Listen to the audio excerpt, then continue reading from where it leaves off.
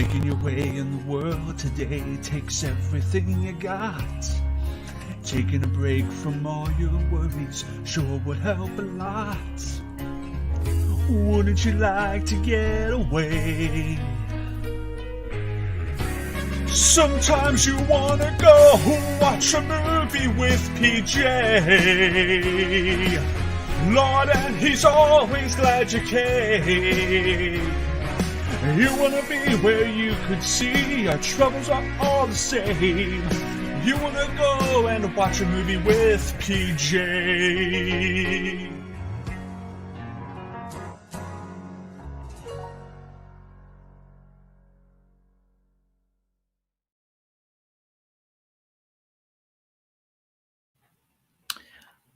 Well, it's Monday. We made it to another week. Wow, no singing potato. I'm a little sad. I don't know about Evan, but feels weird not seeing it, doesn't it? It feels weird not seeing literally anybody else. It's just you and me, pal. Mano y mano, one-on-one. Are you ready? I am. It's a little weird. Real quick, off the bat, Matt Whitehurst said you can find Incredibles and Incredibles 2 on Netflix or on Disney+. Oh, they're both there? Because when I looked Incredibles 2 today, it is not going to be on Disney Plus until July 30th. And that's why it's split between the two. But that's okay. It'll still work out.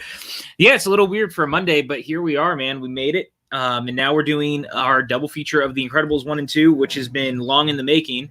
It just took us now to get here. So I have something to say really fast. You threw me into a closet, said I left town, said I left the channel, so I could skip out on Tomorrowland. You locked me in a closet. I did no such thing. That's what they all say. I had to fight myself out of here. I don't know what you're talking about. I literally had to fight myself out of here. Nope, I don't know what you're talking about. It was roped off. Anyways, I find this like gross slander, and you will be hearing from my lawyer. Okay, well, look, I heard the movie, I heard the dialogue, I heard the sound. It seemed great. In all seriousness, Tomorrowland is awesome. I'm jealous that you guys got to see it. And I'm definitely gonna be rewatching that. So check out my half-assed review on Letterboxd for it. But anyways, I'm here and I get to defend Incredibles to the death because fuck, this movie is great. But we watch the first one first and talk about a game-changing, groundbreaking movie. You know what would be game-changing and groundbreaking if you ran through the, you know. Oh, you want me to do that too? Yeah, I do. Okay, it's your job. So today we're doing this double feature. Just hold on to your butts. We're in for a haul. Tomorrow, I actually have a new episode going up tomorrow. I think we have a thumbnail for it actually. If you want. It's in the Facebook. Is it there? I'm looking right now. I think we've got it though. Wait for the thumbnail. Wednesday, I believe there is not a Suddenly soundtrack because that's on Thursday. No, there is a Suddenly. Is it on Thursday instead? Yeah, they're always on Thursdays. Yeah, cool. It's Newsies with Kevin Smets, Robert Parker, and Kristen Smith. I feel like I've been talking about this for the last month. I'm not even going to lie to you. I feel the same way, but Chris finally coming in clutch and getting it through for us. So wait, I lied. That's on Wednesday, and then that's what I thought. And on Thursday, y'all have on the Great Heath. Well, no, we had on. We want you to go back and watch it Thursday. Dude, I told you I've been locked in a closet. Okay, you're killing it today. You're killing it. I am. And then Friday we start our monster movie watch long, and it's with the double feature, correct? No, Cloverfield. Yes, sir. I haven't seen Cloverfield actually. I'm really excited. I know it's gonna scare me a bit. This also scares me a bit. Why does that scare you? We might just do a deep dissection of your life. Talk about the ups and downs of PJ Campbell as two of your closest friends. I feel like that's what's necessary. But I'm really excited for it. He Broadway producer, host of Front Center Mezzanine, one of my favorite people to talk film with, and I'm really excited. Him and I have become really good friends over this whole YouTube thing, and I think it's gonna be really interesting to get to the perspective of someone who lives in New York and the perspective of someone who also grew up in Florida, this great place. So yeah, I'm really excited. And then also just check out our Spotify and iTunes. Chris Clark works his ass off to make sure that it's updated and ready to go for all of you guys. And last but not least, my hell has arrived. I'm not ready for this. I don't want to be ready for this. This place, it doesn't exist. I don't know why we're doing this. I don't either. Someone out there decided that we needed to go back to Family Feud. So here we are. It's happening again. Are you ready? I am as ready as possibly can be. Throwing the Steve Harvey mustache and putting me in a Steve Harvey suit definitely freaks me out a little bit, because like, who wants to do that? But also, with the people who we have on, I'm definitely gonna get yelled at a couple of times, so just be cautious and aware that if I break down anytime at stream, it's not my fault. It really isn't. Also fair, but it's going to be fun. Outside of Cloverfield, we do have, as you were talking about a little bit, we've got The Host coming up. Bong Joon-ho, that great film. If you guys never seen it, it'll be the first foreign film watch along we've ever done, which I'm very excited about. Chris Park getting his favorite movie of all time in here finally, doing King Kong, the 1933 original. And then at the end of the month, we're going to be doing a double feature of Godzilla and Pacific Rim. Yeah, which I am super excited about. Not just any Godzilla. Godzilla 98, you guys. The Roland Emmerich classic starring Matthew Broderick. I don't know how true some of those words are, but I am excited. The great Sean Sullivan will be joining us for that double feature. It should be a ton of fun. And then finally, you ready for this, Evan? Mm-mm. What is this? I read it as Comedy Movie Squad. Let's go Red Sox. The MLBC's about to be over squad. Stop it. Hashtag Scary Movie Squad. It begins in September. Look at the lineup of movies. We've got Halloween, Friday the 13th, Part 2, Scream, Haunt, Killer Clowns from Outer Space, Poltergeist, The Conjuring, Cabin in the Woods, Sleepy Hollow, and on Halloween night, a double feature of Trick or Treat with Halloween 2018. It is going to be a ton of fun. I cannot wait. Evan, you're going to be okay. I promise. So I've done the math. I know I can consciously and not overly freak out over about like 1, 2, 3, 4 to 5 of these films. Not so much the rest. Yeah. And I mean, we've got some good guests lined up. Of course, you guys can see at the bottom, Tim Franco and Mark Riley will be here for this. We also have Theresa, who will be coming back for a few of these as well. We have William Bibiani, I believe, is going to be on a couple of these. We've got some good guests lined up for all things horror all the way through September and October. It should be a ton of fun. And that is that's pretty much, all we've got going on, except should we announce next Monday's watch along real quick before we start? I don't see why not. Because Boom. It's goodie. There it is. We're doing another double feature, you guys. We're doing Batman Mask of the Phantasm and Batman Beyond Return of the Joker. We wanted to give some love to some more superheroes, and we wanted to give some more love to the DC animated world that really made me fall in love with superheroes on the big screen or just in general in the form of animation to begin with. So it should be a ton of fun, which also means that Sunday's PJ Campbell show is going to be on the top 10 Batman the Animated Series episodes. So you're going to get a big dose of all things Batman the Animated Series and the best Batman ever, voiced by none other than Kevin Conroy. I'm excited. So PJ, here's the tea though. I actually think that the Batman Mask of the Phantasm, I find it's not for me.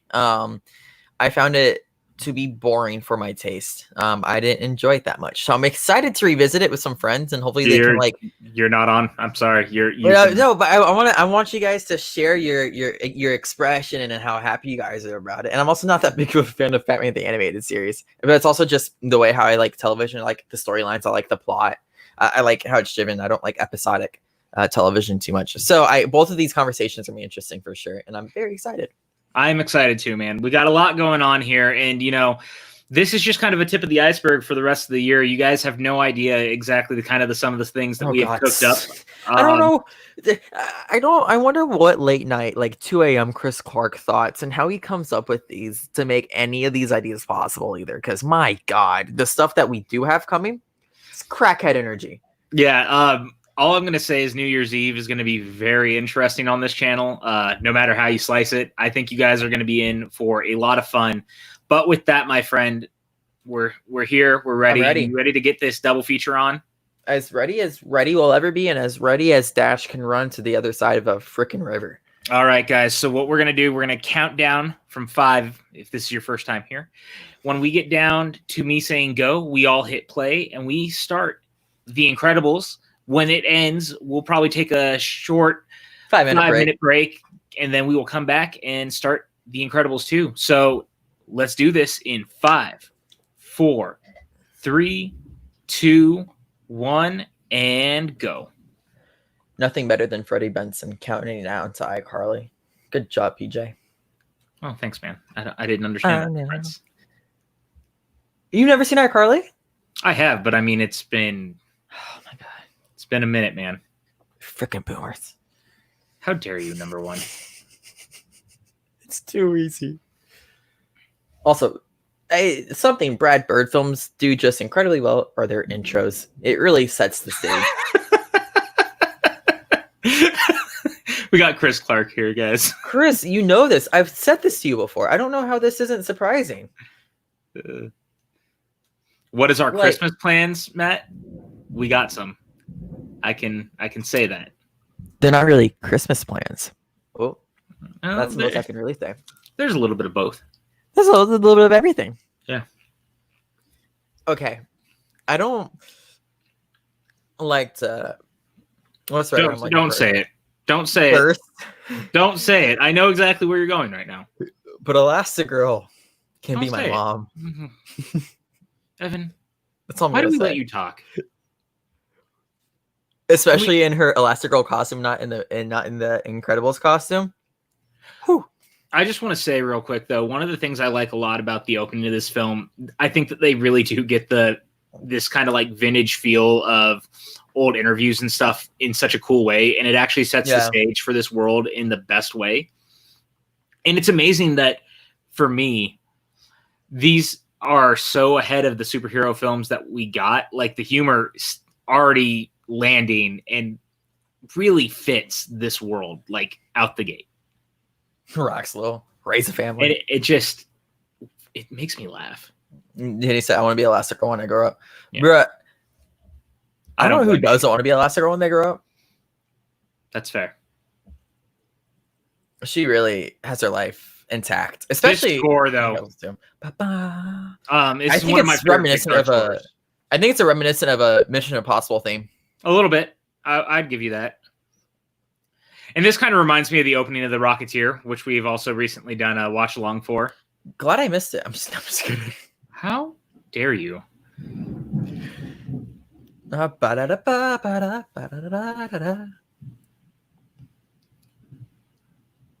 I've got time. The amount of memes that have come from this movie too is just incredible. Yeah. Shout out Craig T. Nelson, you guys. Like Craig T. Nelson's the absolute best. I can't really imagine anyone else voicing this character of Mr. Incredible than him. That's just how much he really owns the role, you know?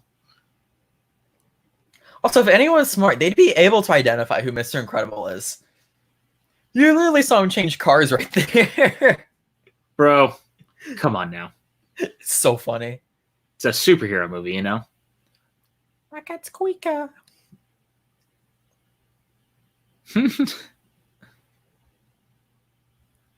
There could be trouble. Bro, the percussion. Yeah.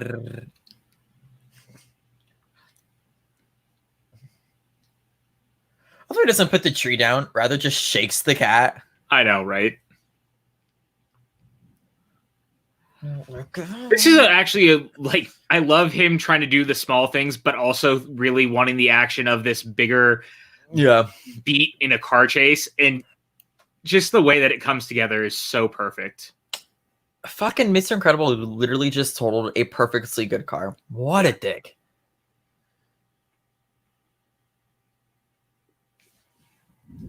I've still got time. The man's about to get married. And what's he say? Yeah. Brian says Craig T. Nelson is great at playing fatherly characters. No doubt about that at all. Shout out Jason Lee suddenly being in here too. I'm a huge Kevin Smith fan. So when I saw this at 2004 when this came out, it was weird hearing his voice coming out of an animated character and not swearing. Patty said the opening sequence gives off golden age of heroism feels. Definitely does. And then Matt saying Craig T. Nelson did a great job voice acting. Totally. I don't think Pixar really gets bad actors ever for any of their characters. I think that they've always been consistent. We've talked about that before. Yeah. They're one of the best, even, most consistent. Even fucking Mater, Larry the Cable Guy actually does a pretty good job. No, all things considered. Yeah. You can tell a lot about a woman by the contents of her purse. So good.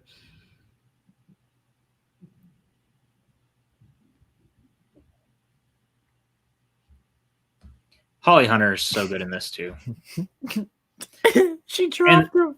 The funny thing for me is like she would end up being in a superhero movie much later down the line, and that would end up being Batman v Superman.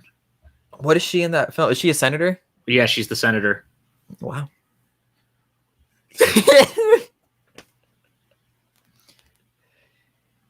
You need to be more. Whew! That's all I got. And there she goes. Evan, I need you to relax right now. That is one badass woman. Is anyone else in the chat concerned about Evan, or is it just me? No, I'm good. You should pick up the garbage in an hour.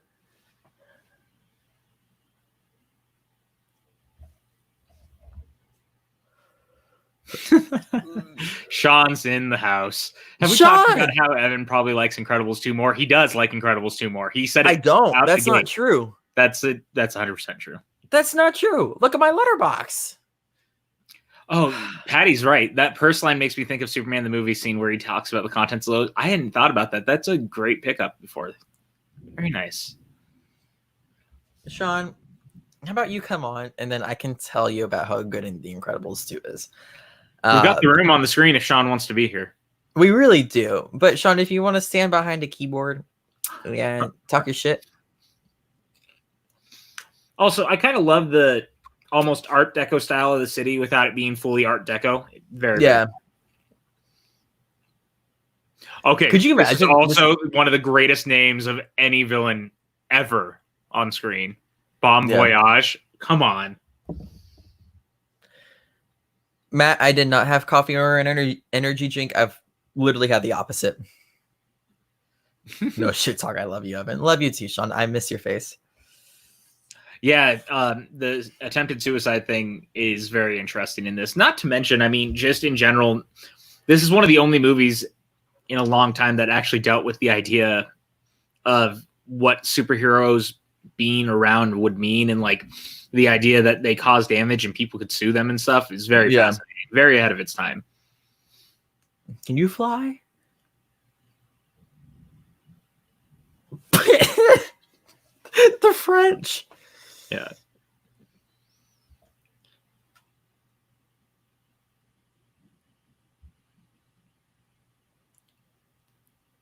You're wrecking my flight pattern. Dude, fucking Incredible is the absolute worst. Well, of course he is, but he's just one of the... He's like the very prototype of what's wrong with so many sidekicks in so many comics. I mean, I think it's a play on that, obviously, but... I think it's a cool commentary on fandom today, too. Mm-hmm. Also, this is a definite homage to Superman the Animated... Or not Superman the Animated Series, Superman the Motion Picture right here, too. Really? Yeah, because Superman... It's a little different in this one, obviously, because he stops it, but in Superman, he actually, like, bridges the gap and lets the train go over him. Oh, really? Yeah. Pretty cool. Which I've always liked. Again, I thought that this movie was like a really nice love letter to like Golden Age superheroes and stuff like that. It just really loves that entire genre so much. I agree. Also, this animation still holds up. It has some some issues with the fact that you could argue it's like simpler animation, but Right. It's been able to maintain and like hold its tenure because it's simple, S3D animation is so well detailed and it's so well colored. I think the coloring in this film is immaculate. Well, and again, I mean, it does have like a semi Art Deco style to the backgrounds in some of the buildings, but also it feels and looks like a comic book. And I think that was the point. Like it should feel like a live action comic book, right? Or an animated comic book. But it's kind of cool that they really successfully did it, in my opinion, because it's not an easy thing to really make work into balance.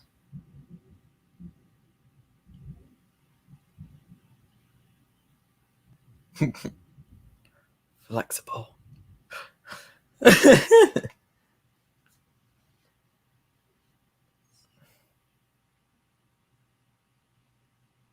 Oh.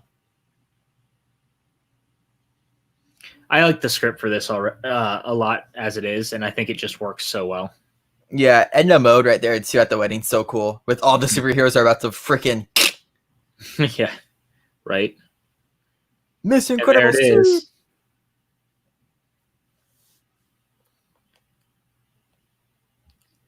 It's so crazy. When do you think this was? Do you think this was like in the 60s? That feels like that's kind of what they're aiming for, like 60s, late 50s, early 60s, maybe. And then, again, that's why I think it feels so much like something very golden age for that reason. Yeah.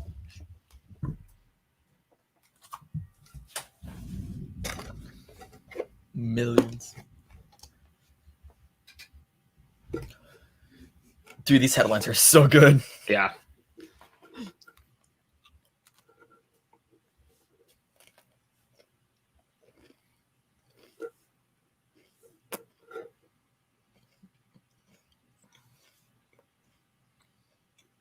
Brad Bird doesn't scare away from the dark shit. Yeah. Like this whole sequence actually like really like political in a sense. Average citizens, average heroes.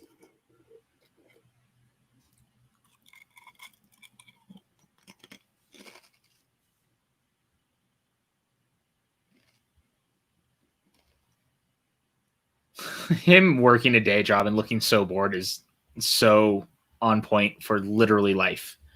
Yeah.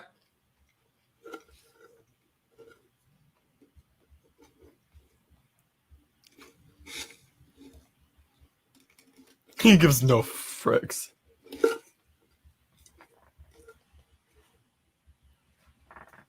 Aw. Helen's such a good wife. She really is, though. And Jack Jack is such a adorable baby. Like, such a great design, number one. Until Jack Jack fucks you up. Hey, man, Jack Jack fighting the raccoon in the second movie is one of the all-time great moments in all of cinema history. It belongs in the Smithsonian, which is our new phrase, by the way, that was coined last night. If we like something so much that we will go ahead and put it in the Smithsonian. That was what we were Smithsonian? Yeah. Mm. Because it's a moment or a movie so good that it belongs in the Smithsonian. Is there a film Smithsonian? Can we make one? There's like film objects in the Smithsonian. Mm. I don't know if there's like any specific wing of it, but like Fonzie's jacket and things like that are all there.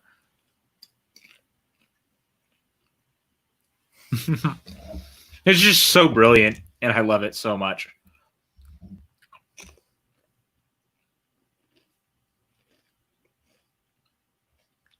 Hey, Evan. Yeah. The Mets just extended their leads over the Red Sox 4-0. Oh, I know. Okay. Don't worry. Pete Alonso is torturing me. Well, Patty said it made her think of the train scene in this in one of the Spider-Man movies. That would have been the same. It was the same year. 2004. Oh, really? Yeah. You love to see that. Oh, what's the better superhero movie? Oh my god. I mean, that's rough. I have my answer very, very easily. That's true. Hey, what's going up? The Prince that wasn't promised. He came to hang out with us a little bit. What's up, bruh? Yeah, Patty says she likes that. That's the same older lady that's in the opening scene of the movie, and I think that is perfect. Oh, it is. Mm-hmm. I didn't know that. You don't see it. Right there. They're the best memes of all time.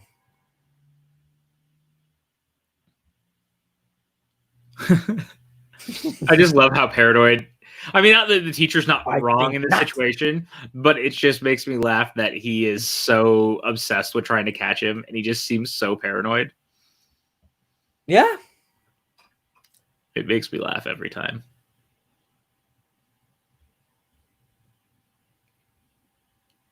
You're letting him go again?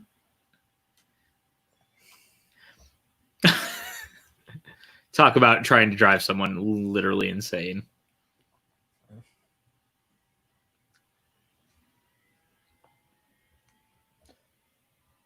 Bro, she's such a good mom. Look at these parenting skills. Mm-hmm.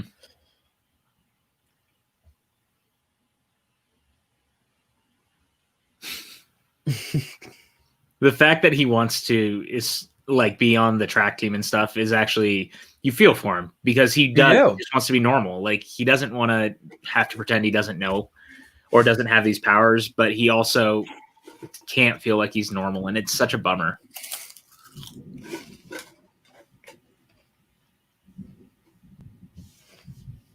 Exactly. I realize they're both not wrong. Mm-hmm. Everyone's special, but that also means no one is special. Yeah. Okay, so I just spent the week watching the original Ringu films, and Violet's giving me straight Sudoku vibes. What is Ringu? Sudoku, like the original Japanese versions of the Ring. Okay. So basically, our version of Samara. Okay. That's what she looks like with the hair and stuff. I'm just saying, I'm getting major Ring vibes from this. Bruh, she's just an emo girl. So is that why Samara kills people in the Ring? Is that what you're saying? Stop. No, emo people don't kill people. Exactly. That's how this works. Exactly. So don't say that. No. You're setting me up for failure when I'm talking about it, and you do that. That's right. Everyone's special, which means no one's special. Syndrome's whole point. Yes. Gotta admit, Dash is a little jerk, but he's also frustrated. She is a Wednesday, but also, I mean, again, I just rewatched all those Ringu movies, and I was like, oh, definitely a little bit of that vibe. This kid, his face, he just looks so shocked, and the bubble gum popping and just the gum all over it makes me laugh every time. It's so good. That car is not good for his posture. 100%. This is such a real family dinner scenario, by the way, right here. Like family dinners where it's quiet and no one's talking and everyone's pissed off and frustrated. That's real life, man. Oh, yeah. Brad Bird's got this down. You're making weird faces again.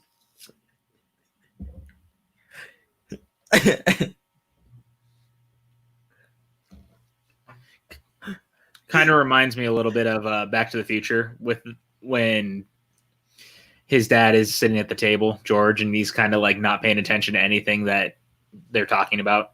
Yeah. That's bad. What?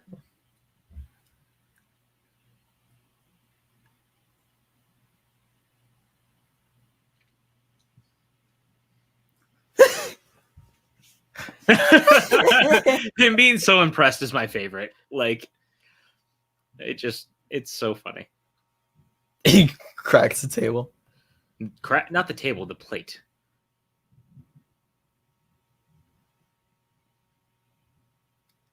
Also, Jack's the only one eating steak, and they're all eating meatloaf. They have terrible options. Who eats meatloaf? I love meatloaf. Are you talking shit about meatloaf now? I'm talking shit about meatloaf. Evan, what is wrong with you? You could literally have steak right now, and you would choose a meatloaf? Meatloaf and mashed potatoes, bro. Over steak. Brian, am I going to get the Back to the Future 4K set that was just announced today? Is water wet? Is the Pope Catholic? Of course I'm buying it. That Back to the Future steelbook of the trilogy. Oh, the Pope's Catholic?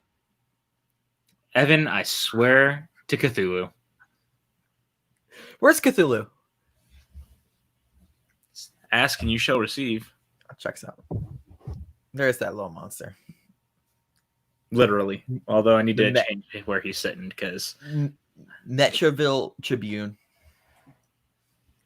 Long-time advocate. Where's Chris Clark? He would have done meatloaf to the death. I may be missing something here. Very good, Sean. Very good. He's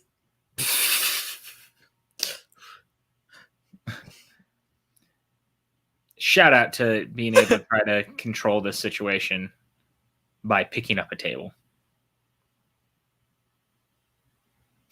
Patty says, as someone with siblings, sibling fights are bad enough without powers. I believe it. That role, he Yep. really had a role like that. You know, Samuel L. Jackson's kind of all over all things superhero in so many ways. Like if you look back going to Unbreakable, you know, in 2000, then he does this. Then he also does, of course, Nick the Fury. MCU as Nick Fury, but he's also in The Spirit where he's the villain. Like he is all over all He's in things. Shaft. Yeah. Well, Shaft is not a superhero. Very good, Evan. He was in 2 of those movies, though. Yes, you are correct. Yeah, what I also like find interesting about Samuel L. Jackson though is we never think of him as like a superhero actor, you know. We don't think of him like as an RDJ or a Chris Evans or like, you know, superhero acting is mostly what they're known for. Right. Yeah, Well, he has his so career. much. His career has been defined by doing so many things. Yeah. That's a big part of it. What do you think his career definer was? Was it Pulp Fiction? It's like where That was Samuel where L. he- Jackson became Samuel L. Jackson. Yeah, it was Pulp Fiction to me is where Samuel L. Jackson definitely became Samuel L. Jackson. Right. But like all through the 90s and even the early 2000s, I think he defined himself by taking roles that let him be himself. Like if you look at things like Snakes on a Plane or Formula 51 or I mean, even to a point like the MCU movies, his version of Nick Fury is just him being himself. Which is not an issue, by the way. No, We I'm love not- to see that. Yeah, I love it. I think his Nick Fury is great for on screen. Oh, he is an Astro Boy. Thank you. I forgot about that. Oh, Star Wars films too. Yeah. Shaft is a legit cop, top of the line, and damn if he isn't a legend superhero. I think he is absolutely one of the greatest heroes of all time. That was my biggest problem, actually, with the newer Shaft film, is I felt like they turned one of the greatest characters of all time and, like, in my opinion at least, and kind of turned it into a joke, and that bothered me. Just because to me, Understandable. Shaft should be much more serious and much more hard-boiled, and it was a bummer to me that they turned it more into like a buddy comedy. Bruh, Bob living up his glory days is one of the weirdest things to me. It makes sense. It checks out, especially for his character. But it's so weird, like someone so desperate to live through their glory days, you know? I do kind of love it though too, because I mean, if you were once a superhero, you'd be craving action. It's one of those things that, you know, sometimes you hear about people who have a hard time going from being in like a high pressure job like that to being settled down because you crave that energy that it gives you. It's just one of those things, man. I wanted to go bowling. Bro, honestly, fat mood. Yeah. Like, That's how I've been feeling since quarantine started. Guys, I've just wanted to go bowling so badly. do they have bowling alleys in Arizona? Is that a real thing? God damn it, Ethan. I'm asking important questions here. Every state in this country has bowling alleys, Evan. Come on now. There's a bowling alley in Alaska, I guarantee Montana, it. Wyoming. I guarantee it. Like, those states exist. Yes, they do. Very good. I'm very glad that you took your American history and geography. Sure. You're Sure. a monster. The fact that he's able to get like away with drinking water here Yeah. is my favorite thing. Yeah. Nick Fury in the Ultimate Comics is definitely based off of him. And that was part of their deal, I think, when he sold his likeness, was that he would also get the first right of refusal of playing the character if they decided to use the character based off his design. And of course, he said yes. And 2008's Iron Man gave us one of the first post-credit scenes that really set up the bigger part of the MCU. His eyes moving in the ice is my favorite thing. Brian said even Canada has bowling alleys. Thank you, Brian. The prince that wasn't promised said bowling alleys are the nightclubs of some small towns. That's not inaccurate, actually.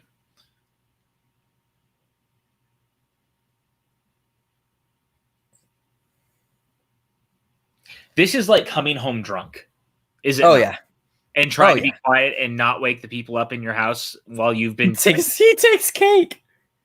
I mean, dude, I would take cake. Are you kidding me? I love cake. He eats it barehanded. Like anyone should. That was very Godfather-like of her. And what's that kung fu pose that he does?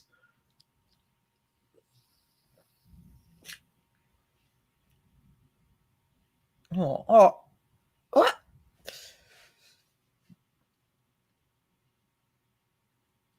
I really feel for Elastigirl. Is this rubble?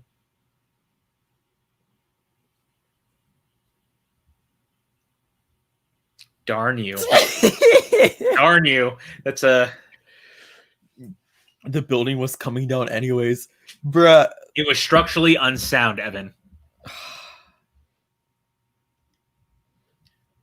Patty says, with the heroes being forced to give up the mask, I'm wondering what all those villains that were still running around did. I bet you that they were still hanging out. Trying to That's kind of the whole point though of superheroes, and they talk about the Spider-Man and stuff too. Is like the more you're out, the more there are villains. Mm-hmm. And like there's that whole eternal argument. It's like wasn't it? I think it was villains. Civil War when they actually talk about that, because Vision brings up the idea that when Tony came on the scene as, Iron Man, they said from then on, like, the villain rate actually increased. Yeah. Which was always fascinating. Also, really cool note, directorial thing from Brad Bird there, but to have Elastigirl climb up so she could speak over Bob is really smart. Yeah. Absolutely. Oh, how he's going for her hand. She's like, I'm good. She's mad at him. I don't blame him. Yeah. Or blame her. I mean, not him. Weren't there no more villains? I don't remember if there were no more villains. I'm sure the movie will talk. It's been a little while since I've actually sat down and watched this, if I'm being completely honest.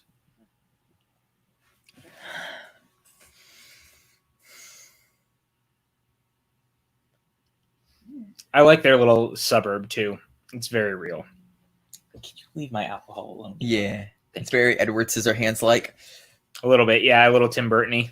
That's a movie I love to Harry watch. Potter. Oh, it's a good thing we're doing Sleepy Hollow, huh? I said Edward Scissorhands. Did I say Sleepy Hollow? Those are two different movies. I said Tim Burton. PJ, you frustrate me. You're going to put me over the edge here. Also, who does that? That man is a serial killer. I assume that's what you do in your free time. No. No. I don't hate myself.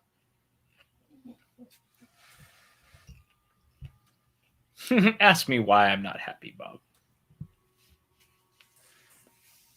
Why are you unhappy? Your customers make me unhappy. Complaints I can handle.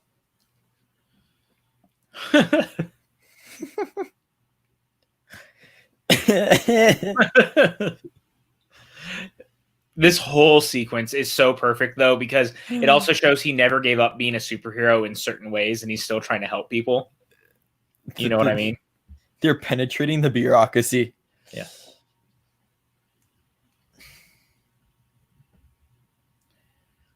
This is so true, though, too. And what an indictment on what our country has become with these insurance companies thinking more about the stockholders than the actual people that they're supposed to be helping, right? Yeah. Bird together. Yeah. Bird wasn't wrong. Bird wasn't wrong at all, to be honest. All of Bird's films have really great social commentary. Not afraid to run from the truth. Cooperative cocks.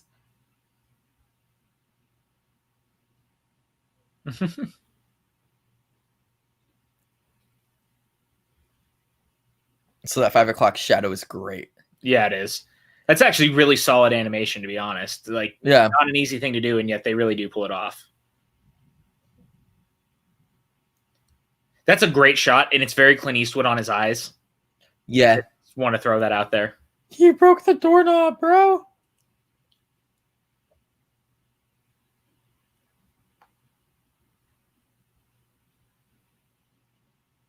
All right, we got a Streamlabs donation from Movie Finobi.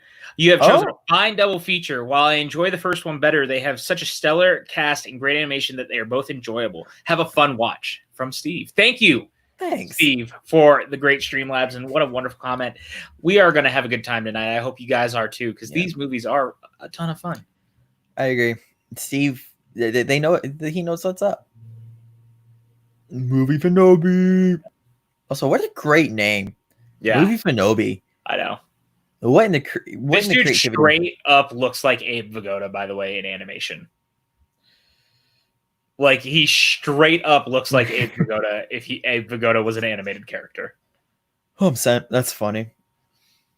And if you guys don't know who Abe Vigoda is, please look. I don't. I want to see live action Brad Bird superhero film as well. Not.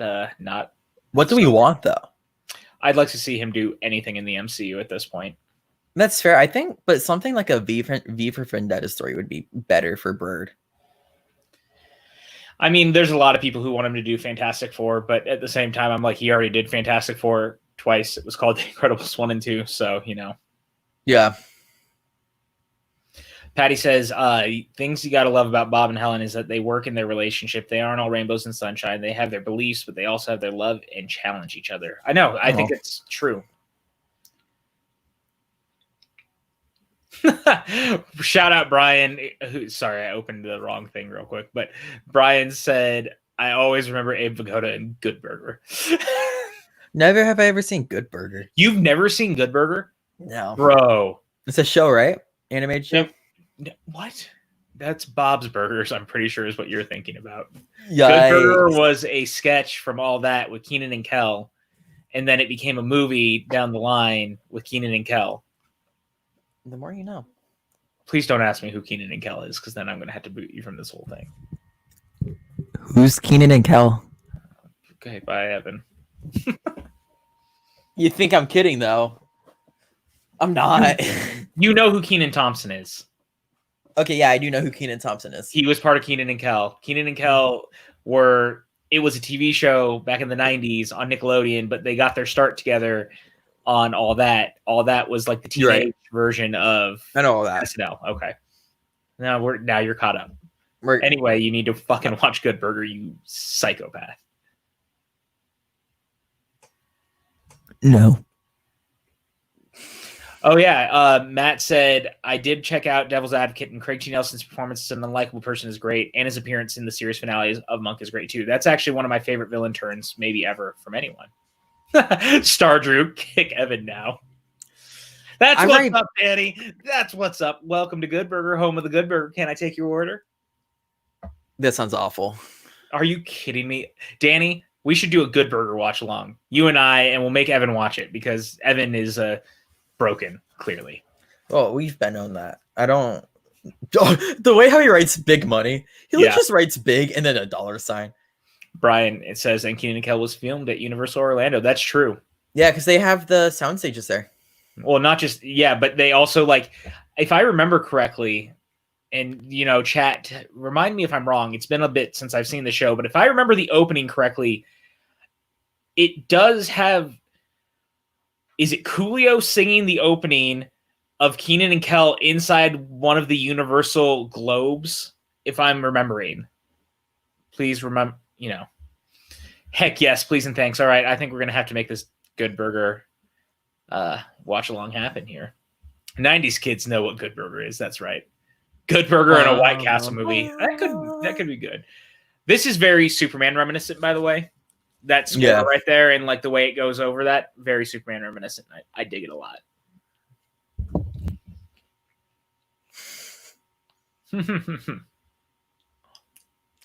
Also, I don't know if I've lived in a house that has a sprinkler system in it. I've never lived in one with a sprinkler system, no. Very 70s. All right. Thank you, guys. I am correct. You guys, see, this is why I love the people in the chat and less the person I'm on screen with right now, because they love and appreciate fine art like Keenan and Kel. Fine high art. I said fine art, not fine high art, just fine art. Does high art even exist? What do we think we're doing right now? Did you? I did. I'm talking about before the stream. Did you? No, I don't have anything right now. Sad. I wish. If anyone lives in a state that has some good dispensaries and it's, easy to get things, if you want to send some edibles my way as a care package, I'm not going to say no. PJ, we have literally talked about this with people in California. You just have to follow up. I know. I've been real bad about that lately. You really have. I've been a little preoccupied. The amount of times I've talked to you about it. Look, man, I've got a singles tournament going on right now in the Schmodown. I got the teams tournament coming up. There's a lot going on in my mind. Damn, writing trivia questions. I hate you. I know. Robinson Cano's up to bat right now, and there's no other second baseman I hate more than him. So I got to say real quick. Okay. I love that this sequence kind of takes the movie in almost a James Bond route. Because now suddenly we're taking it out of being in, the country of the hero or what have you, and you're taking them into like this fish out of water locale where it's just different. I like that. It's good, man. It's just good. This is good. Bah! You get stuck. How very Winnie the Pooh like. That's a watch long we should do. That is high kid to watch long we should do. Winnie the Pooh. I do like Winnie the Pooh.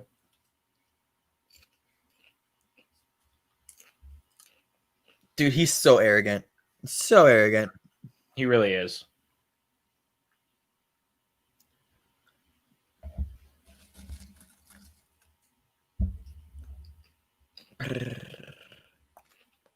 Also, I love the change from something that was a bit of a softer palette to now this bright green, luscious forest. Yeah.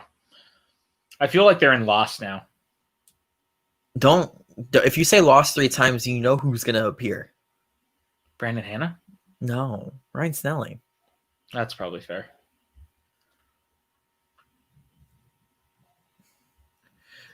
Bro, he is so out of shape. He hasn't been a superhero in how long? He just took down a building. That's true. I don't know what else you want from him. I just want him to be able to lift up his car.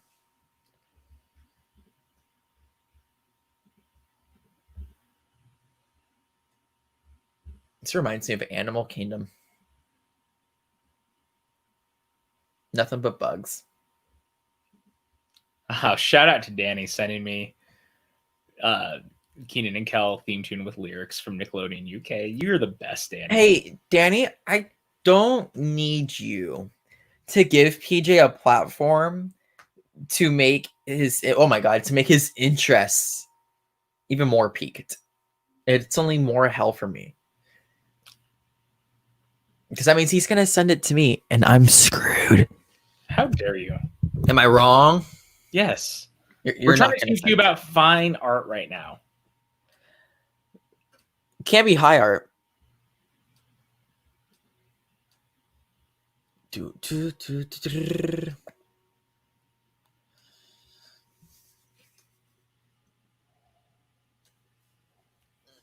This is a Indiana Jones reference of the highest order, by the way. Oh, yeah. And you love to see it.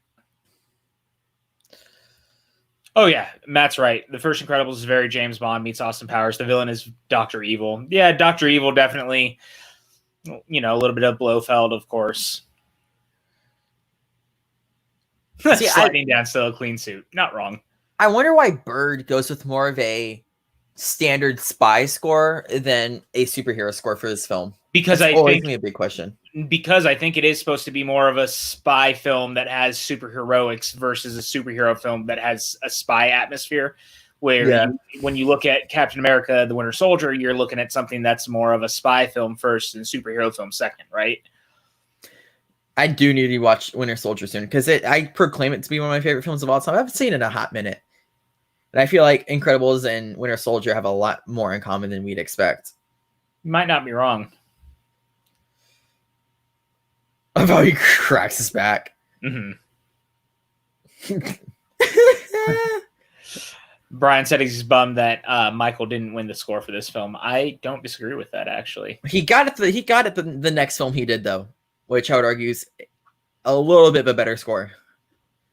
Just a little bit. I always thought this was brilliant, by the way, to get inside the robot and really have the robot essentially kill itself. Also, that score bit right there when it stops for the first time before the head pops off sounded like Bond. Had a little bit of a Bond tinge that I liked a lot. I'm saying it's very close to Mission Impossible, very close to Bond too. Yeah, absolutely. Giacchino never not goes to bat. Never not goes to bat. Yeah. He's always up to the plate. Invite him to dinner. What a dick. The suit. He's legitimately in a suit. Ooh. Now he's trying hard to be a little bit of Ethan Hunt. All right, I'm just going to give a quick rundown for anyone in the comments. We're about to hit 41 minutes, about 30 seconds. I'm going to give you a 10 count. I love this shot, by the way, with him seeing the villain from afar, just kind of behind the lava, stuff like that. 20 seconds to 41 minutes. All this is straight up a Bond layer. Yeah, I agree. All right, 10 seconds. 9, 8, 7, 6, 5, 4, 3, 2, 1. 41 minutes. Mirage is even a little bit of like one of the Bond girls, if you think about it. Like, she definitely fits the femme fatale Bond girl type. I wish we learned more about Mirage in the sequel. Because I think the characters deserved a little bit more depth into why she was there in the first place. Not saying it's a flaw of the film, but I would love to explore it a little bit more. Oh, and this score is so great. It's so jazzy. That's what I always like about it. I'm a big jazz fan. Going to jazz clubs and stuff is something that I always enjoy very, very much. So there's always something about that. But I think that's where Giacchino thrives the most too. Because if you think jazz, you think this Ratatouille. Up has some jazzy notes. Wally for sure. Patty Mirage borrowed Keaton's Batman dinner table. That is accurate. Mike K goes, sorry, I'm late. Yeah, he's here. The man, the myth, the legend, Michael K in the house. Hello, my friend. We're happy to see you right now.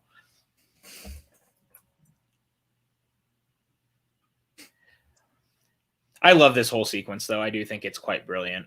Him picking up the couch so that she can vacuum underneath it is hilarious.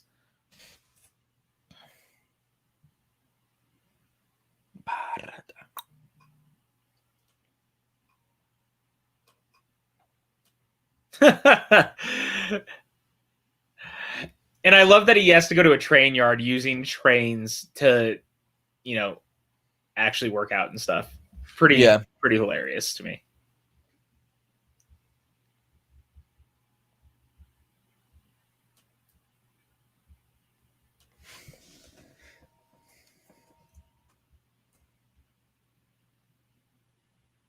Bring bacon. I do like bacon.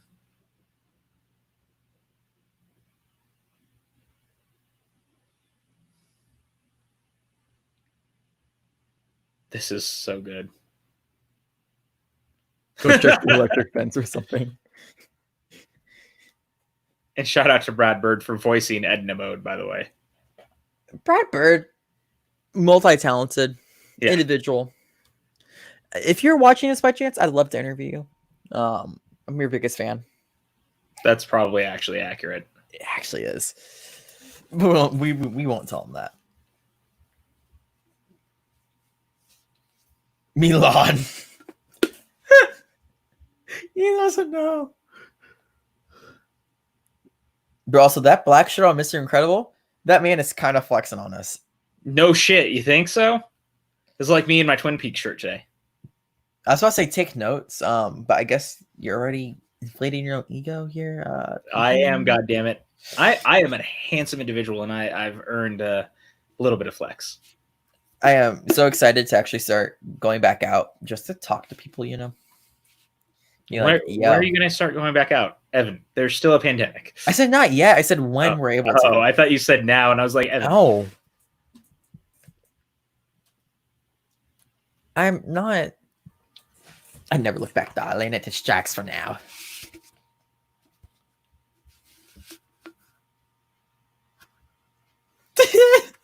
I love Edna so much.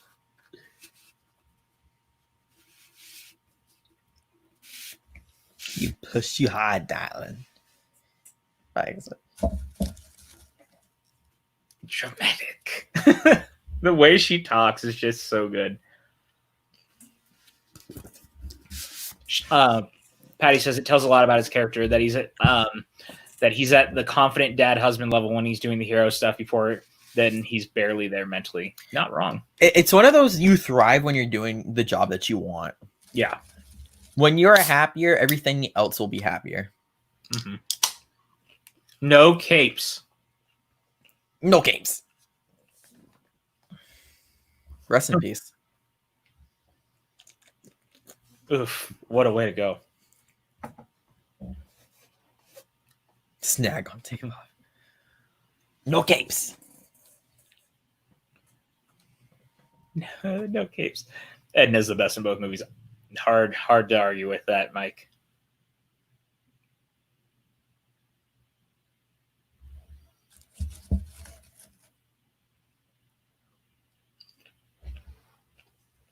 The hobo suit.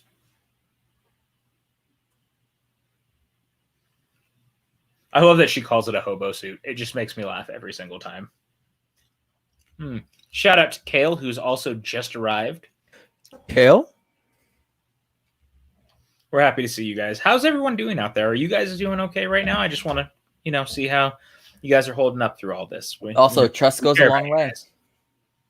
We do care about you. Also, we got a stream. Oh, nope. That was a while ago. Yep, that was the one I read, Evan. Mike K last night decided to make a donation after 12 o'clock. So on the page, it reads 2 donations. Anyway, shout out to Michael K. Yeah. Glad you're here. I always like when Mike K's. It doesn't. Mike, you should change your YouTube profile picture. Make it your Twitter, use your Twitter profile or something like that. Aw. But she's feeling a little uneasy. That trust level isn't there. Helen Parr said he's happy. A little too happy. Mike Kate is pretty great. It's Mike K, but if you said Mike Kate to make it rhyme, Sean, I'm gonna give you brownie points. I am good, but I have to go. I wanted to talk about these films, and they're up there. They're up there in my top 5 Redbird films. Redbird hasn't made that many films, so it's not. Yeah, and Matt, we're glad you're here. Come back anytime. We always like having you. Come back, Matt. Mike Kate. God damn it, Sean. Even Mike changed it. See, Mike, that's what's up. Yeah, bless Mike K. That's what's right.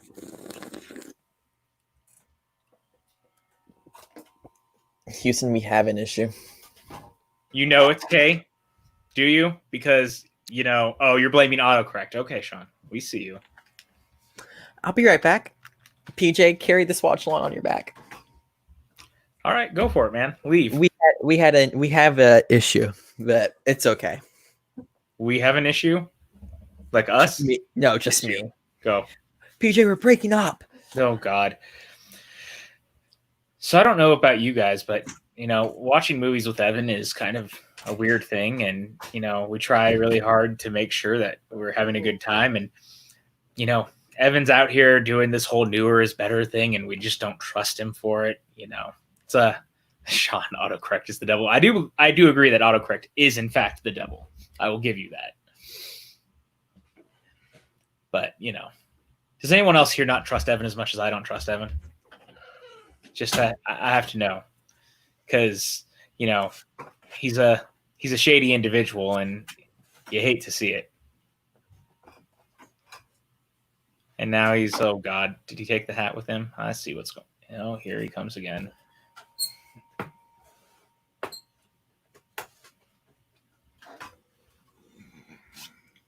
Did Evan just leave again? Partis asked. I mean, Hey, Paris, Paradis. First of all, welcome back. Argo. Second of all, F yourself. Don't be like that to the people in the chat that come to support us. Why do you got to do that? Did Evan just leave again? They really had to bring that up. I was locked in a closet. Mike, I trust your distrust. Thank you, Mike. I appreciate that. I know he always leaves the camera on. I don't understand. There's other ways to do this. What do you want me to do then, PJ? I don't know what you're doing right now. Did your internet go out? No, your internet couldn't have gone out because we're still talking to you. What are you doing right now? You know the whole world can see you. I told you I have to take care of something. Okay. We made a mistake. Oh, God. We as in me. I know it's we as in you. Although we as in us may have made a mistake because I decided to do a double feature with you and just you. To do a what? Sorry? A watch along. Yeah. Double feature. Great. Is it? Also, what a weird intro. Okay. Especially this like is with fantastic, though. microphone. No, but I love it. And that's what I was going to bring up. Like, especially because Jason Lee's really going all in on this moment right here. It works so well. Again, Jason Lee, one of the all-time great Kevin Smith regulars. I'll say regulars. And I've always enjoyed him. You know, Brody Bruce, obviously, was a huge influence on me growing up. Banky Edwards, one of the all-time great tracers of comic books. You love to see him getting to be in his animated self in this movie. See, Argo is a really good movie. I do have to say, you have to imagine Kevin Smith probably geeked the hell out when he found out that one of his regulars was going to be a voice actor in an animated superhero film. Oh, yeah. Because, you know, Kevin's a huge geek, just like us. And a Pixar one at that. Mm-hmm.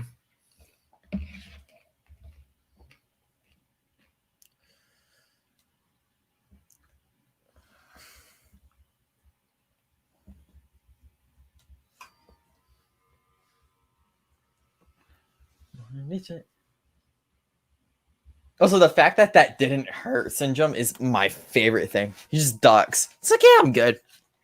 You thought you was ooh, Mitchie Fourbags just hit a home run. Did I watch My Name is Earl? I did watch My Name is Earl. I liked My Name is Earl a lot. I was bummed out that I felt like the show started to lose its way, but funny enough, Craig T. Nelson was in the final season of it, which was kind of like a reunion of sorts for this. I like it a lot. I wish that it had a proper ending. I like that Raising Hope, which was another show by the same creator, kind of referenced the fact that the show never got the ending in the pilot. And they're about to reveal what actually happened to Earl, and they turn the TV off before it happens, which I thought was a clever play on everything. He's literally ready to kill him, too. That's the crazy part to me. He's like, yeah, I'd kill him. What source that happens? Like, Syndrome gives no F's. Like, that's nuts to me. What happened with Jason Lee? He is still around. He does a lot of voiceover work. If you watch We Bare Bears of all things, I believe he's in that. He was in quite a few things. Yeah, he does a lot of voice acting. Of course, he's going to be in Twilight of the Mallrats or Mallrats 2, whatever it ends up being called in the end. He was in Jay and Silent Bob Reboot. Jason Lee, just one of the greats, man. I love that dude to death. I've only known Jason Lee for the Chipmunk movies, which I love. So it was weird for the first time I watched this again, knowing it was him. Yeah, that was me watching this the first time because I was way too young to be watching any Kevin Smith movies, maybe ever at that age. And so I was used to hearing him swear all the time. And so to hear him being so contained always threw me off. Syndrome has the best villain backstory in cinematic history. Ooh. It's up there. It's a good one. I think there's better ones, but that's one I can't argue. Yeah. I love Jason Lee in Raising Hope. Yeah, he was really good when he showed up in it. Instead of Hey Crab Man. Yep. Yeah, he was in all 4 of the Chipmunks movies. He was a professional skateboarder before he was an actor too. I think it was the original Tony Hawk game you could actually play as him, which was wild. Because, you know, professional skateboarding is awesome, man.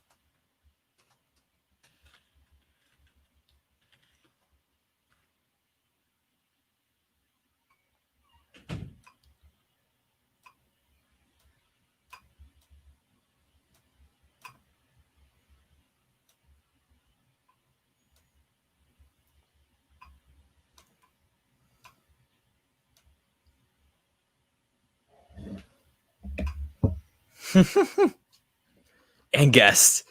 This is so good. That is a perfect like layup joke that has a perfect punchline. I'm all for visual humor too. You either die a hero or live long enough to see yourself become the villain. Not wrong. I think Christopher Nolan stole that from this movie, guys. Christopher Probably. Nolan. You know. Did you know there's a movie called Tenet coming out? Never heard of it. Don't start about that, man. You can get the internet all riled up on us. Oops, my bad. Do. What am I looking for? There we go.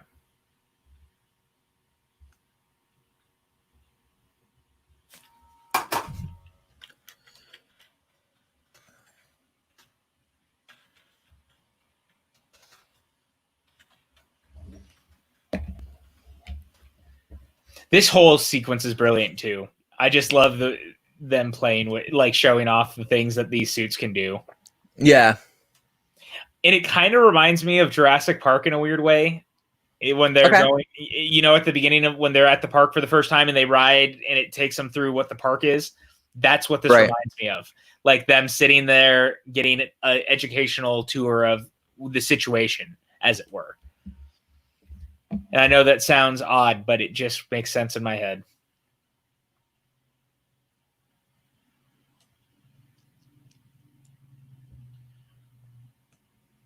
Shooting missiles at it. It breathes like Egyptian cotton.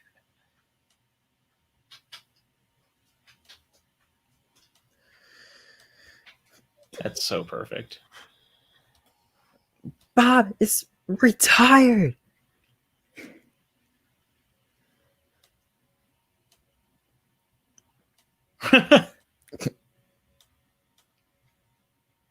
Darlene. I just love the way she says darling every time.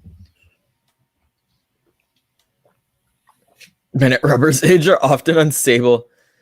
I don't think that's just at Robert's age, to be honest with you. But she really just came from my life. I think, to be fair, we're all a little bit unstable sometimes. Don't you all think we're just a little crazy? I'm so sorry. I've been watching a lot of SNL lately, thanks to the Peacock, because they have that SNL channel.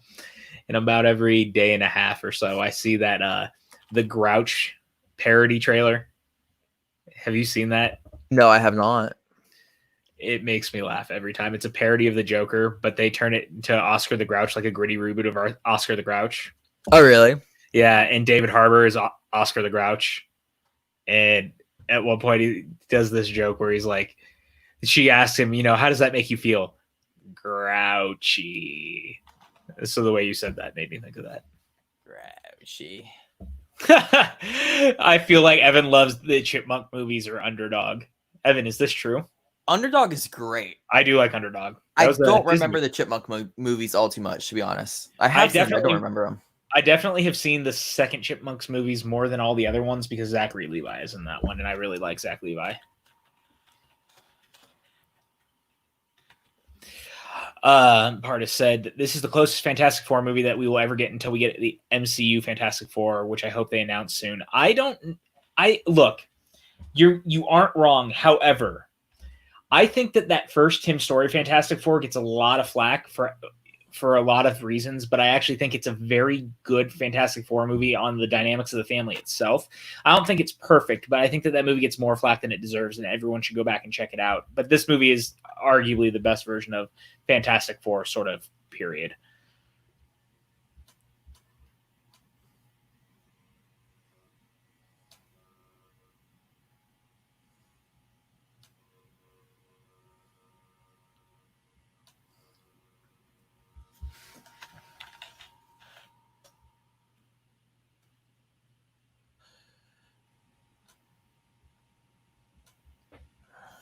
This whole sequence, too, again, very much like a spy movie, man. It just feels like a Bond film, looks like a Bond film. The score feels like a Bond film.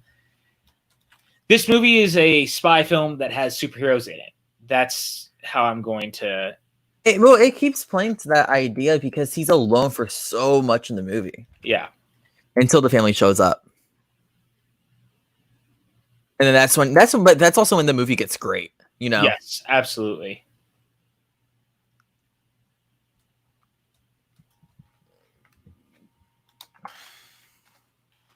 What's an Easter Island head doing there, though? Dude, Syndrome is pretty freaking weird. I used to listen to all of them too, man. I really liked those Fantastic Four soundtracks back in the day. I do enjoy both the Tim Story films. It's been a while since I've seen the second one. I think that is very X-Men, by the way. This reminds me of when you would go into Cerebro.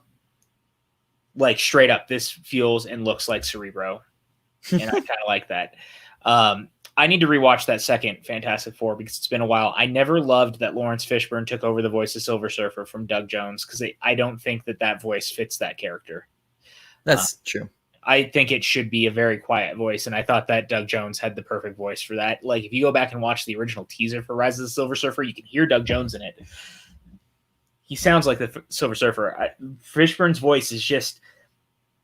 It's Lawrence Fishburne. He's got a deep voice, and the Silver Surfer, to me, shouldn't have, like, a booming voice. You know, someone like Darkseid should have a booming voice. Someone like Galactus should have a booming voice. The Silver Surfer should have a very calm, quiet demeanor, in my opinion. I don't know enough about Silver to comment on that, but I'm gonna buy that. I remember him just being a clown. What the? Like, no, in the movies. Oh, not like an actual clown, but like someone who's just like, whatever, you know? Yeah. You're not memorable. That's that look on his face when he realizes what this has all been this whole time, by the way, and that Syndrome killed all the heroes. You feel like a part of his life has suddenly been taken away. And I find that so fascinating. Like, yeah, it's such a great moment of fear. And now he's seeing that his wife could be next. And I love that. Galactus shouldn't be a giant fart load. That is beyond facts, my friend. And the way how they do the dual scene here, yes, cutting in between each one, where he's learning a new big secret, yet she's learning one that could arguably be more detrimental to the story. His is detrimental on a worldwide scale. The one she's learning is detrimental to the family. Yeah. But doing that, I love this.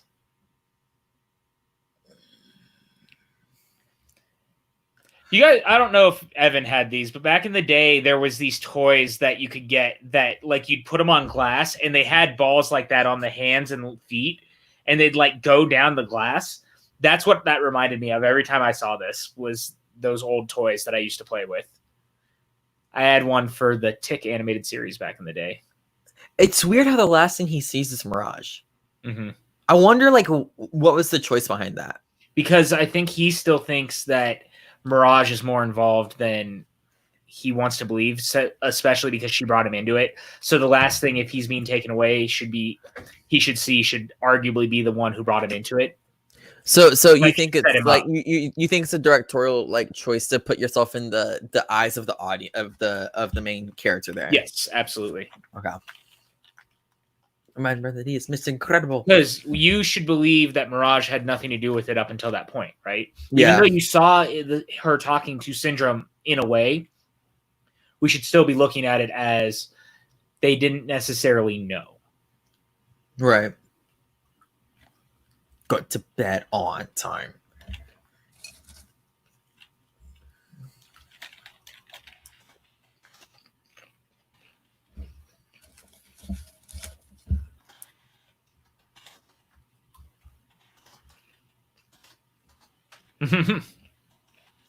Or he's gonna be. That's a great line, by the way. I like that a lot. I love how they all have new suits. Dash. It's so good. You can't hide it at this point.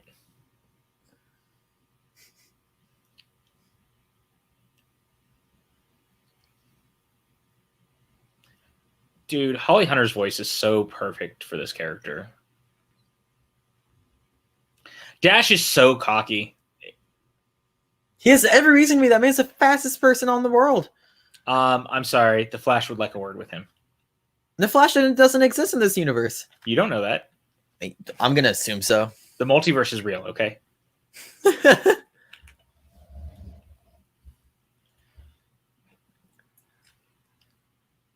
Val's like, oh shit. I love the look and how kind of Yeah. scared she gets in that moment. I forgot about that. Yeah, the actress who plays Mirage did pass away. She really? Mm-hmm. Well, Dash, I see what you did there, Brad. The dash. Yep, absolutely. That was a very direct reference. Okay, where did Elastigirl learn to fly the plane, though? That's what I want to know. Do all heroes learn to fly a plane, or I'm just curious. I'm not taking a shot. I'm just being legitimately curious about this. I think when you have so much hero work, you might end up doing it like across the country and stuff. Sure. So at some point, you just kind of jump into it and you learn. Sure. Also, she gives me big old Captain Marvel vibes. Where like, Yes. you know what? She probably was in the Air Force. So why not? Yeah. Dude, Captain Marvel doesn't get enough love, in my opinion. No, the movie's great. The movie, I think, it has a really interesting conversation to have about like foreign relations, about how complicated it is, and sometimes you'll make the wrong choice about who to side with and stuff. Totally. Part I said she did have an old friend who flew a plane. Remember the photograph? Oh, that's a good point. Jason Lee's voice is so good here. I love that he's still kind of a child who's like wants to believe in superheroes, but he also has gone so far the other direction that he also hates them. Oh, it's so good.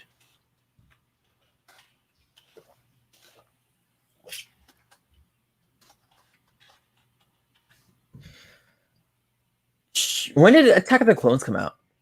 2005. No, 2002. Okay. 2002. I wonder, for this device, did they use like the similar torturing mechanism that they used in Attack of the Clones? Quite like possibly. when they have, Obi-Wan kept there. I knew what you were talking about. Yeah. This is a good call. I hadn't thought about that, to be honest.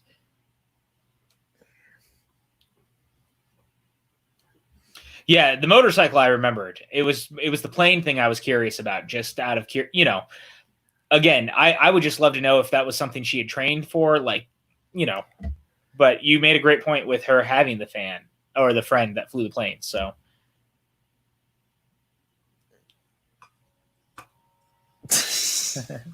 they're bickering. This It's is so good. accurate to any family event I've ever been at where I've seen brothers and sisters argue. As an only child, I have no actual understanding of this scenario. I love how she accepts it. She's like, okay, who's your sitter? Just tell me.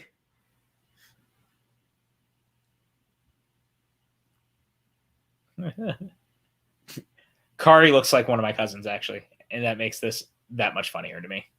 You want to link this to your cousin so they know how you really feel about them? I mean, she knows. I've definitely told her in the past that I felt that way. Oh, God. Rest in peace to you. Why? It's not the design is just very similar to my cousin.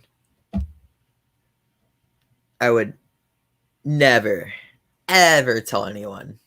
Bro, I brought up that one of the characters looked like Abe Vigoda earlier. Did I need to tell Abe Vigoda too? Yeah, you should. Tweet at him. Abe Vigoda has passed away, Evan. Oh, God. I told you I didn't know who it was. God damn it, Evan. I told you to look up Abe Vigoda. Do you think I did it? I don't know anymore, Evan. No. See, guys, this is what I'm talking about trust on here right now. Also, this is a great scene. This is a great scene, and again, very Bond-esque, which I like. It also gives me strong Air Force One vibes, if you've ever seen Air Force One.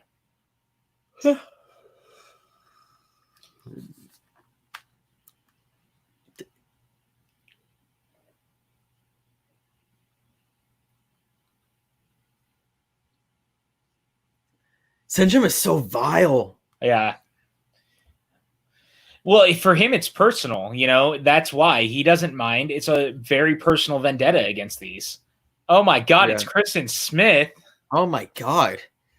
Hello. He was saying, Kristen. Thanks, Kristen. Welcome to the stream. We're watching the first Incredibles right now. We are about an hour through, an hour and 10 minutes. We're approaching the extended third act. Yeah, this movie does have a very long third act, doesn't it? Compared to almost any other movie I've ever seen. It's got one similar length to Rogue One. Yeah.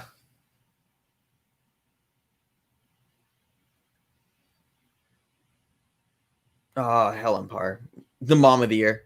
Yeah. Kristen, as a mother, do you have these kind of superpowers that if a plane explodes that you can, catch Kara like this?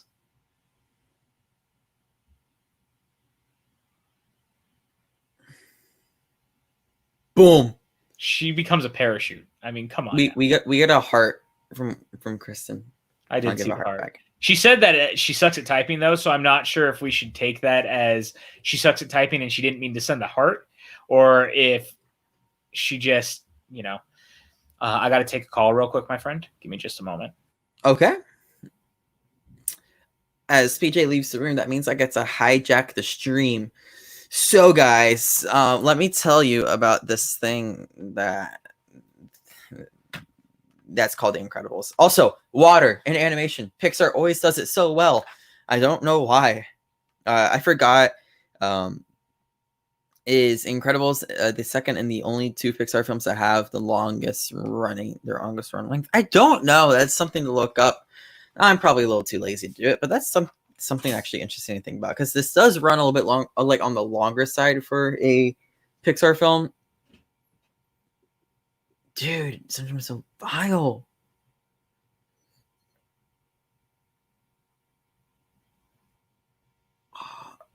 I mean, I sent hashtag before I sent heart. That's true.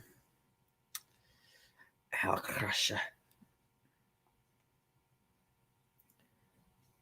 He's not serious here, because he says, like, BJ, I was just saying, he's not serious here when he says, I'll crush her, break her like a toothpick. He won't do it, because, like, it's so corny to say something like that. He's not going to crush her.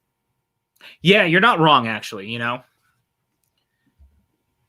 He's also, I mean, I hate to say it this way, but he's kind of a wimp, if you will.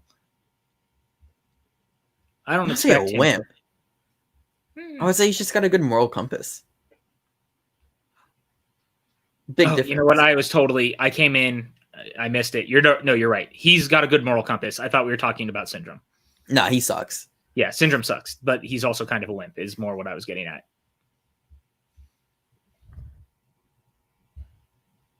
Oh, this is so good. She is so good. Bro, Jack is so fast. And you see Violet sulking to the fact that she couldn't, like, pull it off. Yeah. In this shot, too. Well, because one of the things I think that this movie actually does very brilliantly, and I think it's something that some movies could do better than others, is that I think that it actually really deals with not being able to use your powers and not being raised correctly to do it. Because remember, they tried to hide them this whole time. Yeah. So there's something to be said about the fact that I think that they really handle it the right way. There's that Bond music again, man. There's an underline of it. It just makes me happy. Max, this one's for you. Nom nom cookie. Oh, God. He said Jack cookie, but the line is nom nom cookie. Oh. Thanks, Ma.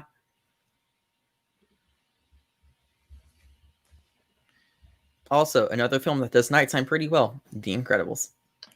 Definitely. I actually really like this scene too, because, again, that spy nature to the film and stuff, it's kind of interesting that they get to have this sequence where they're out in the middle of this unknown place. They're still kind of like tracking around and hiding. It just works for me. I don't know. It's a little different than anything we've really seen in a normal superhero film. Right. And again, because I think for me, it still becomes a part of that being, it's a spy film first and a superhero film second, in my opinion. Right. Because I think the second film is much more a superhero film first and foremost.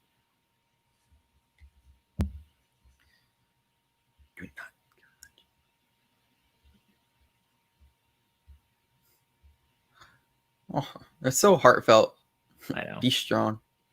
Oh, that's great news, Maxwell. Just great Max, you decided to come into a stream where I'm enjoying my time. to remind me of something I'm also watching. Definitely hurts. If you can master water, you can master anything in animation. I don't actually disagree with that at all. That's true. Yeah. Kristen also said, yes, all moms can do this, by the way, from my question earlier. So it's good to know. That's true. They just don't advertise it. I still can't get over the fact that every time I look at Violet now, I just think of the Ring movies. I shouldn't have watched those before. You really shouldn't have. I mean, I should watch those. They're great movies, but you know. But she gets new hairdo at the end, and I think that's gonna help. I mean, look, dude. Look at this beautiful box set, by the way, that Arrow Video made for the Ring movies. It's very fantastic. If you guys get a chance, you like horror movies, that Arrow Ring set, not to be missed. That's what we like to call a box. Shout out to the Roddy Witch song. That is okay. That's right. You know, I wonder the same thing. I'd love a film about Syndrome and like leading up to this. I'd be very curious. Or even a comic book. I think like a short little series, and it would be really depressing of like how we found out how Mirage came about and how he destroyed every single one of the, like a mini series where he destroyed all those like heroes would be kind of dope. Not wrong.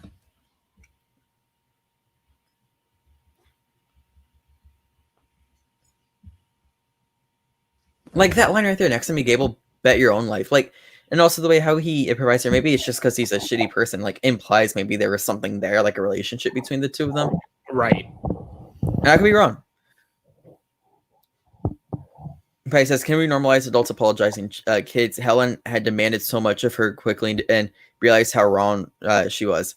And yeah, I definitely agree with that. And I don't know if I'll ever become a parent, but like, I know, and something we all need to realize is you're gonna make mistakes, you know? I think the world has decided that I'm forever going to be everyone's favorite drunk uncle, which I'm not necessarily mad about. I've always wanted to be a dad, but I also fit the drunk uncle bill pretty well too. So, you know. Also, I wasn't stealing your words. Adults, you know. I wasn't stealing your words, Kristen. I was just quoting you. So PJ got everything that he needed to.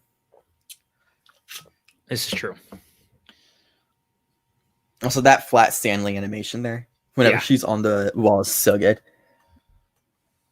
Did I just quote Flat Stanley during an Incredibles watch on? This really straight up is a Bond film. Like, I'm going to keep pointing that out as we go, but I mean, it's been a bit since I'd seen it. And, you know, obviously with Bond 25, maybe not coming out this year or maybe coming out this year. However, I do think that with me, like, revisiting the series, I never realized just how much that scene was made for Evan and his giggly. There's definitely just this atmosphere of a Bond film. And I think that this might actually be one of the best love letters to a Bond film, maybe ever, which is saying a lot. Max, just Kristen does. Yeah, that's what's up. See, that's fair. Cara likes her drunk uncle, PJ. That's true. Max, just so you know, that's now 2 times Red Sox have left two runners in scoring position in an inning. So you're saying your team sucks? Oh, we're playing awful. Hey, you can't be worse than Tampa, who had 14 COVID cases today. You mean Miami? Or Miami? Yeah, thank you.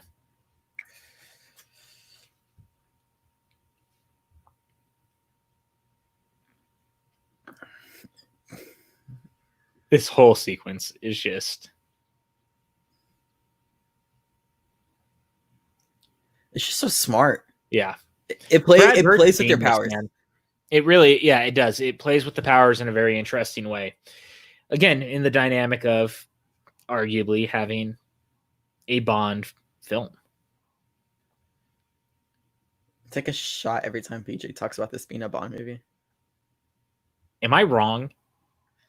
Because if I'm wrong, I'll stop saying it. I think Spy. I think Spy's just Spy. How many Bond movies have you seen? 5? Okay. Dude, this is like a direct riff of a lot of the old Sean Connery ones. Like if you go back to Dr. No and stuff like that, especially the very beautiful beach locale and things like that, it feels like that to me. So the bad guys are trying to wreck a mom and dad's marriage. I'm gonna go look around.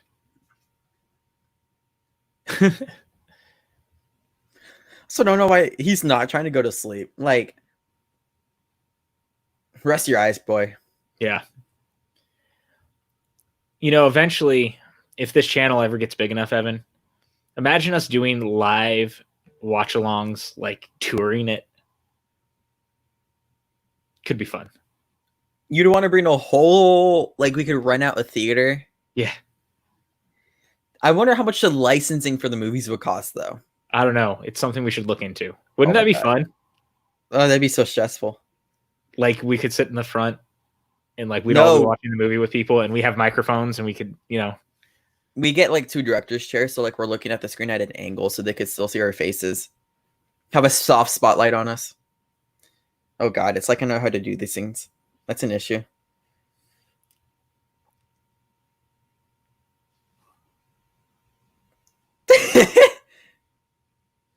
She has every reason to assume that, too. Yeah, even though he had legitimately nothing to do with it that time.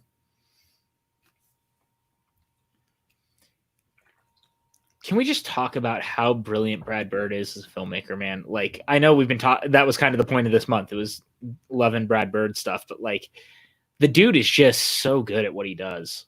He won. He's really good at perspective. I think that's like his big thing is perspective. Mm-hmm. Like, he'll put you in the perspective of the characters, big or small, at any particular moment. He makes you see the world through someone else's eyes, and I think that's incredible.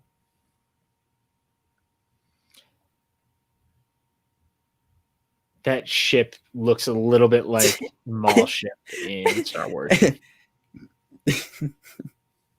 He hates the fact he was sleeping with the sister. It's so good. The kid's like, oh, she's got cooties. Yeah.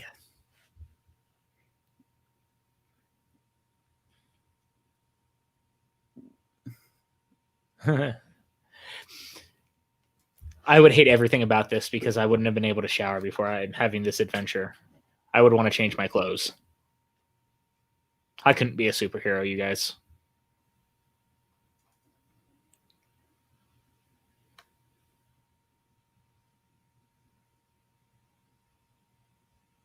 I love the design of these, by the way. I think they're very cool. These robots, like robots with blades almost. You mean they're hover cars? Yeah. They kind of, but you know what I mean? They kind of look like robots with blades. It's kind of fun.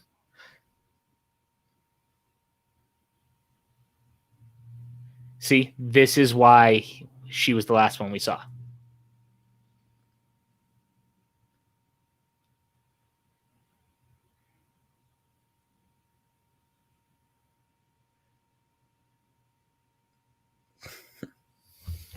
Patty's laughing at you saying the word incredible.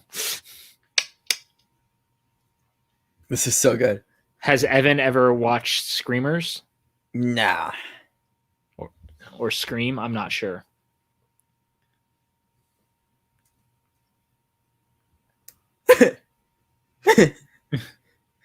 Unfaithful.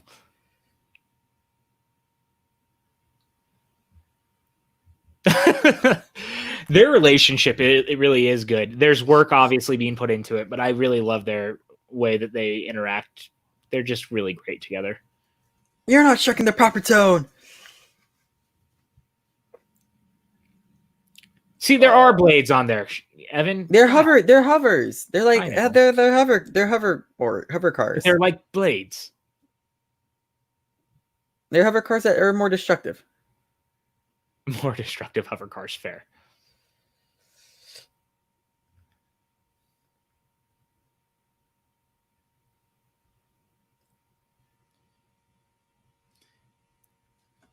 Why is this the most thrilling flash sequence we've really ever seen on screen?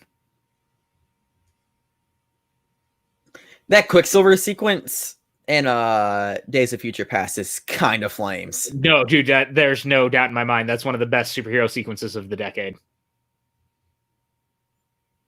when they're playing Time in a Bottle. Yeah. Yeah.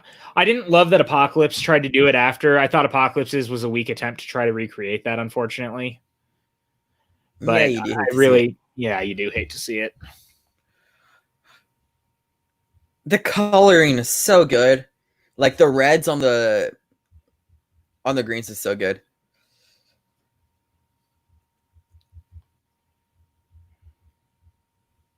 Mike K was saying, is there any reason why Brad Bird can't one day direct a Bond film? I think he would absolutely crush it based on his previous live action films and The Incredibles, of course. I mean, I don't see why not.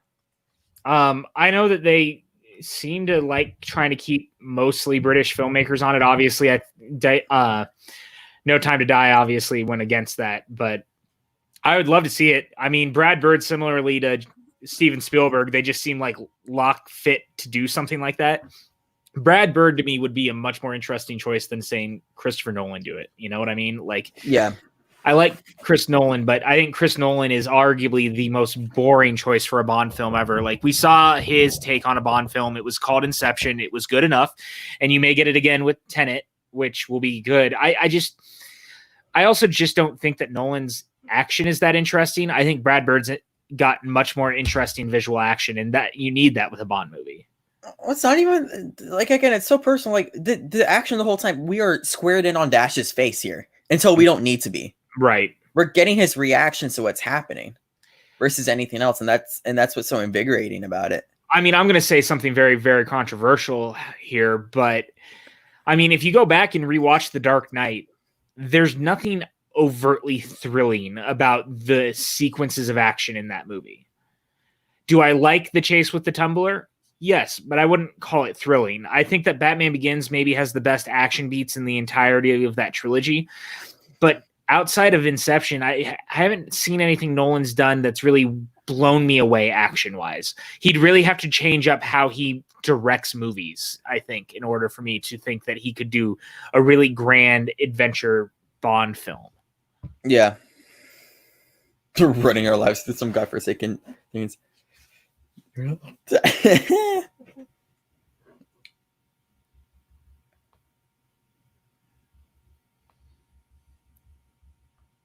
Oof.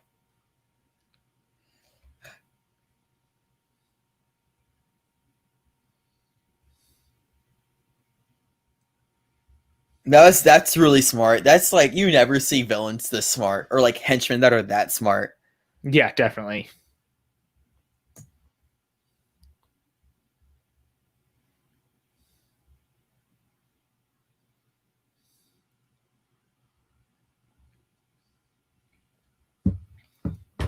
Oh.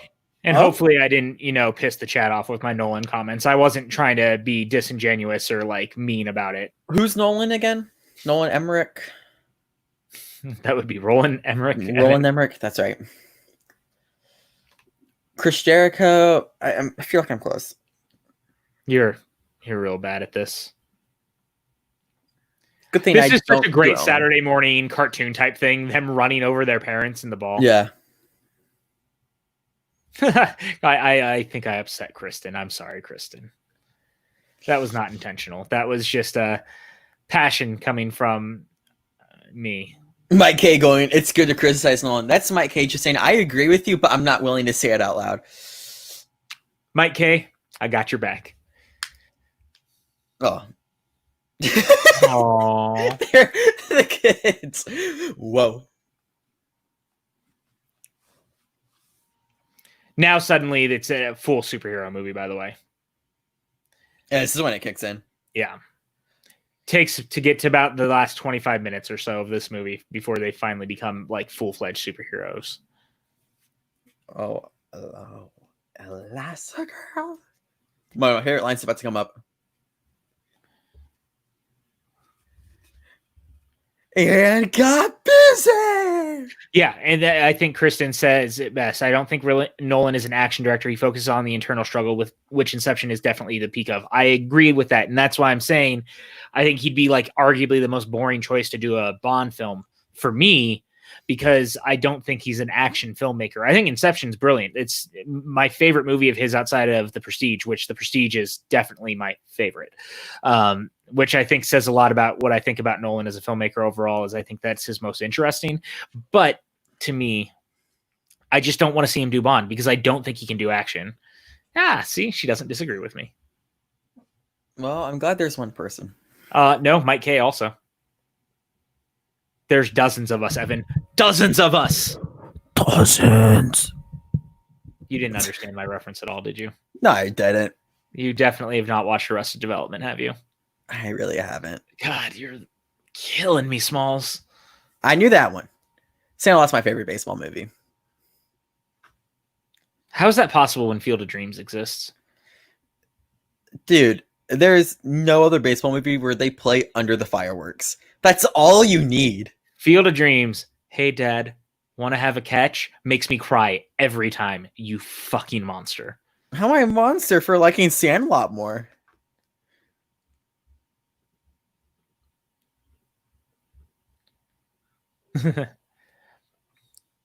No, totally. No, Kristen says I'm a Nolan stan. I just don't count him as an action director. I totally agree with you. And that's, again, I'm really not trying to dig hard at him as a filmmaker. I think he's an exceptional filmmaker at what he does. I just think his action is not what I would expect out of a Bond movie. And I think that's where I'm coming from. When I'm so used to Bond movies having like grand action, and I don't think Nolan could do that personally. I'd love to be proven wrong if he decided to do one. Ooh, Memento. I'm just not going to talk about my ideas on Christopher Nolan. We'll save that for another time. I'm sure there's going to be a PJ Campbell show where we talk about Christopher Nolan coming up soon. There might have to be, since Tenet may or may not actually release. Yeah, I know. Not funny at all. Shout out to Tenet. It's about to release overseas, man. I know. That's what they keep saying. There's a friend of ours that's gonna be very happy. He was texting me about it earlier. Oh.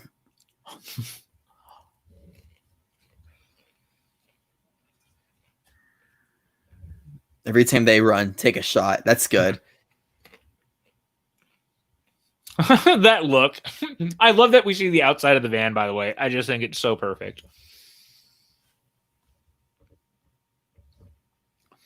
Yes, Nolan should do like a full, just like cerebral spy film. Absolutely.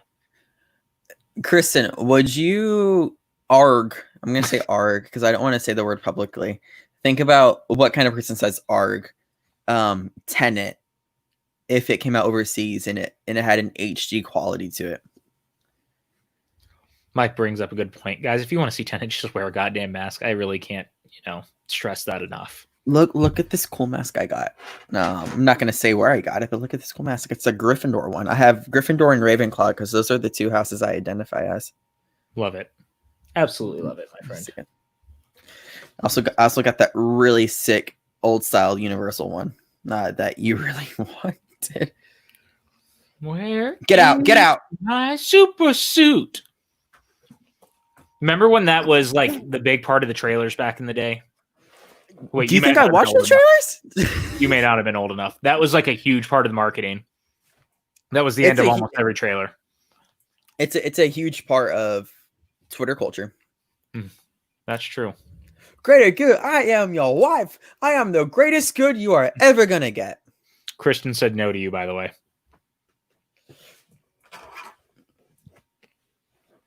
She's too straight-laced to pirate a movie. I respect that because I feel the same way. New superhero. Oh, I'm Syndrome. I love that he wants to be the hero in this. And it's interesting because back in the day, I actually wrote a spec treatment for a Superman trilogy. And one of the things I wanted to do with it was Lex becoming the hero of Metropolis at one point after the death of Superman, and using essentially something similar to this where he could try to control it. And what I wanted to do was have, after Superman dies, a version of Superman Returns, and it turns out to be like a android that eventually that Lex had essentially created, and it goes rogue on him and he can't control it, and then the real Superman comes back and destroys it, and the Justice League is formed because of this evil robot Superman.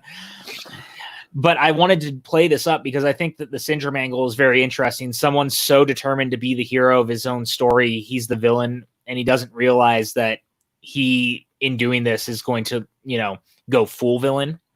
Also, something I love about Giacchino and Brad Bird's partnership is just how playful Giacchino can get sometimes. That is so nice. Totally. So nice. It's very, again, golden age superhero, I love this whole conversation about where to get off. It makes me laugh. Like which exit I should say. This is 100% what it feels like to drive with someone and, trying to get to where you're going, and makes me laugh every time. Especially I can't wait to drive you and Max and everyone else around in Orlando. I'm not letting you drive me anywhere. Why? I don't trust you. I'm a good driver. Are you? Yes. Let me see your papers. What papers do you need? Your insurance papers. No wrecks, no anything. This is a great gag, by the way. The parallel parking. Yeah. I was trying to parallel park today. Didn't go well. This is why I don't trust you to drive me. We don't need a parallel park in Orlando. They have garages literally everywhere. Eat whatever you're freaking eating, PJ, and my popcorn.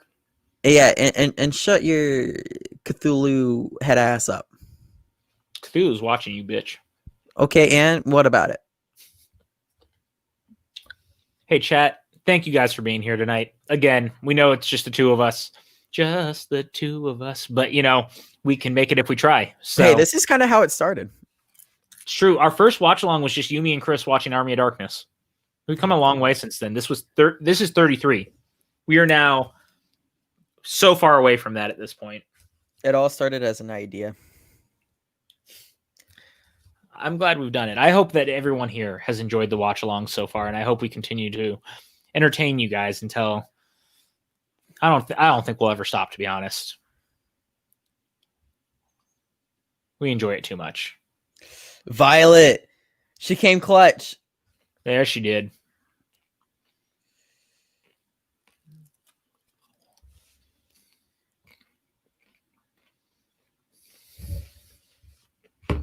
Dad! Dash is just in love with his dad, and it's my favorite thing. I really hope I have a kid that loves me as much as Dash loves his dad, and I idolizes him that much. Aw, Kristen said, I'm not even watching a movie. I just want to hear your voices. Thanks, Kristen. I hope it sounds good on this mic. We're still working a couple of kinks out with it, but I'm very happy with this mic. I hope it's crispy.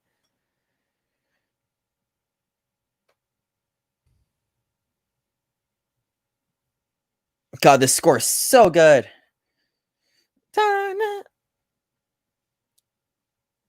That would be a great one. I know everyone talks about John Williams scores, but I am honestly beginning to think Giacchino's becoming the modern day John Williams. I mean, we talked about this, didn't? No, you weren't on. We talked about it on Tomorrowland, actually. Oh, really? Mm-hmm. Because if you look at the stuff he's done, especially when you look at, say, Super 8, Super 8 is very much an homage to all things Spielberg for obvious reason. The whole movie is, but I think he is almost like the very obvious successor to him. And he really just seems to deliver on all fronts like that every time. I mean, if you look at it from this perspective, Pixar is Williams is like Lucasfilm. You mean that's Giacchino's? Like their home studio? Yeah, Giacchino's is what Pixar is to Williams is, Lucasfilm. Yeah. That's where they reside. That's their home. And they have great projects outside that too. Like, well, dude, I mean, Homecoming score is so good. Homecoming's got. I like the Far From Home score a ton too. I do too. I think what else has Giacchino done? Well, he did Lost, and that was a magnificent score. Dude, Lost. I've heard about it. Lost has one of the all-time best scores for television, but I also just think it's like an all-time great score. The very last song on the very last album, called "Moving On," is one of the most beautiful orchestrations of music I've ever heard in my life. Yeah. I just adore it so much.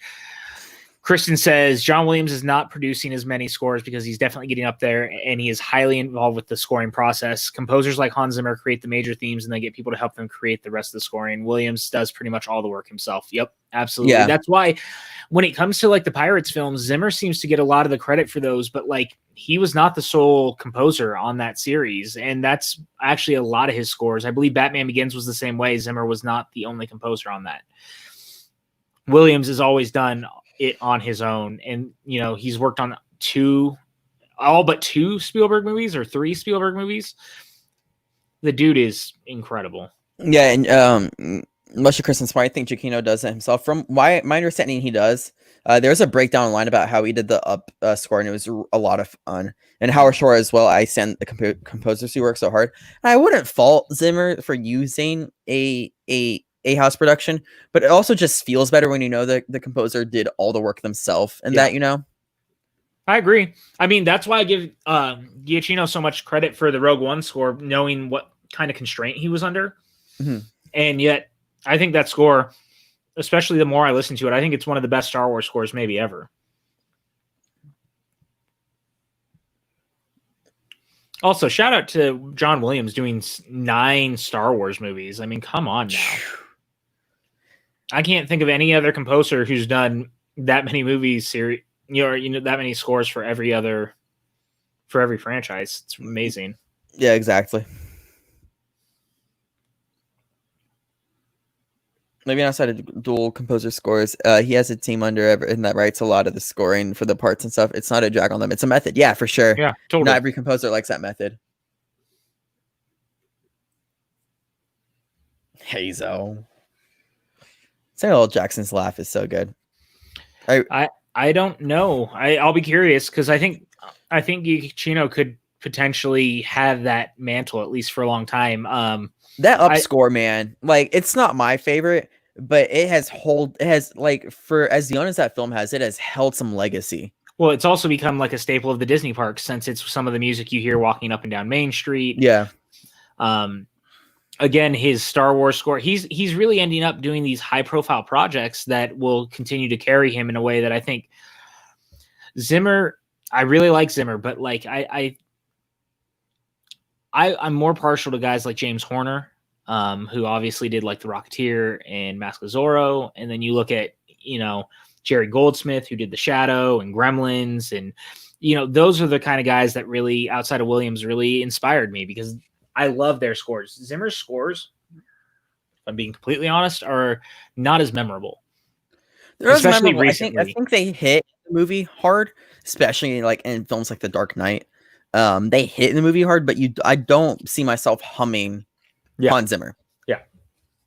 And that's more, I think, it than anything. Oh, totally. Mike's right. Zimmer has an entourage of composers that are signed to his record label, and it's great for them to be associated with such a legend. No disagreement there.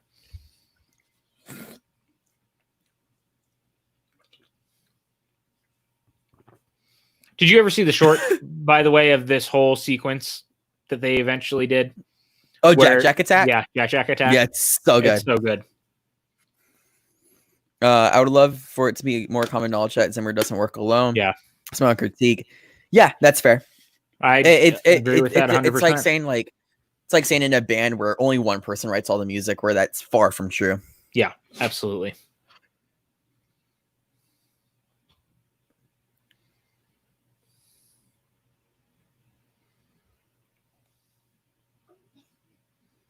God, Jason Lee's voice work is just so on point. He's become the animation is so good too. Yeah, and he's become such a like I said earlier, he's such a prolific voice actor now. Like for me, this was kind of the beginning of it, but he is so good when he wants to do this stuff.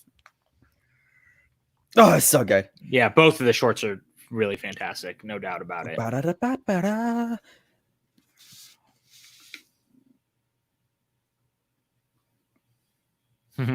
Jack. And I love how they didn't find out he had powers here because he's so far away. He's so in the air. This stream is now an in-depth movie composer watch along. I mean, these streams become things like that frequently.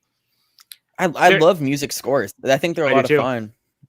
I think scores are so important to a movie. It is. I mean, They create your feel. Don't ask Ryan Sally his opinion on movie scores.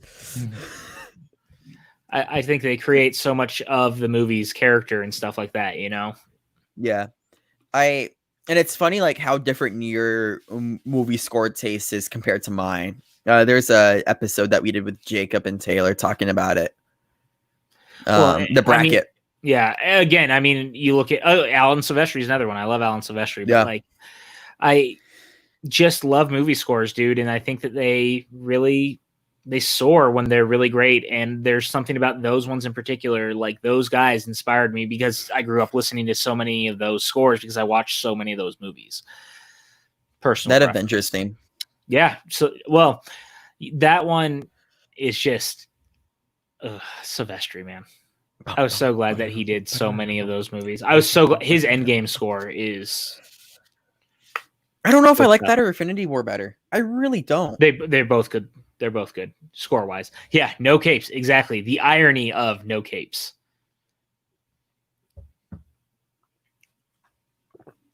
And I love this now. They're like really being a family. Dash gets to go and be on the team now like he wanted. Does she still now remind you of? Nope. Now Violet looks like a normal human being and not like Samara from The Ring. So that's good. We've got that going for us.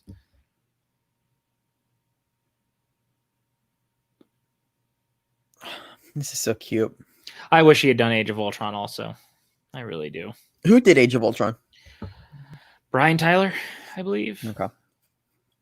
Wait, yeah, it was Brian Tyler and Danny Elfman, I think. Dude, she just took the more expensive of the deal. She's offering to buy popcorn while he buys the tickets. She's paying more money for this date. Yeah. Run. Pick up the pace. No, slow down. Run. The humor of this just makes me so happy.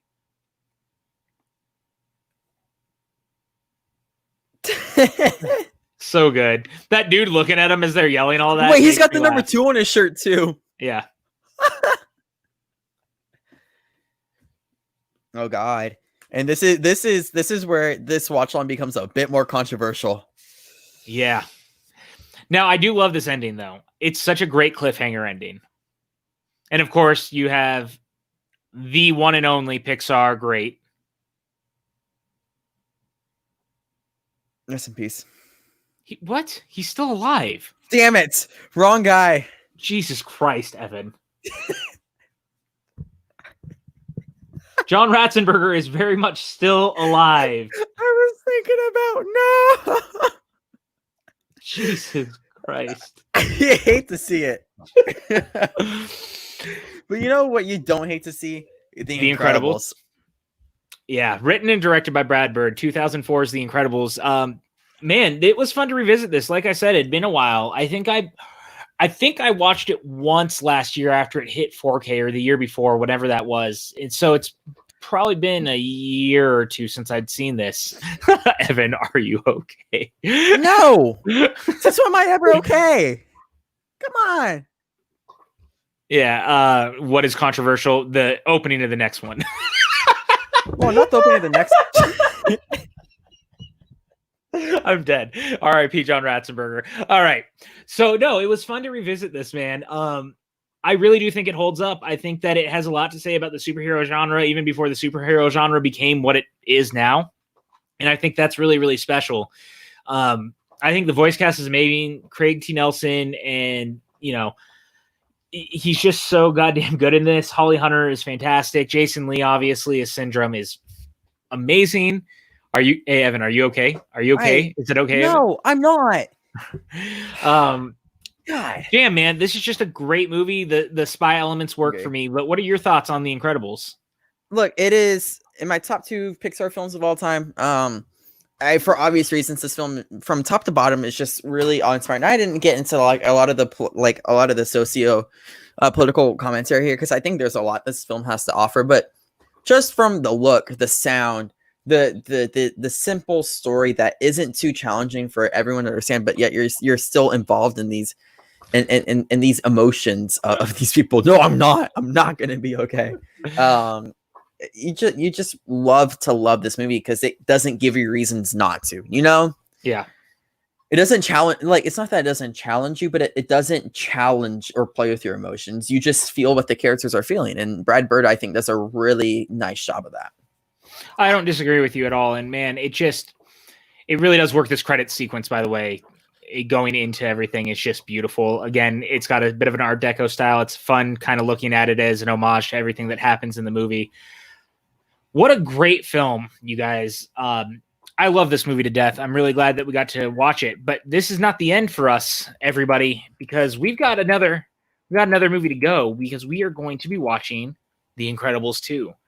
But before we do that, we are going to go ahead and take a very quick break. So when we come back, we're going to go ahead and I've got it queued up and ready to go already, just so that, it's good to go.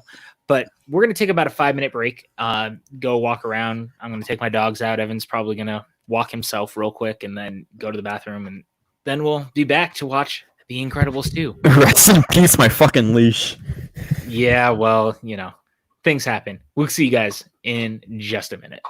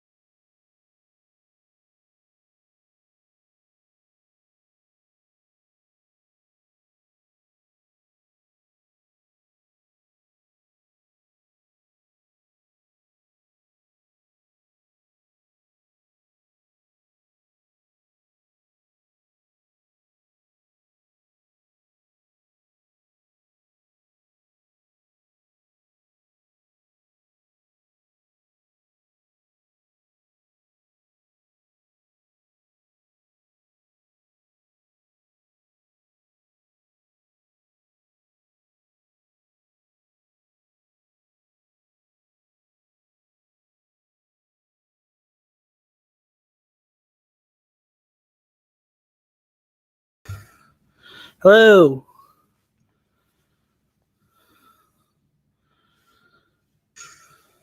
Hello.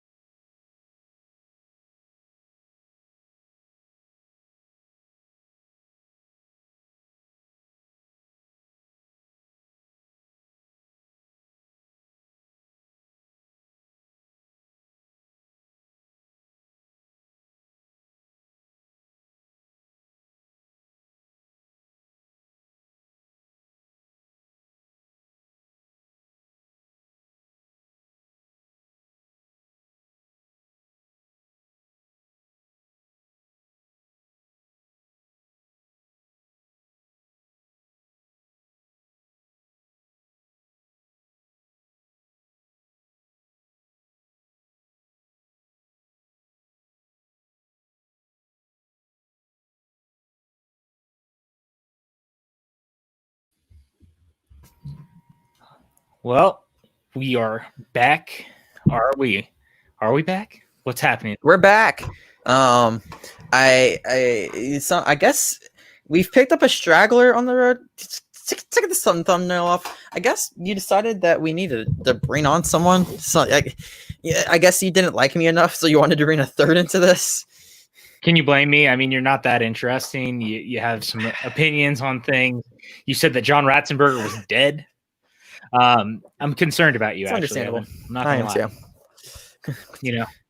But I am happy because he hasn't been on the network yet. And this is very exciting for me. It's been a little bit since I've actually got to hang out with this gentleman, but we have one Mr. Kale in the house. Hello, my friend.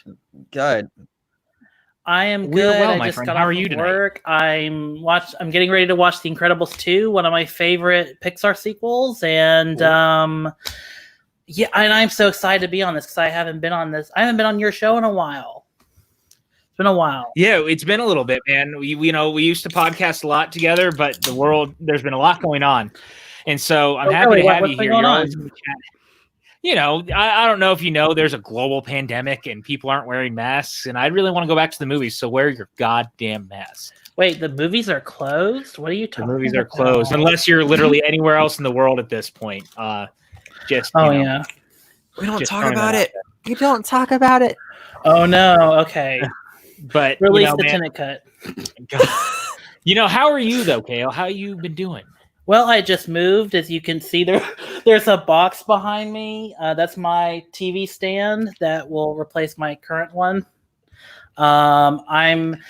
I just moved and now everything's going great. My internet is 1,000 times better than my old place. I don't know if you remember, but my internet would always lag at my old house. I do remember.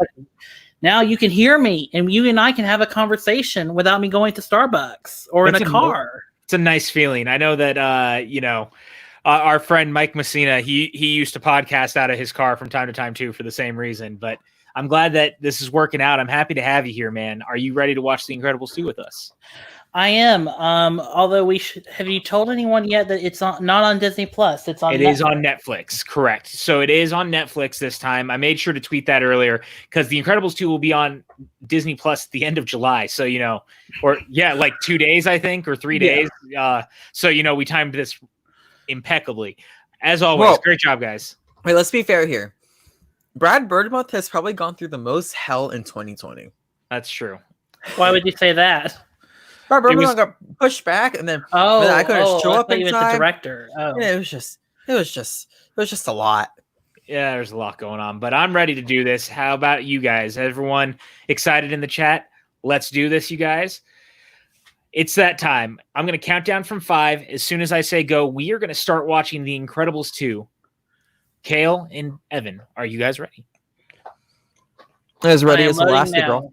Awesome. All right. In 5, 4, 3, 2, 1, and go. Evan, I'm going to let that one slide. I love the opening logo already of Disney. It just makes me happy.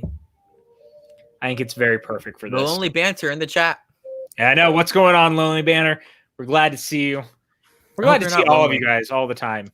They can't be lonely if they're hanging out with us. We're fun. We're going to be here at least for another 2 hours. That's what's going on, man. Who's this? I believe that would be us. That's right, because we didn't want to do it last week. Yeah, we had some stuff going on last week, so. And PJ goes, double feature. Always do. We do. I mean, we've been trying out this double feature thing. It worked out pretty well the first time. Figured we'd try it again here, and so far so good. Hey, look, it's Abe Vigoda again, you guys.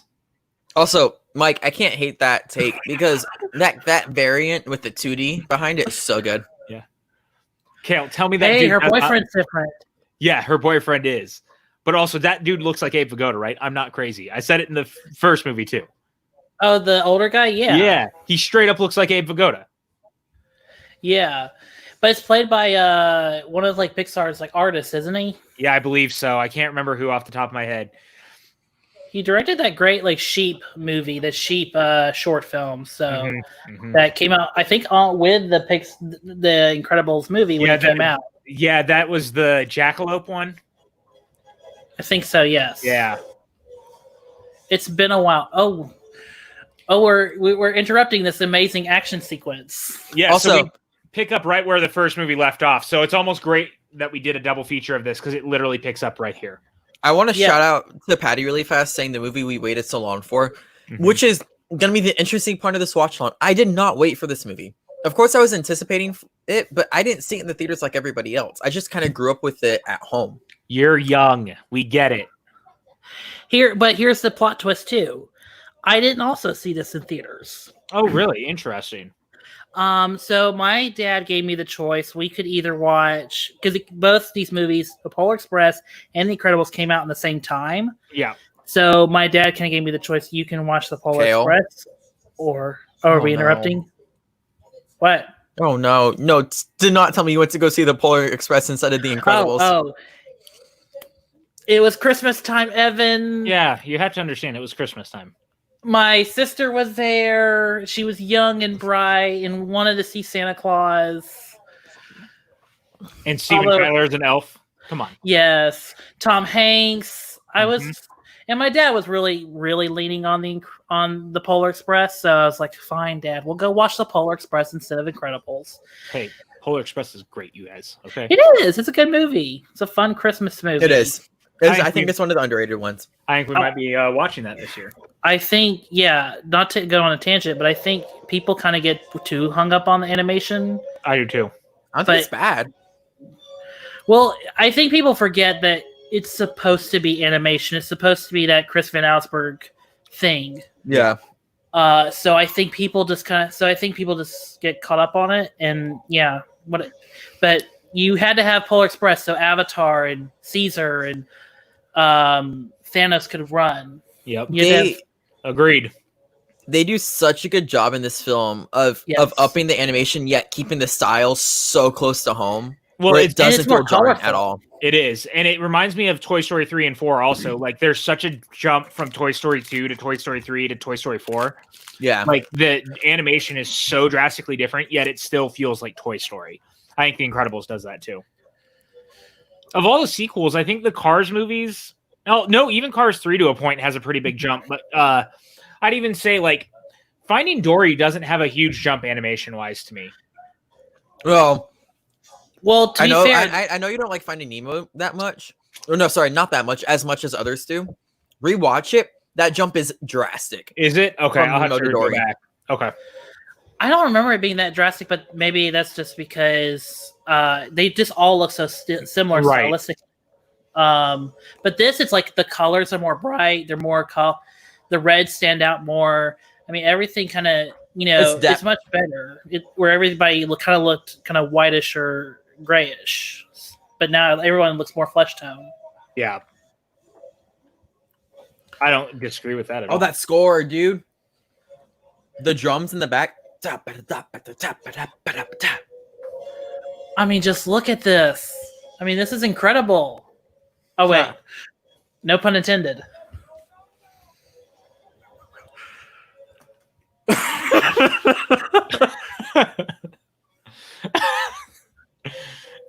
What's wrong, Evan? What? Yeah, I agree with that. I think that the opening sequence of Toy Story 4 is one of the best Pixar's ever done too. It's very emotional. The opening of it is like where it goes. It opens the story up very much. Mm-hmm. And then this one does too. Yeah, I think this one's, of course, much more of an action beat than that one is. I mean, not that one also isn't, but this was also like the fight sequence that, for me, having seen this in theaters, I was waiting for since 2004. Okay, but let's be honest. It's still worth it. Yep. Does Pixar have a bad opening? Like, generally speaking? Not that I could think of off the top of my head. I'd have to really think about it. Like, a lot of them are great. Like, great openings. Mm-hmm. I would have said Ratatouille, but I just saw that 2 weeks ago. So, sir, Ratatouille's opening is actually fantastic. it is very good. I'm playing with you. I'm playing with you. No, I don't think there is. I don't remember Brave's action scene that well. I don't remember Brave's opening now that I think about it. I don't even remember much from Brave. I just know that someone turned into a bear. Hey, Greg Ferguson's in it, so I like it a little bit. Nah, like Brave's first 30 minutes are actually really good because you have the whole sequence of her like, you know, competing with all the things versus the potential princes, and it's really well done. Yeah, her at the archery range is actually a great sequence too. Mm-hmm. Mr. Incredible is so dumb. I love him so much. He gets so happy with himself and just fails.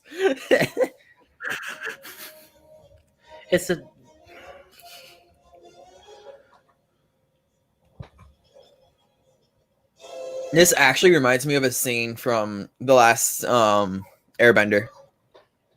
When they're heading for the wall. It's been a bit since I've seen it, so I do need to... everybody. Saw Goodman enters the picture. So I think it's interesting that Bob Odenkirk's character actually looks a little bit like him. More than almost any other Pixar character I can think of off the top of my head. Like he looks actually, like who? The voice actor, Bob Odenkirk. There's definitely a little bit of a visible, you can see it. And I've always thought that was very interesting because I mean, Craig T. Nelson and Mr. Incredible don't look very similar. Mm-hmm. Like there might be a little bit of facial definition of the same, but like Bob Odenkirk's looks a lot more like him than I am used to Pixar doing. I just found that very fascinating. Do you really want to know what two actor versus characters look super similar? Owen Wilson and Lightning McQueen. Interesting. I'm gonna have to really watch those movies again. It. Yeah. Yeah. Because I wouldn't have pulled that, not even a little bit. I mean, I think Larry the Cable Guy looks a little similar to Tomater, but yeah. That's a good. I'll have to look at that because I don't want to disagree. Yeah, like even Frozone obviously doesn't look a ton like Sam Jackson. It's just a goatee. That's it. Yeah.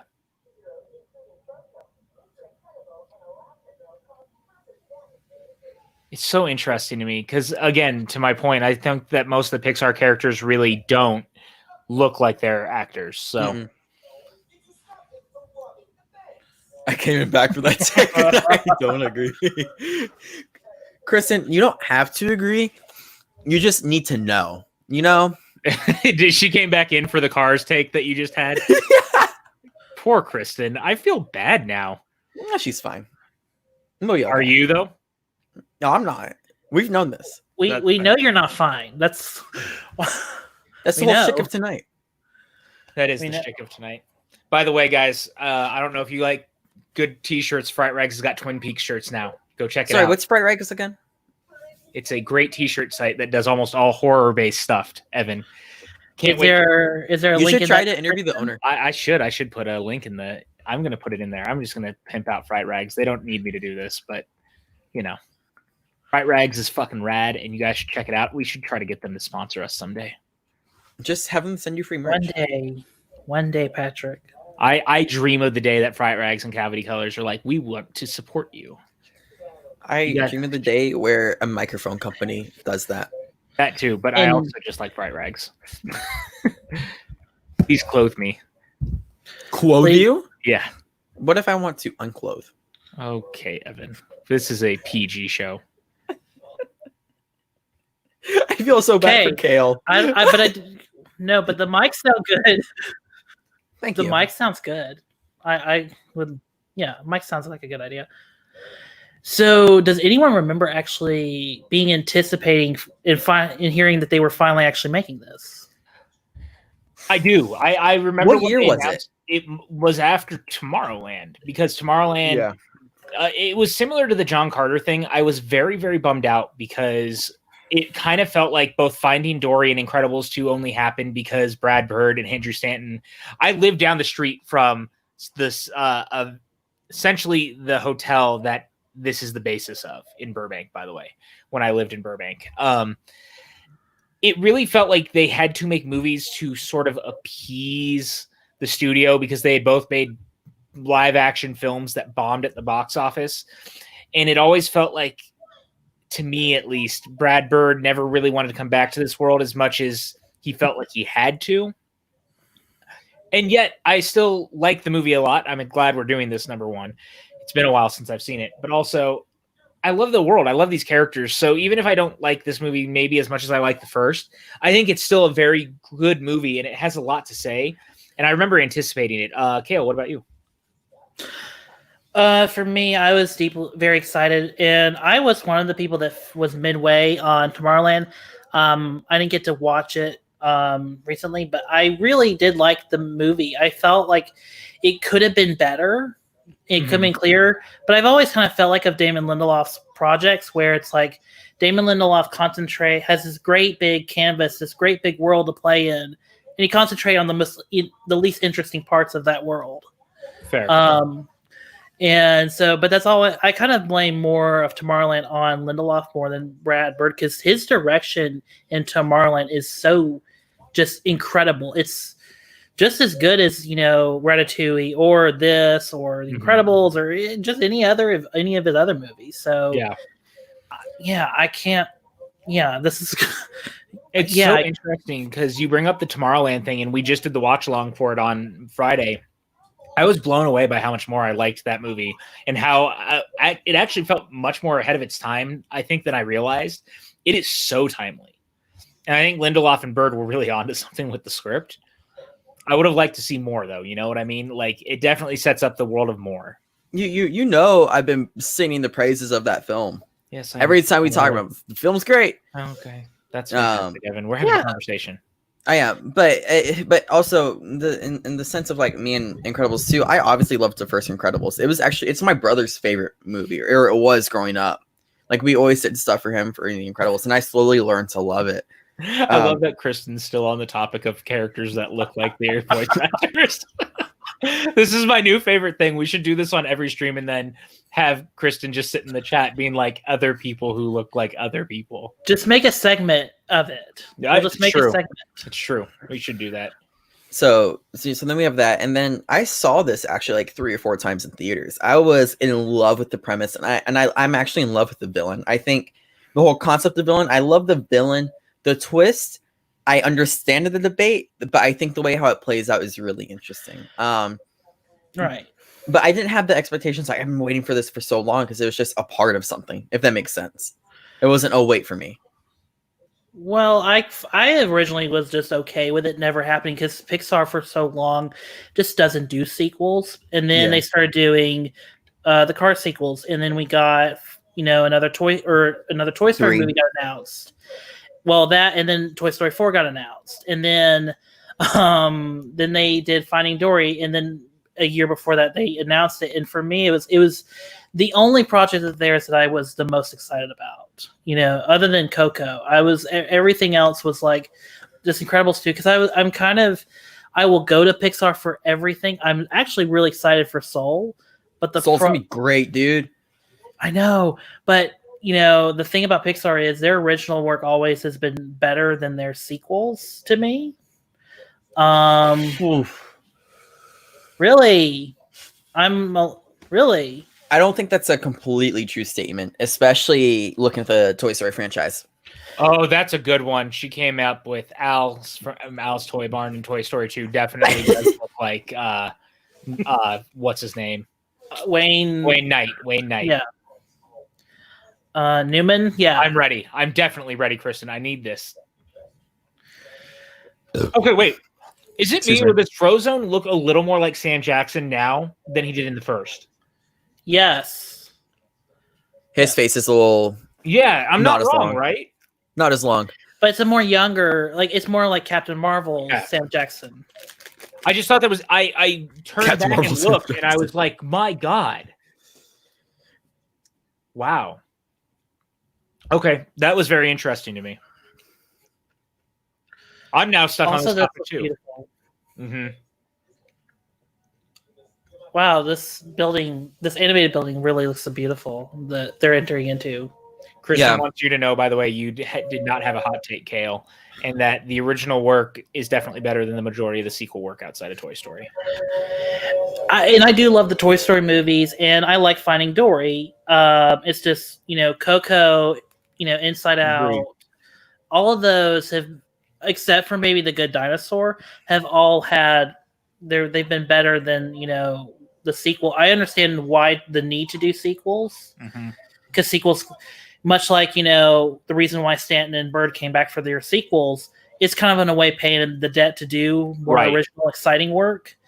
But you see what Pete Docter's doing with Up, Monsters Inc., Inside Out, and now with Soul. It's like I wish these directors would keep going, because I'd rather have the more Ratatouilles than the Incredibles, even though I kind of do want to see an Incredibles 3. Right. I don't disagree with that. Sam Jackson was given a bigger role in this film, so that has to be why he was slightly redesigned to look more like him. I could buy that. But Catherine Keener's character doesn't look like her at all, almost at all. It actually looks more like the female lead in Megamind. Yeah. Yeah, a little bit. It does, actually. That's a good call, Kale. That was a good pull. I can't take credit for that. Someone else pointed out that to me when it came out, but I can't remember who. This dude really does look like Bob Odenkirk, but freaking me out, you guys. I'm not going to lie to you. We're having a little bit of a Watchmen moment here with the look. Yeah. Well, and even like the going back in time and, there was a secret or, a superhero organization and stuff. Very reminiscent of the Minutemen. A series I need to watch because I've heard nothing but great things. Dude, you need to watch Watchmen. You need to. But read the graphic novel before you do it. You haven't seen the movie? No. Either the movie nor the show. I'm more interested in the show, to be honest. Watch the director's cut of the movie. I know it's like 3 years long. 3 hours. 3 years also feels accurate depending on who you are. But it is really good find. Yeah. I love the director's cut of that movie, to be honest. Actually, all of Snyder's director's cuts are much better than the theatrical cuts. You're not wrong. I think that he's a filmmaker similar to Ridley Scott who's been thrown around the studio systems a lot. I disagree strongly. About what part of that? No, the in the film where he goes, I disagree strongly. Oh, I thought you were talking to us because we were talking about director's cuts there. No, I'm very interested with Justice League. Evan. What? Yes, please. Yes, director's cut. Mike, what'd I say? That you haven't seen Watchmen, I'm assuming. Was it that? I can loan you my graphic novel if you need to use I'm it. sure PJ has it for me. I do have it. I have like 4 copies of it actually. Oh wow! You want to send it to? I'm not going to say my address here, but Evan, give me your address. I might actually buy it for you and send you one. No, just send me one of your 4 copies, and I'll send. No, because I have like a big hardcover version of it. That's like the artist edition, and like they're all different editions. I have my little paperback. Yeah, the paperback's great too. You have to understand, Evan. Watchmen is like arguably outside of the Rocketeer, maybe my favorite graphic novel of all time. Okay, here's how great the Watchmen comic is. I don't really read comics, as PJ knows, or Pat. Yes. But I do love the Watchmen comic because it is so subversive, and I don't know if the movie or the TV show does get to that subversiveness. Right. But then again, I've not watched the show. and I've not seen the movie in like a billion years. Fair. But I do love the comic, and I think Alan Moore was on to something way, way, way before. I agree. And if you really want a keen idea, watch the Royal Ocean Film Society's video on it. That I will not provide a link for because Max you can find it. PJ, do we think Max knows that his profile picture is upside down? Hey, on Max! YouTube? I'm sure. Oh, Patty brings up an interesting point real quick. This scene hits super different considering the current climate of the world. The father's death happening since the heroes weren't a phone call away anymore. Interesting. Wait, which Saul is this that we have in here right now? Better Call. But I do need to watch Harley Quinn still. I have not seen it yet, and I really need to. I don't even have DC Universe. Do you have HBO Max yet? I do. I think season 1 is on there right now. But I can't watch it because they don't have their, streaming sticks all together. Yeah, that's unfortunate. I definitely have HBO Max. Wait, like, are you telling me that is our like Schmodown Saul? That the Saul? We have Saul in the house right now. Oh, hey, Saul. Hi, Saul. I love Saul. Saul is one of my favorite people in the entire world. He's a competitor in the movie trivia Schmodown, if you guys don't know, and he's a great human being. I've had many great conversations with Saul, and I just want to give him a shout out. Saul, we're glad to see you. You know, Max, that's a really, really shitty joke that I can make about you being a mystery, blah, blah, blah. But then the channel will get demonetized and then I'm going to get in trouble and then HR is going to be a problem. Who else would it be? He makes a fair point. Yeah, see. By the way, Harley Quinn debuts on HBO Max August 1st. Maybe we just watch those for our watch along. Might consider it, considering, as we announced earlier, I'll just toss it back up there next Monday. Double feature. So you kicked me off of that one, right? So I get the night off? Nope. Oh, damn. Evan, quit calling out sick. Yeah, Evan. Kale, do you think I can control whether or not I call out sick? They just throw me in this closet. Decoy Saul on his fake Saul accounts to throw people off. Saul, can I get your opinion on Brandon Hanna? Evan, Saul's in the chat for the first time, and this is how you react to him. Let me talk to you about Brandon Hanna. Really? Why are you the way that you are? No, I want his opinion on Brandon Hanna. I'm not going to tell him how I feel about Brandon Hanna. No, it's that you're asking. This is this all over for you. R.I.P. John Ratzenberger. Rest in peace, Brett. God damn it, Evan. So their relationship, I just want to say this real quick. It's still so good. And I just think that it's played so perfectly. And again, shout out to Craig T. Nelson and Holly Hunter. They are so fantastic together. She has freckles now. You just noticed? No, I've been known, but I was looking for the right time to say it.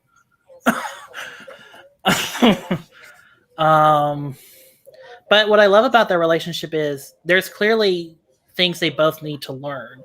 Yes. Especially him, because he has to learn how to connect to his kids and be a father, be a husband. Superhero all the time. Doesn't need to have that as his goal in life. Right. Can we talk about the production design in this movie? It's so gorgeous. Again, very reminiscent of the older Bond movies again, to me at least, at least in the design quality. Or just old Hollywood. Yeah, absolutely. Okay, here's your answer. Brandon Hanna, he fucking sucks. Anything else on your mind? Look at you offended Saul. He's okay. He's going to be fine. Don't stress about Saul. I do want the house too. We will all get that house in the new millennium or whatever. Also, you gotta give them credit for finding someone who sounded almost exactly like the kid who voiced Dash in the first one, because obviously they couldn't bring him back. Like, the kid sounds just like him. It's almost uncanny. Yeah. Kale is the best, right, Kristen? I think that he should be on everything. Thank you, Kristen. Thank you. Great. Yeah. Thank you, Kristen, so much. Thank you. poor Dash. At first it's so cool, and then Dash just destroys the house. It's fine. I like their new costumes too. And angsty. We finally got our gift basket back from our realtor. It was very nice. Oh yeah, that's nice. Yeah. My realtor, when I got this house, he gave me a pretty nice little welcome gift thing. I thought that was kind of cool. It was very nice of him. He came and hung out. We talked about movies and stuff. It was fun. PJ, are we gonna do like a tiki party one day?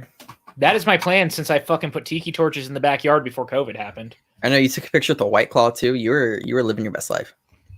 I'm still living my best life, even though I miss my friends. No. If only Atlanta could happen again. Maybe not Atlanta, but you know. I'll get the hang of it.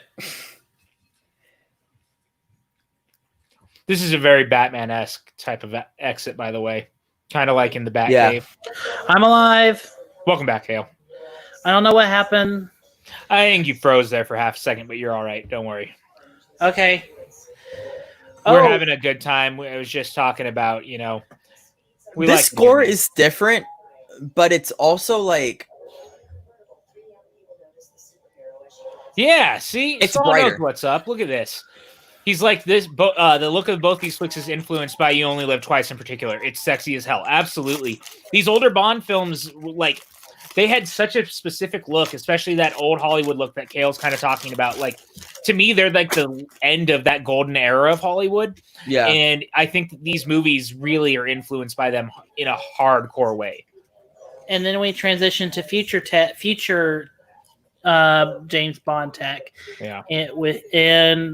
I just I love her just on the motorcycle, and her hair is just flowing, just free.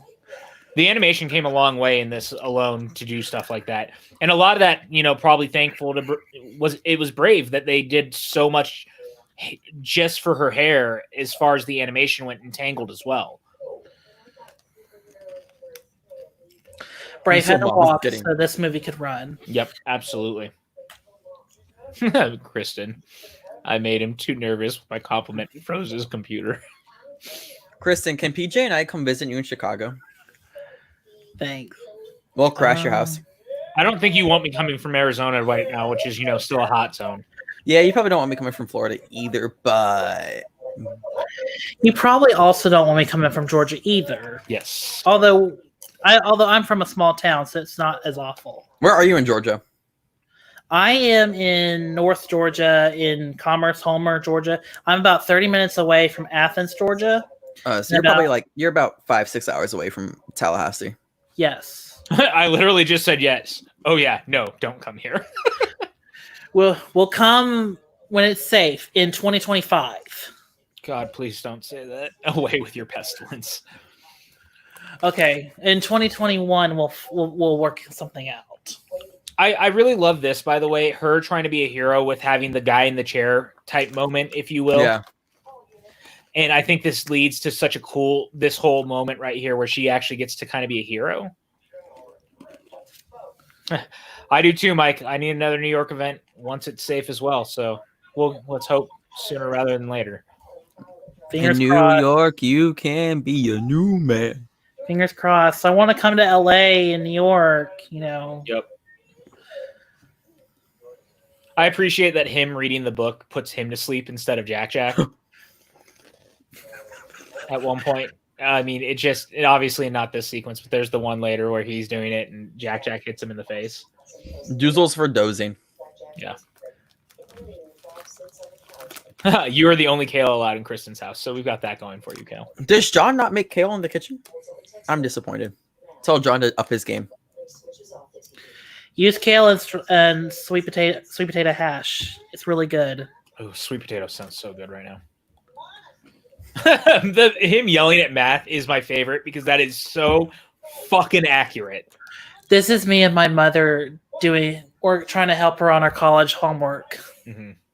Oh my god, math is math. Why is this so hard? Also, shout out to them watching The Outer Limits. Perfect. Yay! What's up, Jen Kemp in the house? Nice to see you. Oh, Jen Kemp, we've missed you, Jen Kemp. What's going on? Hey, Jen. Yeah, My favorite My favorite kale dish, Kristen, is I usually get like 2 strips of bacon. I'll fry it up, and then I'll take the bacon out, and I'll cook the kale in the bacon fat. Take the kale out, and then I'll dice up the bacon into the kale, and then I'll do a fried egg on top. Patty said, "I feel this scene so much, having been an avid tutor and a future teacher." Oh my God, Patty! Number one, great for you being a teacher. We need more great teachers in the world, so I'm proud of you. My mom's trying to be a teacher. Yes, we need more teachers in the world. Good teachers, people I trust. Yes. My mom is about to teach math, like high school math for the first time, man. Ooh, she's taking a bunch of it out, and she's like, Okay, it's a little rough. May peace be with her. If they're still teaching Common Core math when Car goes back, I quit. A shout out to Saul saying, actually, at this point, if you guys would have to quarantine for 14 days if we came to New York, which is an interesting turnout, not to brag or anything. I may just come out there just to quarantine for 14 days and then come and stay in the city until this is all over. Because you should just pick a hotel with a view. Pick a hotel with a view. Yeah. That's a good idea. That way you're not isolated and cornered off. Yeah. And you're just, that's a good idea. I'm just get sunlight. Yeah, I'm missing like going out and walking around and stuff. I don't do that very much here because people don't like wearing their masks and it pisses me off. This action beat is really fantastic, by the way. I love how excited people are that Elastigirl's doing things, but I just think this scene also is just very beautiful. It looks a little bit like Chicago meets New York as far as the city and stuff goes, which I think is a cool design art-wise. So this is really good about Elastigirl's mortality, in a sense, because she's more worried about, like, why isn't this train stopping sooner? Why do I have to do it? Like, why is this, like, why does this need hero work? There should be a better answer to this,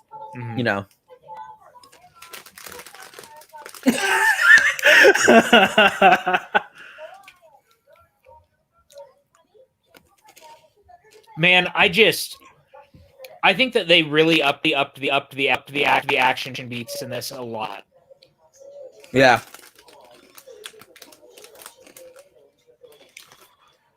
Because, like, not that Mr. Incredible's action isn't cool, but the premise for Elastigirl's action, generally speaking, because she can stretch, is a much better premise, and you can do more creative things with it. Well, and you also get this really killer chase sequence that you would not have gotten with Mr. Incredible, which I think is interesting. It's a very specific type of action beat that only this character could really have, Sorry, I was just watching the action scene. No, don't apologize. Enjoy it. It's great. Like, blockbusters just don't get this creative with action sequences. I don't disagree. I'm sorry. They don't get this creative. Even in live action or animation, they don't get creative. So, dude, Giacchino's score, the da da da da. Should I? The Encourages is my choice number one. Which, thank you, Saul. I appreciate that. Jen Kemp says, "I love Elastigirl's motorcycle design. Such a great idea. 100%." Should I mention that Michael Giacchino also did the score while doing the Jurassic World Fallen Kingdom score? That checks out. I like both those scores, actually. I think that both scores for those Jurassic World movies are actually really quite good. I think it's fine, but I think the movies overall are just fine. Well, I mean, I will fight to the death for Fallen Kingdom, so.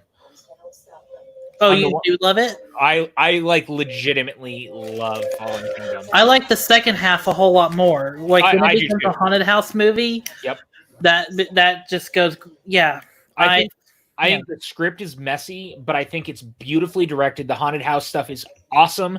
And the people getting upset about the cloning thing make me laugh because you're telling me that people have been cloning dinosaurs and everything else, but no one decided to clone a kid or a human. I thought it was about time the series actually went down that way, Yeah, and I'm not opposed to it. It just at that moment it's just okay, whatever. We got the eye raptor now, so yeah. The scores are not the problem with Jurassic World. That's not wrong. No. Well, and can I have this conversation real quick while we're here? Yeah. Okay. This has come up because now we're talking about it. There's like, I don't love Rise of Skywalker, obviously. Oh, you're going this direction. Okay. Oh God. However, I really don't think Trevorrow's, as someone who's read Trevorrow's script, doesn't change enough that I think it would have been any different as a movie in the end. I think the reaction would have been real similar once it was over. I don't think Trevorrow's a very good script man. I think some of his ideas are great. I just don't think he's experienced enough as a filmmaker to like gestate on those to make those like really pop and really work. Right. Because the thing about Trevorrow is I think his ideas, I mean, his movies are essentially, his Jurassic World movies are about, it's about animal protection and not, poaching and all this. Yeah. And, in nature. That's why I'm so interested in Jurassic World Dominion, because now in this kind of, I don't mean to get into COVID, but now that nature's kind of taken over our lives again, much like the dinosaurs have taken over the lives in Jurassic World series. Okay. It's kind of interesting that he's going in that direction for Jurassic Park or Jurassic World 3. So. All right. You're not wrong. Real quick, though, before we get into it. Can we talk about the fact that Jack was literally watching television and saw a dude wearing a mask and was like, bad, because Raccoon also wears a mask, leading to one of the greatest moments in all of cinema. This belongs in the Smithsonian. Jack fighting a raccoon is everything. I accidentally put on the Netflix audio description, and it's now describing everything. Dude, that happened to me the first watch along we ever did. The Frozen 2 one. The second one, the Frozen 2 watch along. Oh my God. And I was like, what is wrong with this movie? Why do I hear different things? Why is Siri telling me everything about this movie? Patty, how many people on the train are going to sue? Good question. It's the follow-up. Trevorrow has good pitches, but poor follow-through. I agree.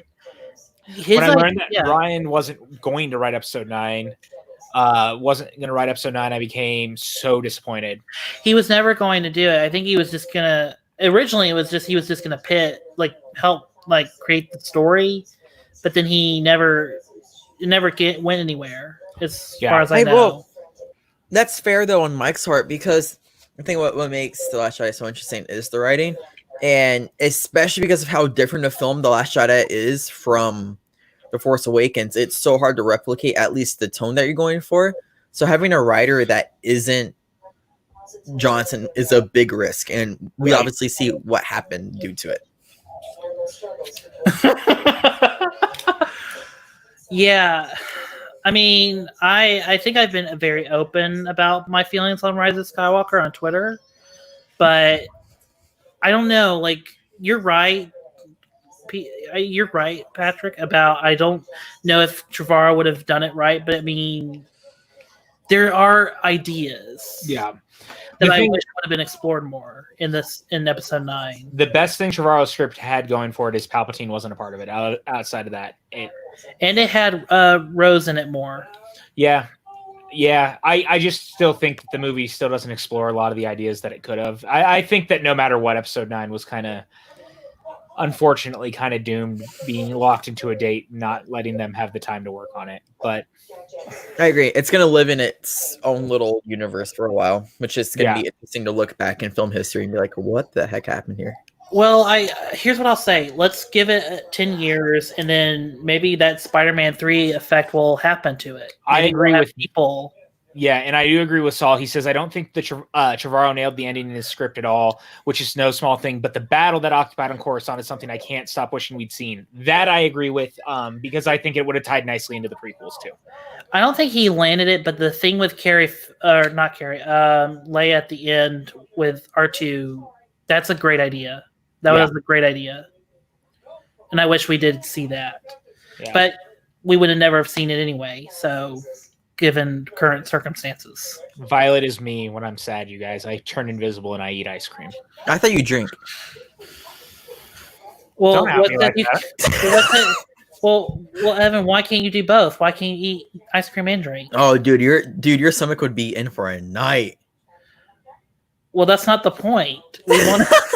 Can we talk about her reaction to saving a runaway train and how adorable it is? She's so excited, and I love that. And again, this is what I like about this movie a lot, in that I think that, the first one trying to have Bob dealing with the glory days and trying to recapture it, but now we get to see her doing it, and I just think it goes such a long way, and I love seeing her excitement for it. He's got a big ego. Are you? And it's being crushed right now.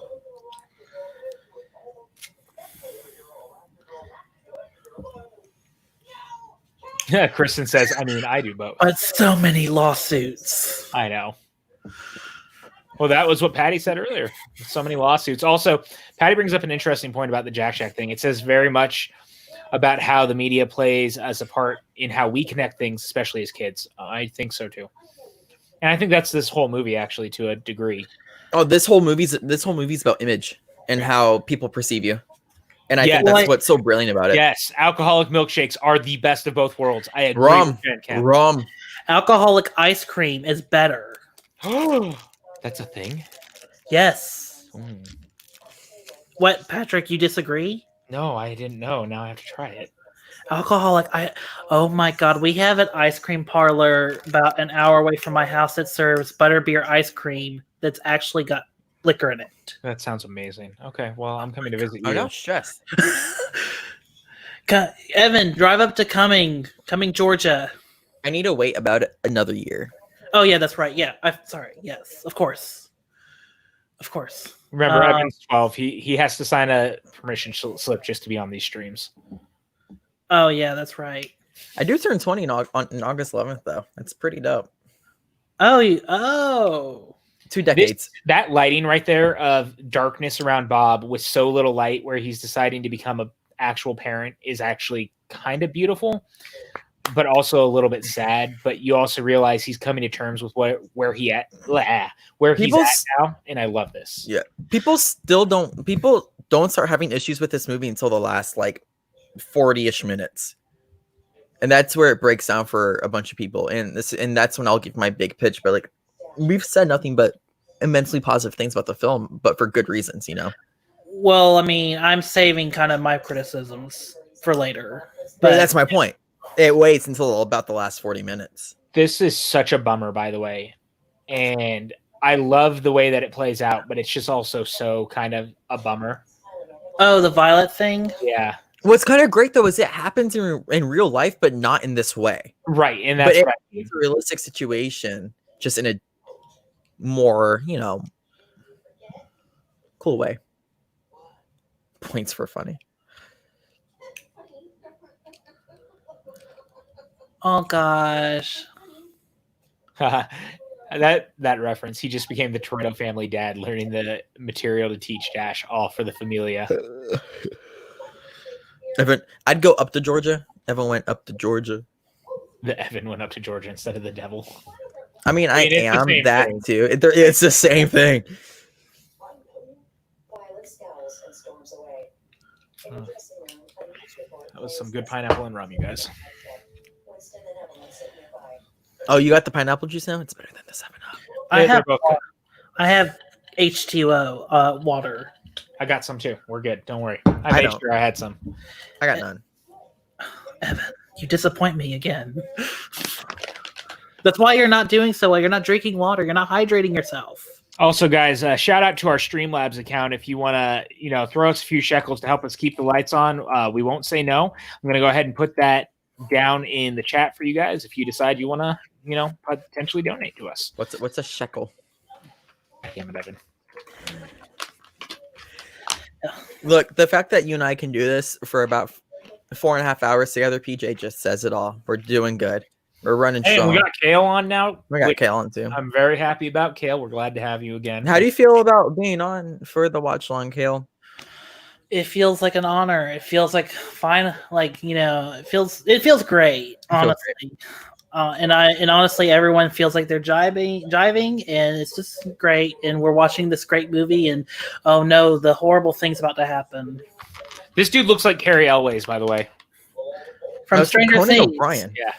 Or Conan O'Brien, but I'm just saying. Dude, this scene is so good. This scene is so good. I love this scene, but I wish it went somewhere. Oh, saving the. This, I remember when this was playing in theaters, they actually had to put up signs to warn people that there was the chance of causing epilepsy because of the flashing and stuff. So here's my hot take. And I know there's going to be some disagreements about accessibility and whatnot. I am definitely like for the fact that like have the scene in, have it be as claustrophobic as it feels. And the following scene, you know, where she has to go into the whole hotel room and everything like that. Have it in there, but they put up the warning. I am definitely okay with that. I think the flashing is actually really necessary, especially for the direction that Brad Bird was trying to go for in these scenes.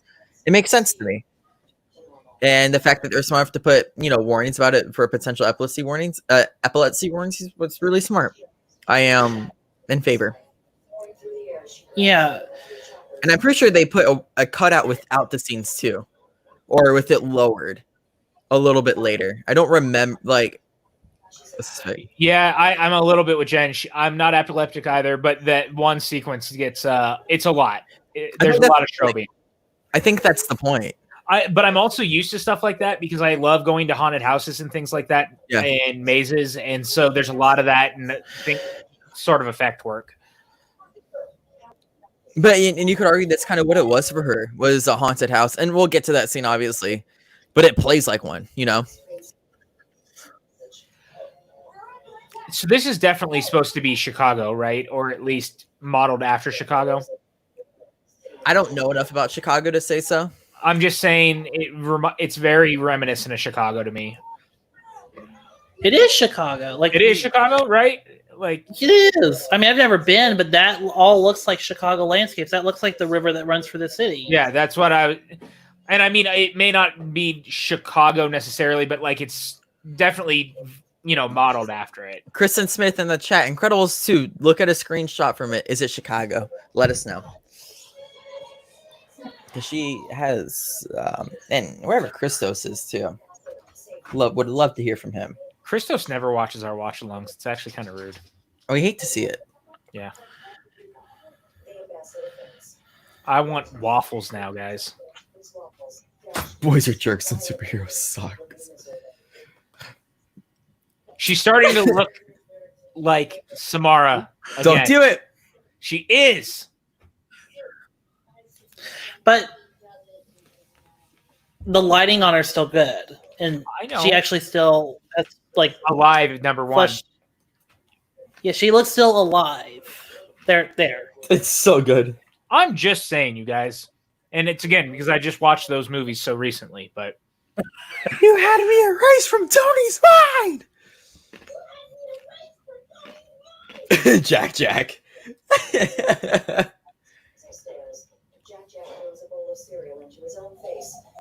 And I renounce them. Just putting it in there like that makes me laugh. It's indestructible. It's so pure. Yeah, Violet's reactions are priceless. I agree.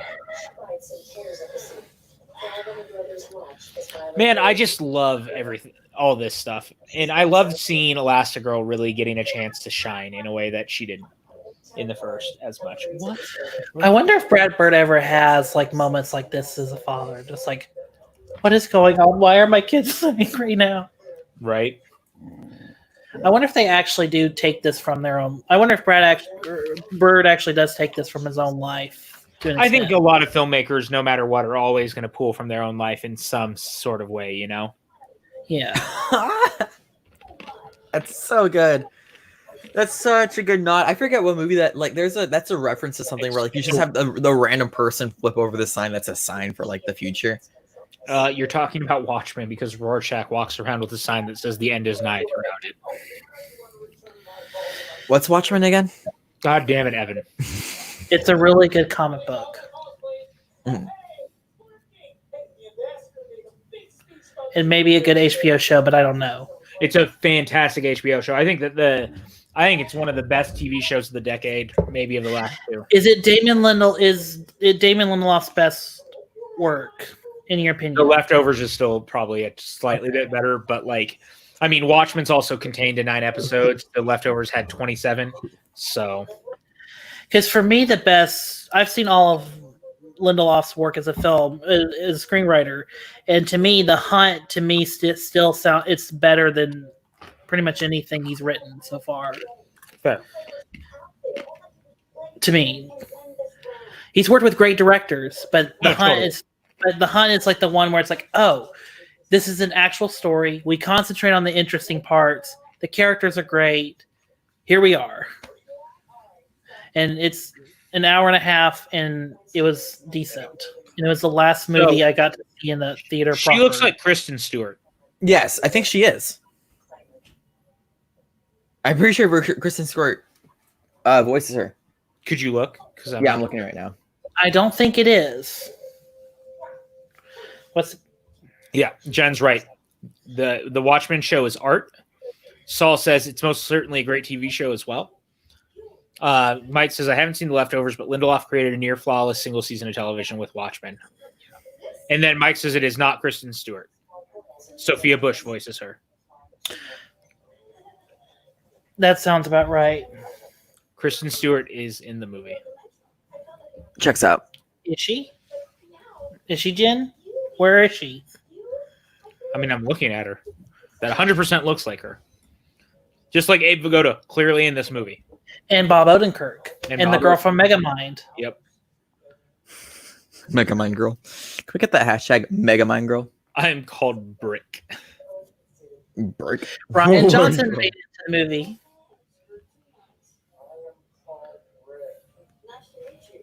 Zapping things, electricity. Name is Reflux. That line, medical condition or superpower, you decide. The writing is brilliant.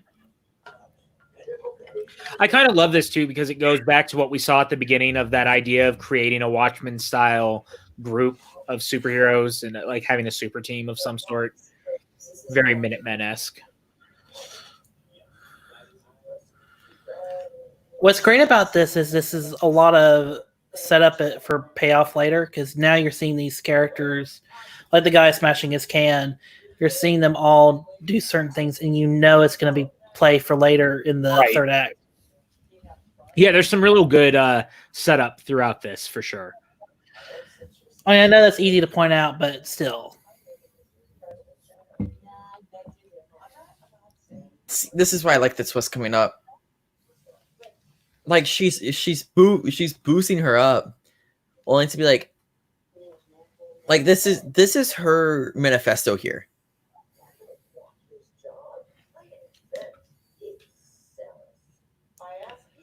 I just can't not be excited. Like, I get so drawn into this dialogue sequence. I just think it's so interesting.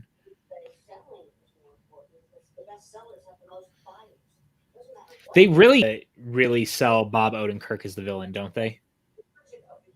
Yeah. Like, they really do. They make a hard push and a hard sell on Bob Odenkirk being the villain. But it's so funny, but during the movie, I wasn't worried about who the villain was, but rather the villain was there. If that makes sense. Sure. That was my thing.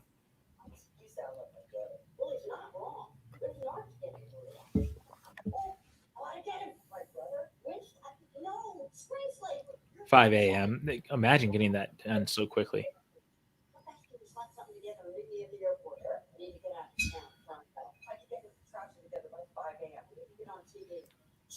There he is. Abe Vigoda's in the movie again, you guys. Look at that guy. Love that shirt. Yeah. I love that poster, the Doing Our Part poster in the background, that right there. I just think it's really cool. It's got a nice Art Deco style that works really. I'd buy that poster. I would too. Also, I like that tiki mug. Thank God the tiki bar is open. Violet hates me and you and superheroes.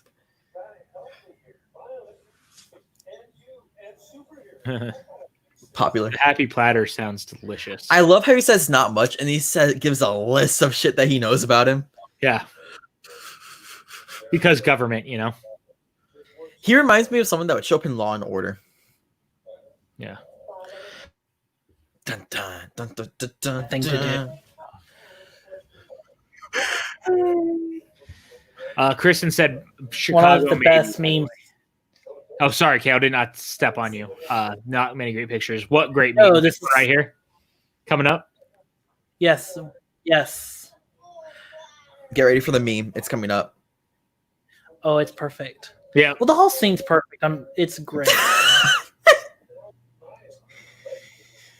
That Brad Bird's is- got a thing for enlarged eyes with both this and Ratatouille, where they both either almost vomit or they put water out their nose. Your eyes get super big. yeah.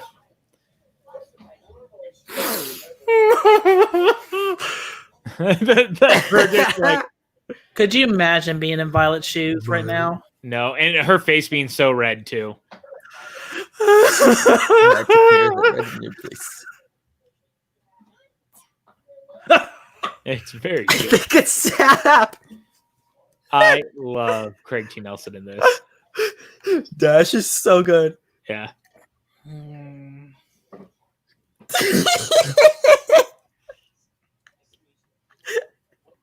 To find a good place to be angry.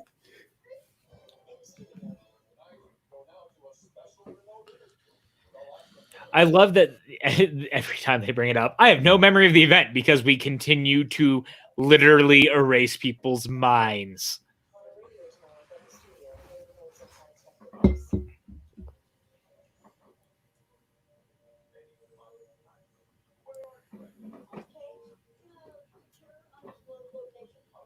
I love that like point of view shot, by the way. I think it looks very, very Yeah.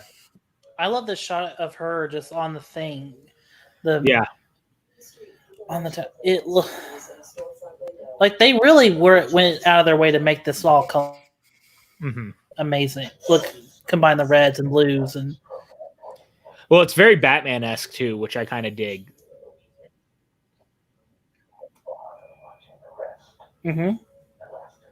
That's the thing I like too, because you know, Batman sitting up at the top of the building is like a very big staple of a lot of that entire series, especially the movies and the cartoons. So very, very cool. could you imagine what Michael You don't play Giacchino's games, you for- watch game shows. Travel relationships risk every meaningful. It's the dialogue for Screenslaver is so good right here. 100%. Screenslaver is actually quite a good villain, I gotta say, and very, very reminiscent of what we saw in a way to Syndrome, but like more using media versus the superheroes themselves against each other. I think Bird made a very timely movie that Yeah. people didn't realize that he made.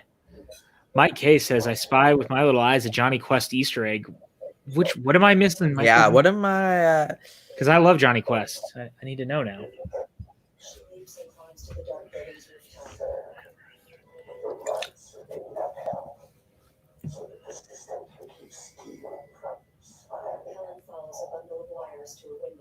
Go ahead, send your supers to stop me. Grab your snacks, watch your screens, and see what happens. You are no longer in control. I am. Helen slips through the bars on a hallway window. Oh man, I love it whenever she just uses her abilities because it's so creative and it's so smart. You know, Yep. just the small things like that always make me excited. Wears his creepy mask and goggles. Helen opens the door. Oh, and it's funny that you mentioned like Batman in this because her costume, as I said earlier, is darker, more angsty, more edgy. So you could argue, you know, she kind of halfway becomes Batman here because she's under the radar, but the difference is she's doing the interviews and stuff.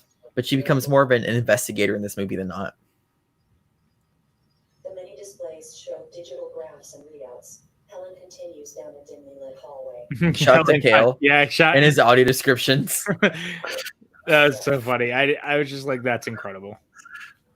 Let me see if I can turn it off. Model eyeballs of various sizes on display. She finds chart. Some posters. All show right. human brain and The clock is such a good use of this whole scene is so claustrophobic. And in all the right ways. Totally. The mannequin's hand and spiral patterns turn. Actually, I'm gonna time this. From the time the screens start to when they stop, because we had a conversation about this scene specifically. Okay. Timer.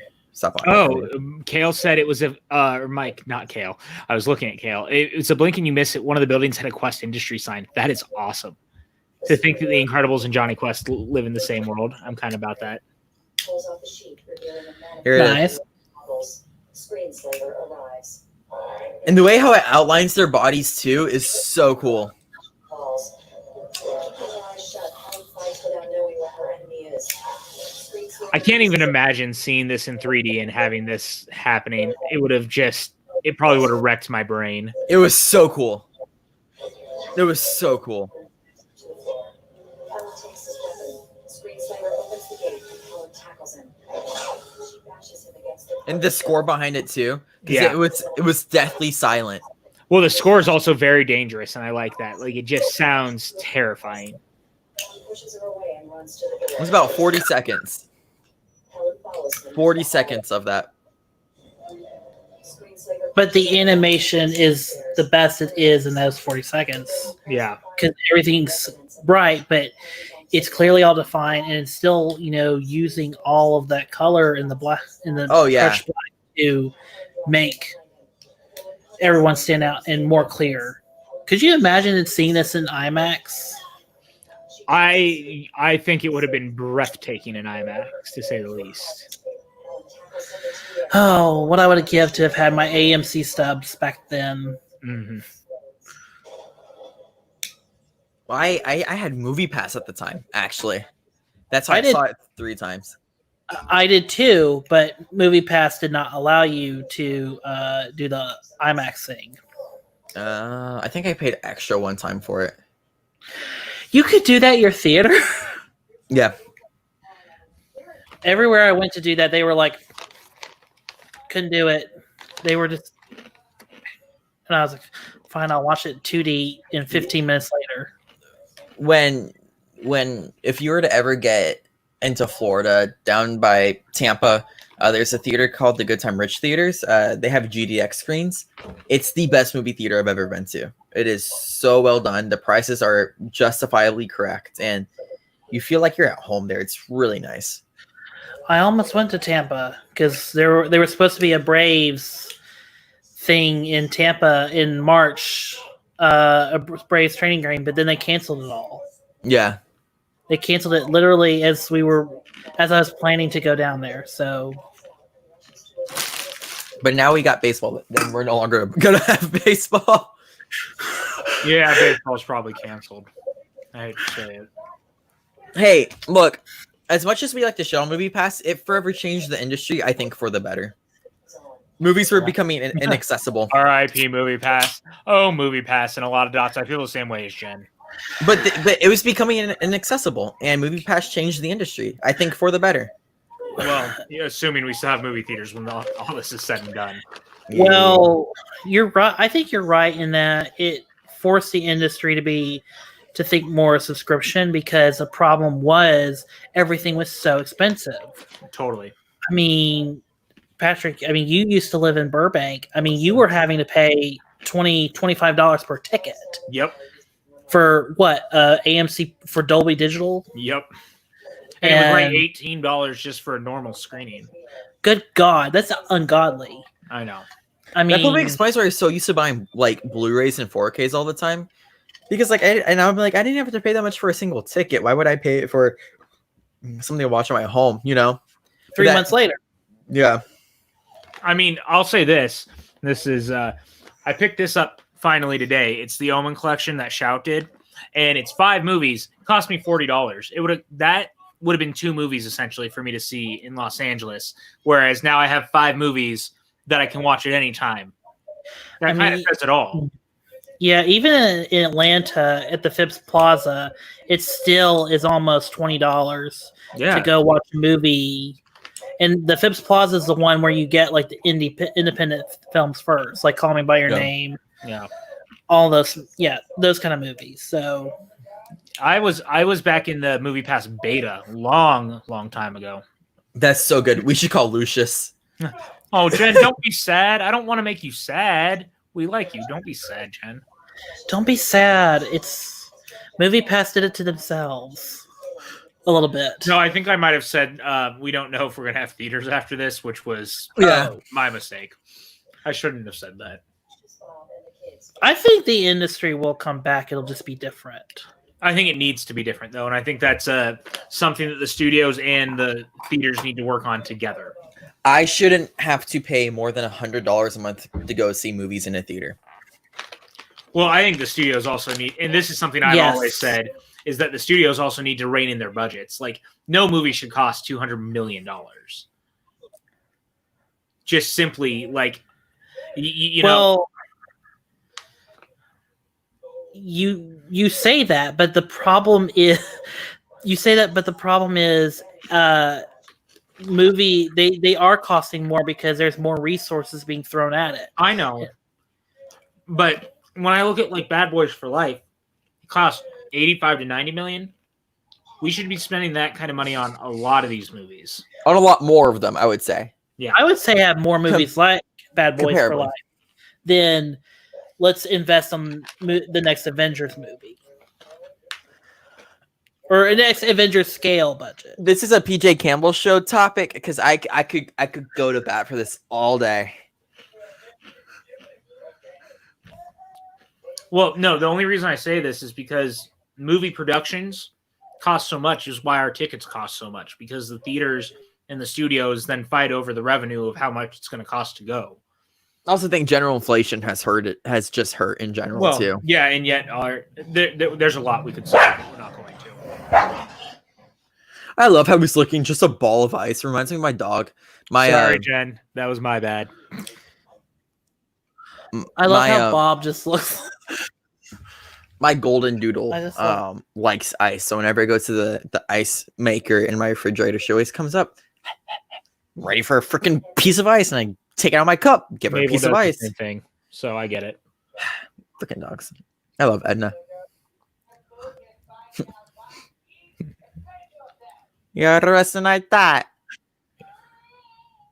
Highly unusual.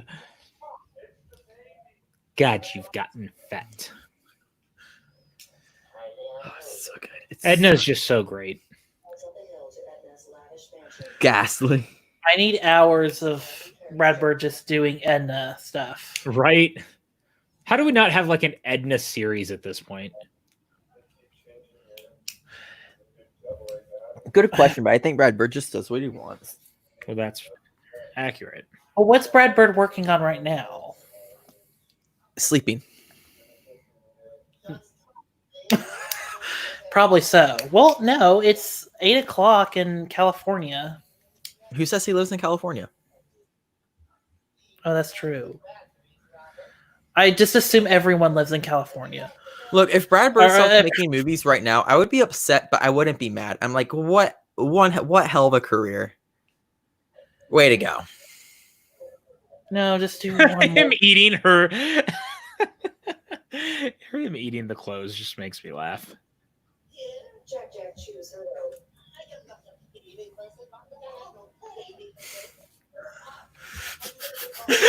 I love this. The hair, though.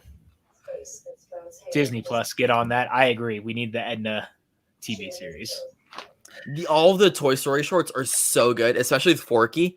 Oh my god, they have done. I actually haven't watched any of those Forky ones yet. I really need to. Dude, just binge through them one day. It only takes about probably like 2 hours tops to get through all of them. They're so good. Even you're gonna leave the bed of a night. Even Edna looks like she's been upgraded. Her animation looks better. Yeah, definitely. The silk robe is my favorite thing because it's the most Edna mode thing that like exists.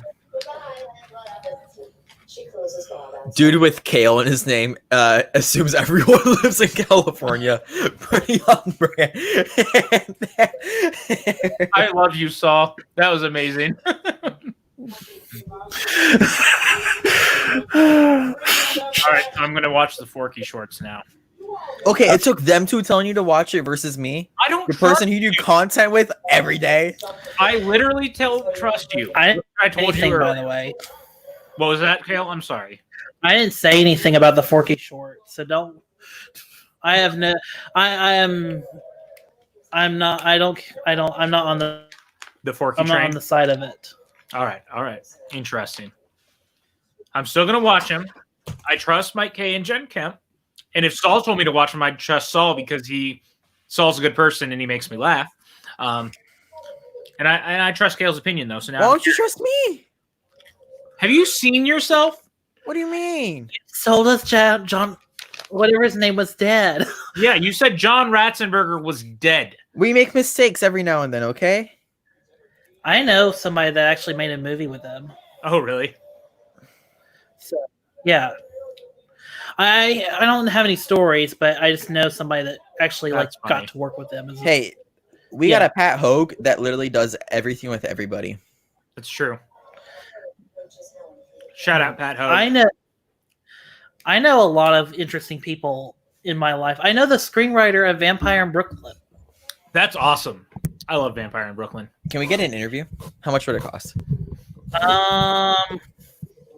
Free. I don't know, but but I'm sure he would love to talk to you guys. Shout out to Jen Kemp, Evan, Ratatouille, Degraff. Jen, Not trusted with No. Pixar. No. I'm not here for this. The fact that my opinion is not the majority popular opinion should be celebrated and should be cherished. That we have people with different values and stuff. And sadly, this isn't an Evan free zone. I'm fucking here. It should be cherished and it should be nourished. I can be trusted with Pixar. It is also my favorite studio, and like I grew up with Pixar, and this is my studio. Like I go to every single one of their movies opening night. Outside of myself being bullied on stream, trust Evan with Pixar. Should we tell people to use that hashtag John RIP John Ratzenberger? I would if I didn't want us to. I don't want John.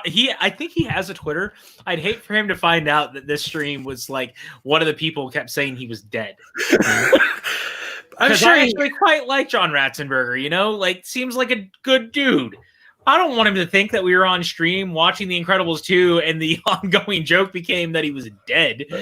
I'm sure he has a good sense of humor. Guys, my memory slips. Like it's a medical condition. It's okay. It's okay. It literally slips. There's nothing I can do about it. Your brain doesn't literally slip. I'm sorry. It can't literally do that. Watch it. I will make sure it happens. Do that. That's good. Mike says knowing him, he might have fun with it. Well, that's good to know at least. Still doesn't mean we should. I don't want someone waking up and be like RMP their name, then having to figure out what the fuck happened. And then he finds out some 9-year-old in fucking Tampa, Florida said rest in peace John Ratzenberger on some YouTube stream that has like 6 viewers. Poor guy.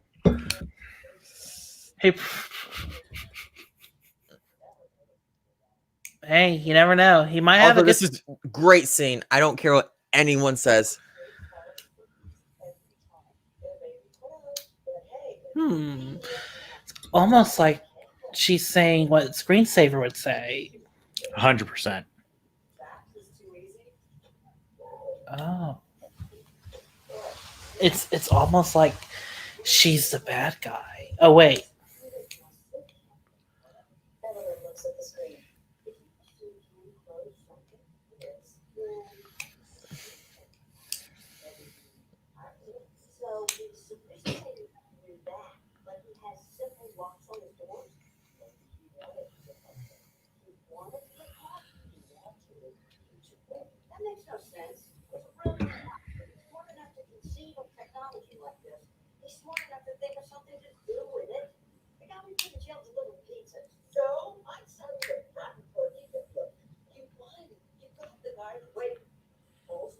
I like how quiet we all got as we watched this.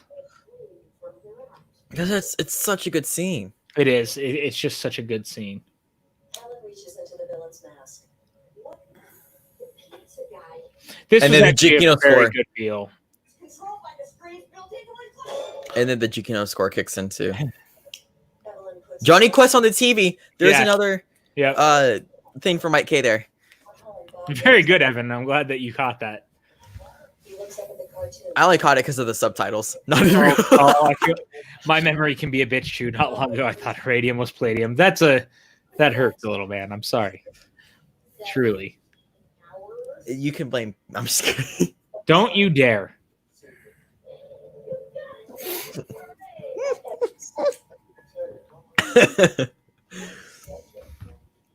I won't. Sorry, PJ. The competitors should know their information. Don't do that either. Stop it. Saul had a great match. He did, actually. I enjoyed it thoroughly. He actually put up one of the best promos I've seen in the year. That's for damn sure. Yeah. His stuff on Let's Get Rated Shimodan was actually flames. I was thoroughly impressed. Dude, the lollipop in the hand on the thing. Blah blah blah blah. It's so good.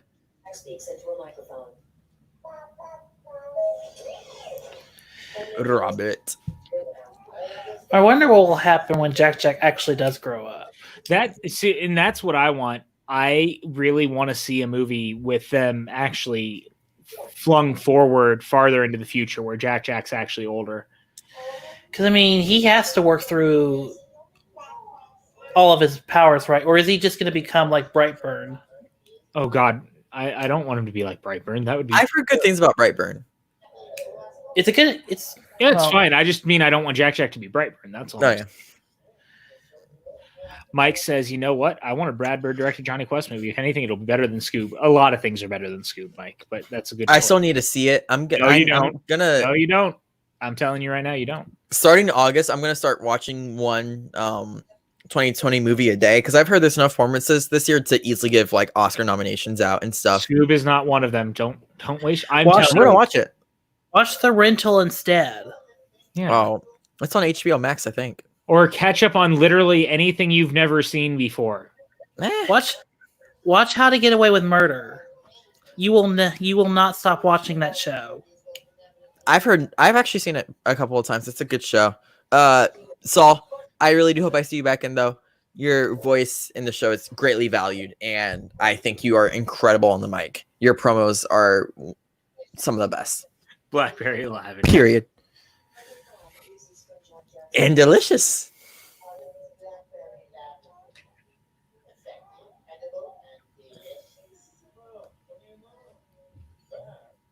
I just love that she did that overnight, by the way. She's bored, dude. She's always bored because she's so good at her job. Exclusive designer. Watch Harley Quinn or watch her. I will. Michael K has been bothering me about it. He hasn't bothered me specifically. It's just on his timeline. I like that you go, you've been bothering me. Well, not really. But it's on his timeline all the time. It is. Thank you, brother. Mike K makes me want to watch Stargirl. What is Stargirl on?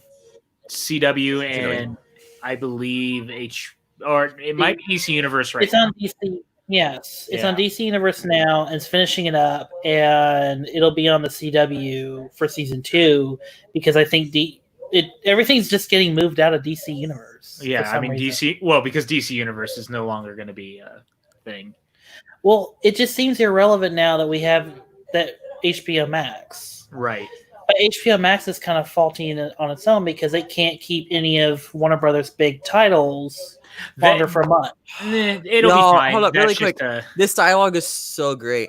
I'm using people's technology to break their trust with it. Yeah. As for what you were talking about, I mean, that's a licensing thing. That stuff's always going to happen. We see it frequently. It'll all bounce back. But they can also they can cycle, but that'll be good at least. Yeah, I mean, it's not a huge deal. It's just like, really, you could keep the DC movies for like a month. Yeah. Really? Couldn't made it work for last all summer? No, it's fine. I mean, Peacock's also having the same issue, and Peacock at least had Sight too, therefore making it the best streaming service. Peacock, don't make me say, is underrated. I agree. The fact I can access Phantom Thread and totally free is everything I need. I haven't gotten it yet, so You should check You it don't out. need it. I It's actually free. think- yeah, I actually think it's got some good stuff on there, man. The SNL channel is enough for me alone to have it. So I would like. Did they have the George Carlin episode? I don't know if they have the full. There's like they do have episodes, but there's like an actual channel, which is like Oh. very, very cool. Okay.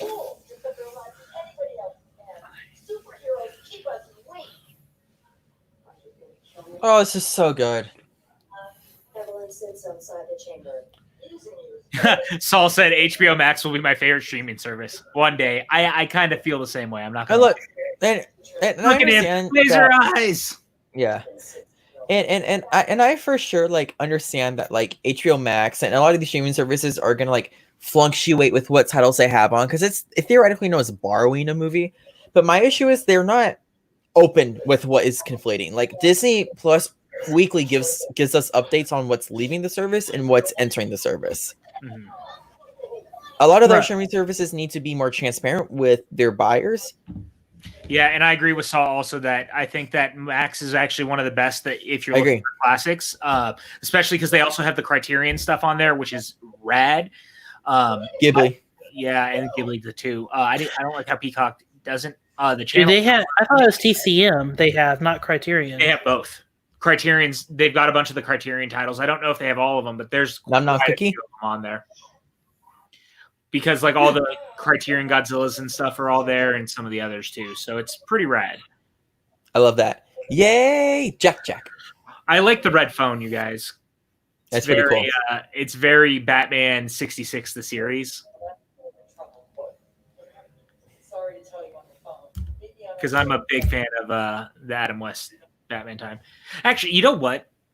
Frozone kind of looks like Keith David. Suit up. It might get weird. Maybe. Like specifically from They Live. That's what I was thinking of. Because the facial features remind me of Keith David a little bit in that shot. I'm also just like the biggest John Carpenter stan, and I will die on the hill that They Live is a masterpiece. He hides it as Violet.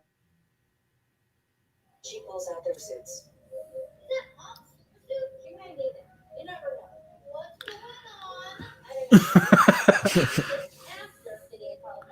I also like John Carpenter too. I'm not gonna leave you hanging there. Thank you. I appreciate that. Well, if you're hating it, I just love this movie The so way much. that the owl turns his head is actually so terrifying. That's almost Exorcist-like in the way that it's done. This reveal is so good. Yeah. Hello there, little fella. Hello. The kids aren't sick. Never sent us to take you. Yeah. See, Jen says it too. He's got that strong Keith David strong chin. Exactly. Y'all be looking at chins. Are you? Well, that's all we have to look at. Summon. I love how Dash is smart enough to be like, wait, we need this. Uh-huh. Also, Dash just loves like his dad so much. That was so good. Lucius fires a freeze beam. The death tech supers break free of the ice. Lucius uses his ice powers as he indicates free from the various supers. Reflex spews flaming magma that lands in I would actually love to see Jack use his powers to his full ability though. Like that is a movie I'm looking forward to. Just the master race of all babies. Planet's reach. The electricity super shoots energy beams. Violet creates a purple force field around My other thing is like, and I think that's kind of part of my thing with the film overall is that I kind of do wish that it had jumped ahead in time because I did want to see what Jack would be, but I'm also willing to be like, maybe we can get there, you know? Because we got Frozone as a babysitter, to Mike K's point. Like, this is still pretty fucking dope. Not wrong. Hey, we still got Incredibles 3. Yeah. We can do the time jump. Is Round that out that confirmed yet? Or is there not going to be an Incredibles 3? Oh, I don't know. I'm just saying. No. I'm just saying, like, That's maybe. all- Good. Oh, sorry. I was gonna say that was very horror movie like. By the way, when he like jumped at the car, very zombie like, kind of George A. Romero style. I watch too many horror movies, guys. I didn't notice. It's like pretty much my wardrobe outside of a couple of Yankee shirts. Is there like one or two behind you, or is that just all like the Rocketeer collection? Joe, I don't know, man. I don't want to give away all my secrets, Okay. This is so cool. Evelyn calmly reaches into her jacket. Bob pulls Helen close.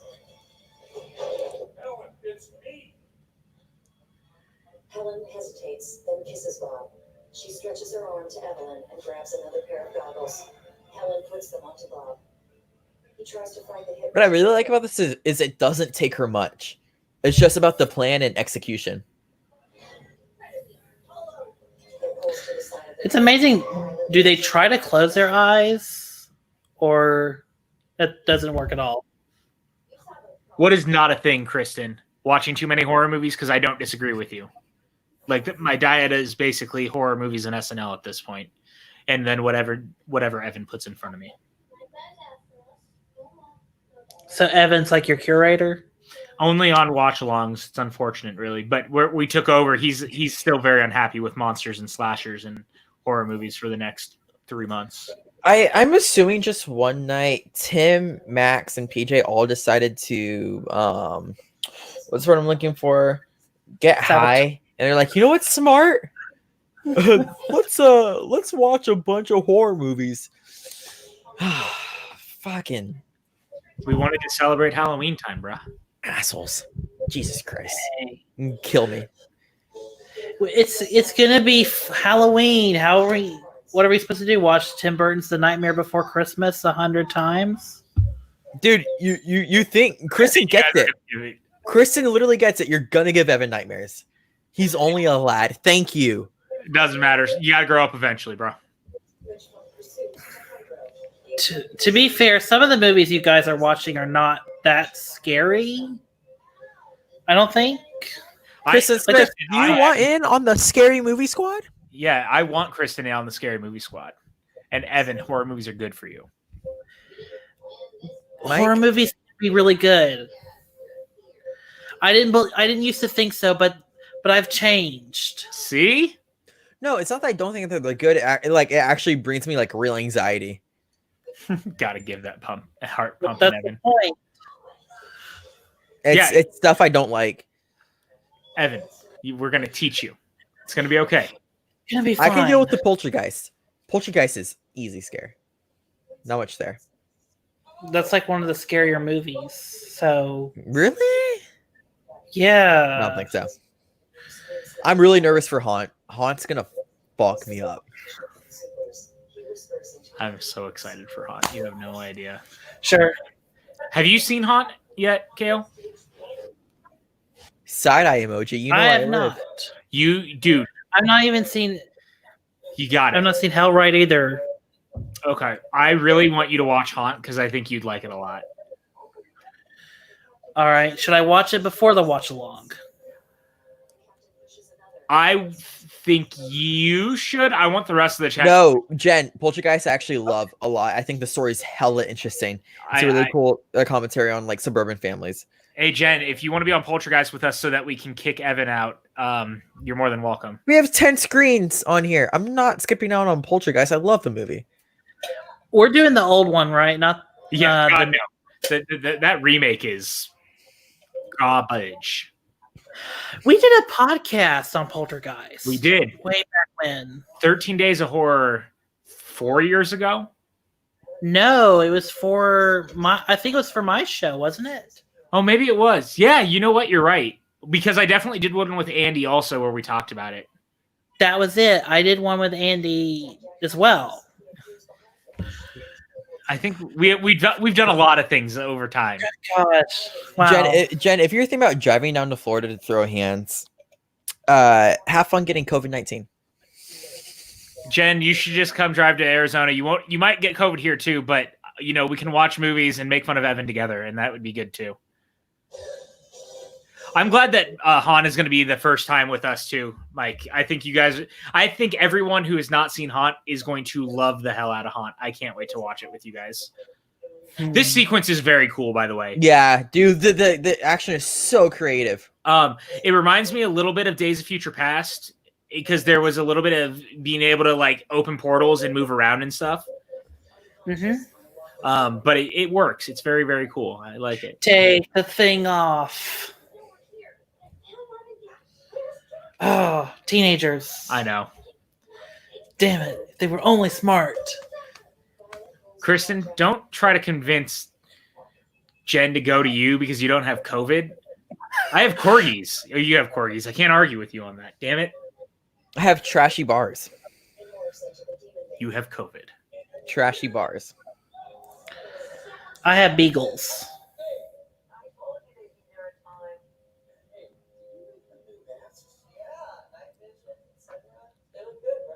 God, this movie is You're so smart. Kristen, you're lonely. You have a child and a husband. And dogs. And dogs. I have dogs and Ryan Snelling. And Evan. And horror movies. And horror What about movies. Christos? You have Christos. I have no one, Kristen. No one. It's very lonely. You have Tim Franco, Aaliyah, Dan. Who I can't see because of Chance. COVID.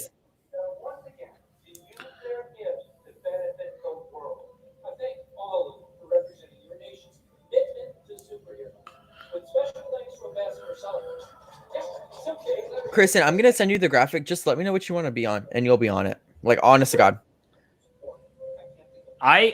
Okay.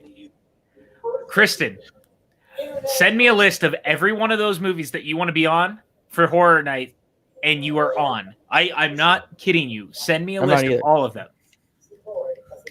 Wait, Kara stabbed you? Bro, we know she been evil. We've That's been true. known this. I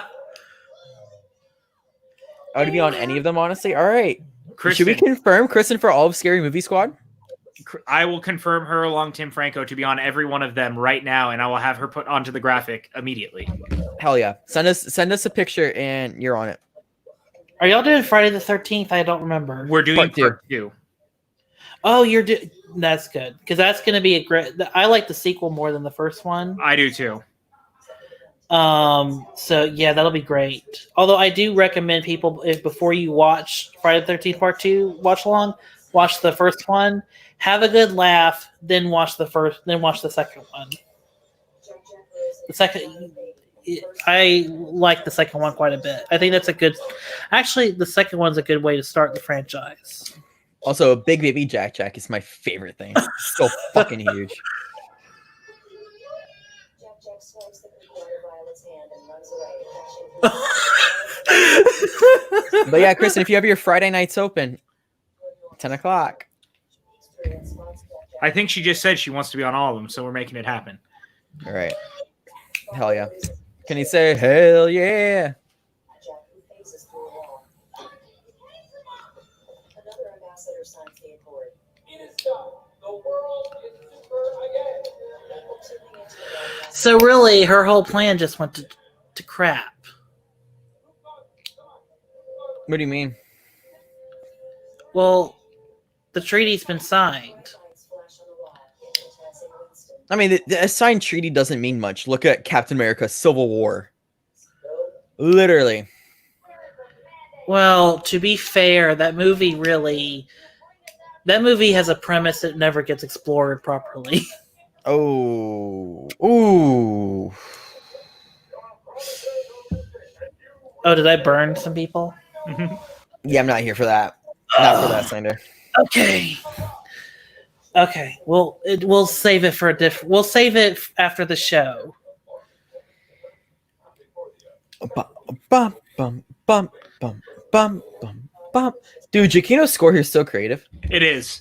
And again, very Golden Age superhero-y to me, which I like a lot. And it's different. It's also different from the first one. Definitely. Did a pretty good job, like, making the two a little Well, different. again, very different movie though too. That's the thing is like this one's definitely more of a superhero movie than a spy film like the first one. Though this is a very Bond-esque sound right now, which I like a lot. But I dig what it's going for a ton. Bum. Jack. Bob smashes the steering console. Jack enters. Jack enters. The adults I just love the super baby side of it. It's just the best. Well, I love the kids that are now in charge of saving the world. Yes. catches him. Jack uses telekinesis to remove her goggles. Oh, this is so good, you guys. Helen snaps out of it. They did it. They got him off. Then jumps on Bob and pulls off his. She smashes both pairs. Aw, Jack. What if the goggles are a comment on 3D glasses? They're not. Okay. Just trying to throw more film. But I think they're could be. closer, like a closer descriptor of like how we view our phones. Like I think fair. that's what the analogy is supposed to be, because we're also attached to our phones and we're all kind of controlled by the media in that case. You know, Right. we're all controlled by the things that we see and how we perceive them.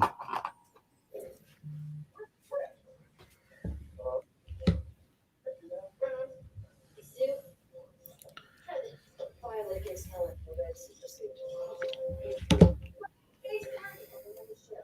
How did you not escape?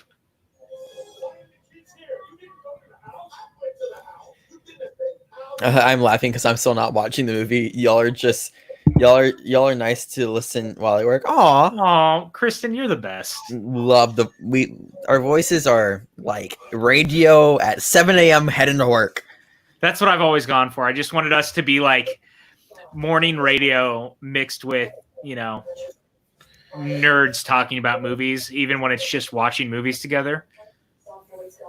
Angry Jack is my fave. Kristen, because does Kara turn into Angry Jack at all? Did we get She that? stabbed her with a fork, dude. Dude, Ryan Braun sucks. I know this is off topic. The bases were loaded. He could take a hit by pitch, and he didn't. Guy sucks. He also took steroids. Ruined the game of baseball forever. That's all I have to say for today. F. Ryan Braun. Rick holds Bob against the wall. Helen pulls Rick off and Bob punches him, breaking Rick's goggles. Evelyn watches another control room monitor. The Netflix descriptive is very spoilery. The what? The Netflix description thing is very spoilery. It's telling things like it's talking about things that are happening 2 seconds both ahead of itself. So They kind of have to, because for people who have visual right, disorders. yeah, you're right. Yeah. You're right. Yeah. Saul says he's not watching either. He's painting and digging the convo. See, this is what it's about, you guys. Even if you're not watching with us, so we're hoping. So you're what are you having fun. painting? Out of interest. I'd love to know. Little secret. Sometimes I'm just listening to you guys too. So, because sometimes I we've don't been on have. this. We know this because you were definitely watching Golden Girls one time while you were in the watch along chat. I was actually watching Lilo and Stitch and the Golden Girls and you guys all at the same time. That's stressful. It was the wedding with Leslie Nielsen. It made me laugh though. I'm not gonna lie to you. Hey, it's good content. That's what we aim for, man. And I'm glad you're all in for the ride with us, of course. Again, I love this whole sequence. I love the portals and how it plays out. I think it's very, very cool. I think it's brilliantly executed, especially in animation. You can try that. She's doing her best. Jen says, I'm not watching either. Is anyone? LOL. I hope so. I at least hope one person's watching this great I think movie. both Patty and Mike are definitely watching the movie with us. All right. Hey, you did this. Can you undo it? No one's ever asked for that? These make great commentaries later, even if you're not watching live. So it's all fine. That unpunch, uncrush thing was hilarious. Yeah. So I didn't really realize that there's 2 action beats in the cabin of airplanes between the 2 movies. And Yeah. that's very interesting to me. Brad Bird loves his airplanes. Yeah. And see? the more future tech they look, the better. Jen says, luckily you guys pick movies I know, so I'm watching along in my head. You love to see it.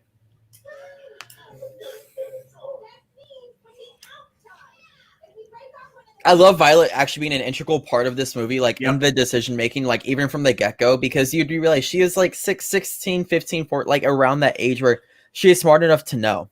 Yeah, absolutely.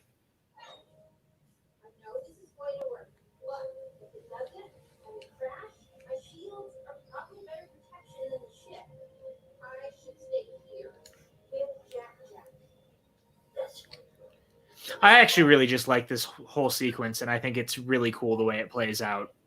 A lot of these sequences have an issue with the race against the time. Like the Phantom Menace has a bit of an issue with that, where it's just like one thing and it's over. Right. Like this movie makes sense because it's not one thing that's over. It's the scenario is over now. It's that one set piece is over. It's just 3 different, ones. I'm not trying to take shots at the Phantom Menace, but that's just the one example I always go to where that third act just doesn't work for me.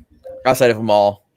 Well, what I love about Brad Bird's editing with his climaxes from Incredibles to Mission Impossible to this is that he always it goes faster. The more intense, the more the more intense it gets, the more the situation always escalates and it gets more intense till finally there's a release. Yeah. And then but by that point the escalation has reached its height so much. And we'll see it here again. But I mean, we talked about this with Ratatouille. That last 20 minutes has more of the movie than the rest of the movie does. That last 20 minutes has so much in it. It is insane. Right. It's not, but it's not like as intense as, or it's like a, ticking time clock, but there is a goal to reach in Ratatouille. Yes. And there's a goal to reach in Iron Giant as well. And in Tomorrowland as well. That shot, by the way, can we just talk about that? She just literally shot her out of the plane. You had to do it, though. She had to do it. Well, I just repaired my airbrush as a warm-up. I am doing some half-ass Shrek stuff that wildly. That's awesome, dude. I love it whenever you can just be like wildly creative for no reason. I play the guitar, and I'll just do some random shit on it sometimes instead of strumming it or even picking it. Slap my hand on it, see if it sounds good. I get it. It's fun. I don't want to hear you slap anything. I'll show you afterwards, PJ. Please don't. Oh God, Evan, please.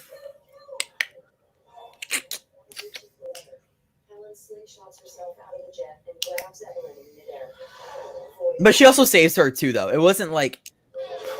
No, she definitely does, but also it's just such a great thing, man. I love Kristen. Saul is such a mysterious individual. If Saul really is your name.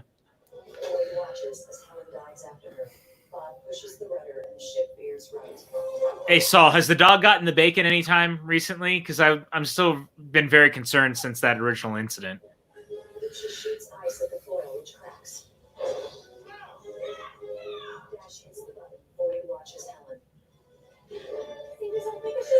Oh my gosh. I love this, man. This whole sequence is just like, it's a well-made action sequence from beginning to end. Like, and it just, the escalation really works, and it really is the intensity. Positions. And what I'll say is it literally takes everyone in this sequence for them to win and to stop everything from happening. Like every character plays some sort of part in it, and I love that for it.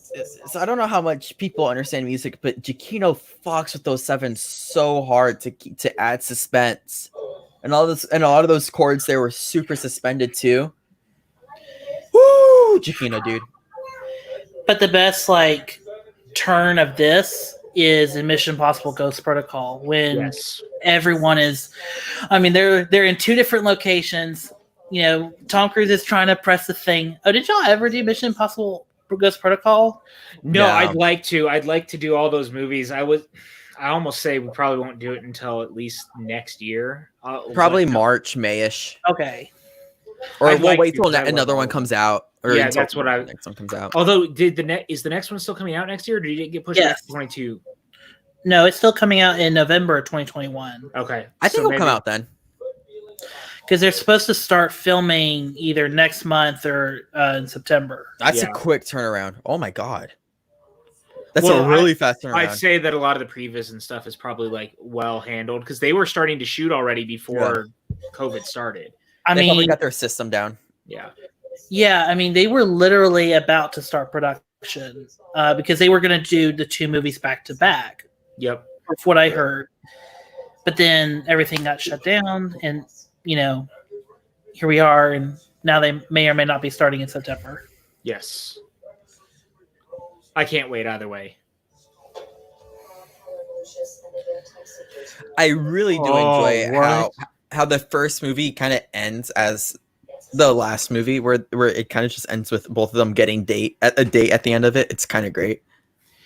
I don't know if I know you don't watch Doctor Who, but for those who watch Doctor Who, it's actually very reminiscent of the end of David Tennant at the End of Time to me, where in the End of Time, his last line is "I don't want to go," and then when they bring him back for the time of the Doctor, or the Day of the Doctor, excuse me, he has the same final line because they didn't want him to have a different line again.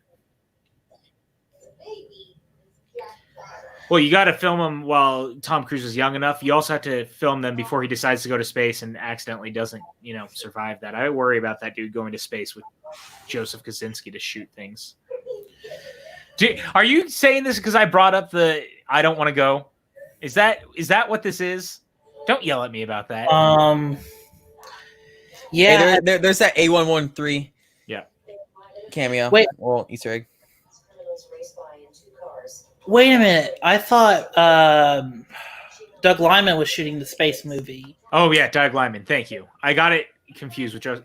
Kaczynski might be coming back for Tron though, which is I thought he was doing the Netflix movie first. Thank you, Saul. I'm glad that Duke did not get the bacon, but I'm glad that you've been more vigilant since that incident and that it was the turkey bacon. Stop saying those words. I don't want to go, Kristen. I don't want to go. Wait, there was a turkey bacon incident? There was, I don't even know how long ago, like a year and a half ago, maybe 2 years ago now. Saul called into Collider Live, and when he was on the phone, the dog stole his bacon. Oof. Oh, That's unfair. I know. It's he unfortunate. baconed.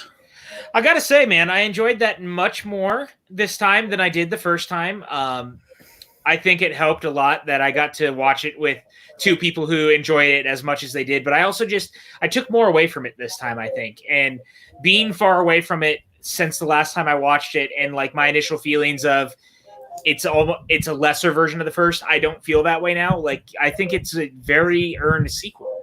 Yeah. And not like attacking you or anyone specifically, but I do think it was an expectations thing for a lot of people. They walked into the theater expecting a different theater sequel than what they wanted. Everyone had this pipe dream in their head, and it just didn't exist because it was Brad Bird's vision and Brad Bird's vision alone. No, absolutely, and that's it's understandable on both sides. Like for people who waited as long as we did between these movies, you expect something in your head, but I think it worked. I'm going to go down to Kale. What are your thoughts now that we've watched The Incredibles 2 together? I think it works a lot better. I never got to my criticism in that none of what Screensaver, when I first saw the movie, I didn't really think anything that Screensaver was saying really matched up with what was happening, what Mega Man girl wanted. Right. But listening to the dialogue more, and now that I know what the twist is, it does make more sense. Mm-hmm. It's just one of those twists. It's not as good as the Syndrome twist. One of the things I love about Syndrome is even a much more relevant villain now than he was in 2004, because we didn't know how bad fandom was going to be. Right. we had no idea how we didn't know, but that's what syndrome is. He wants the very thing. He wants to become the very thing that he loves, but he's willing to destroy it, or even bring it down a notch to so he can have his moment. It's a full ego thing here. What's Catherine Keener's character's name? I just call her Screenslaver at this point. Screensaver. She just wants the world to realize how much reliance we are onto other things, and her standpoint does make sense. So, but it's still, she's going at it in the worst way, Right. Absolutely. So, but still quite a good movie, man. I enjoyed watching it. Evan, you really stand for this film. So what are your thoughts? Look, I think it keeps playing better on rewatch, because especially like when you have those intense moments between Elastigirl and Screenslaver, you begin to realize how really well written the dialogue is. Brad Bird does an incredible job with scripts, and then an even better job directing said actors with those scripts to like actually build that tension. And none of this works out that Giacchino score. Giacchino and Brad Bird, I think, might have one of the best partnerships in film right now. They consistently work together. They consistently provide amazing scores and films. And it all just blends together. And dude, the fact that they flipped the script between between Mr. Incredible and Mrs. Incredible through all this is what really makes me like happy, because we got to see like the downsides of being a parent, and we got to see like how stressful it can be, and we got to see how you need a support system to elevate yourself and your family. Because it's not easy at all. It is never easy being a parent. And I think they did a really good job of showing that vulnerable side. And seeing Elastigirl thrive is always great, man. That character is so well written, and she is so likable because you just want to cheer for her. And you do such a good job of that. Being Dash is always fun. And Jack exploring his powers really made the film a lot more interesting. And that raccoon scene, as we said, belongs in the Smithsonian. So, like I said, it is a fantastic film for me. It's definitely up there in the Pixar. I really want to do a Pixar PJ Campbell show, so we can talk about how the film shouldn't necessarily be ranked, but maybe put into tiers. I think it belongs to that A tier of Pixar because it is done right in so many ways. Yeah, I don't disagree with any of what you just said. And I think that Pixar's always done pretty great work altogether for us. I don't think that they really have any really, really bad movies. And I think that there's definitely some tiers for Pixar, but this absolutely belongs in the upper echelon of what we're talking about. Mhm. But damn, man, I'm really glad we did this. I'm glad that we had everyone in the chat that came to hang out tonight. Real quick before we let everyone go, Evan, how about you run a show for us? All right. Tomorrow we have a famous last words with the Maxwell Haddad. Okay, stop singing and just do it. Just do it. But it worked. It's episode 11. It's finally back. It took its time. Look, things happen. I have a busy life. Everyone else has busy lives, but I'm really excited. Max is a very interesting person. And look, we don't get a perspective on famous last words about Broadway and kind of the inner workings of it. So I'm really excited to get down and groovy with that. Wednesday, the Newsies, Kevin Smith, Robert Parker, Kristen Smith. Make sure you guys check that out. And then last Thursday, we had Front Center Magazine with the Heath Saunders. I know Max was very excited to talk to them, and as well as you were. And I've heard it was a great show, and you guys had a really good time. And then Friday, we have Cloverfield. Dude, I'm really excited. This is one for some reason I haven't watched, but I've heard nothing but great things about it. So I'm really excited for that one. And then Saturday, put me in my hell, please. Why did we agree to this? I'm not sure. Why did we think this was a good idea? Here we are once again. Why did Chris Clark put a mustache on my face? Because you actually look like you're more than 10. No, it makes me look like I'm fucking 6. All right. Hey, look, It makes you look like you escaped from the 70s. Some of the people in the chat will actually be on this one, including Kristen Smith and Jen Kemp. It should be quite the show. Dude, that's the panel too. Like, look at that fucking panel. Max, PJ, Dan Nye, the movie guy, Tim Franco, Liz Haddad, Kristen Smith, Rosca, Jen Kemp, Aaron Turner, and the only Cara Smith. I'm actually talking about John there, but yeah, you know how it is. What else we got? And then we also have, we're doing the top 10 Batman the Animated Series episodes. Fun fact, I've seen this show, so I think I can bother PJ enough to be on it. That's going to be Sunday on the PJ Campbell show. It's going to be an interesting conversation. It'll be a good time. And then lastly, but not least, Monday. The double feature. We have Batman Mask of the Phantasm and Batman Beyond Return of the Joker. Return of the Joker. I don't think I've seen that one, which I'm actually a little bit more excited to see because I liked Under the Red Hood a lot. Whoa. Evan. What? Evan. And then, yeah, check out the Spotify and the iTunes. Chris Clark works really hard on it, so make sure you guys check it out. It's there. And then I use Spotify. Others use iTunes. Nope. I don't know what you're talking about. Nope. One last thing. Nope. Did you? There it is. There it is. I wouldn't take it off. I'm not that petty. What's happening, Evan? I don't know. Scary Movie Squad, September 4th, Halloween, the 11th, Friday the 13th, Part 2, Scream, and then Haunt. Killer Clowns Out of Outer Space, I'm really excited for. That's going to be a lot of fun. You Poltergeist. can make it through that one. That's not scary. Hell yeah. Poltergeist, hell yeah. The Conjuring, fuck, dude. I've seen it. I'm not excited for it again, though. Yes, Saul. We're doing the top 10 animated. Hey, Saul, you want on? He's more than welcome if you want want. On, Saul? Message myself or PJ on Facebook or Twitter, whatever, at Evan Degraff Live. Cabin in the Woods, I haven't seen, but I've heard great things about. Sleepy Hollow, I feel like it's going to scare the shit out of me. Trick or Treat, I'll be able to get through. Maybe it's an older one, right? Yeah. Well, kind of. It's like 2004 at this point. Oh, I'm fucked. And then Halloween 2018 is going to fuck me up too. So I'm excited. We've got a gaggle of guests, as you guys can see. Mark Riley, Tim Franco, Kristen Smith, who is going to be added onto the graphic. We're going to have Theresa on. We're going to have William Bibiani. I'm sure Kale will pop into at least one of these. Like, you guys, the line of talent of all of us together is going to be ridiculous. And I am so excited for all things scary movie like in mind, because I just love all things spooky. But, guys, what a good night. Kale, thank you for coming and hanging out for the second movie, man. You're welcome. Thank you. Sorry I couldn't be here earlier for the first one. I love The Incredibles, and I love this franchise. So I loved having you, and I speak for both of us because what Evan says doesn't matter anyway. So, thank you for being here.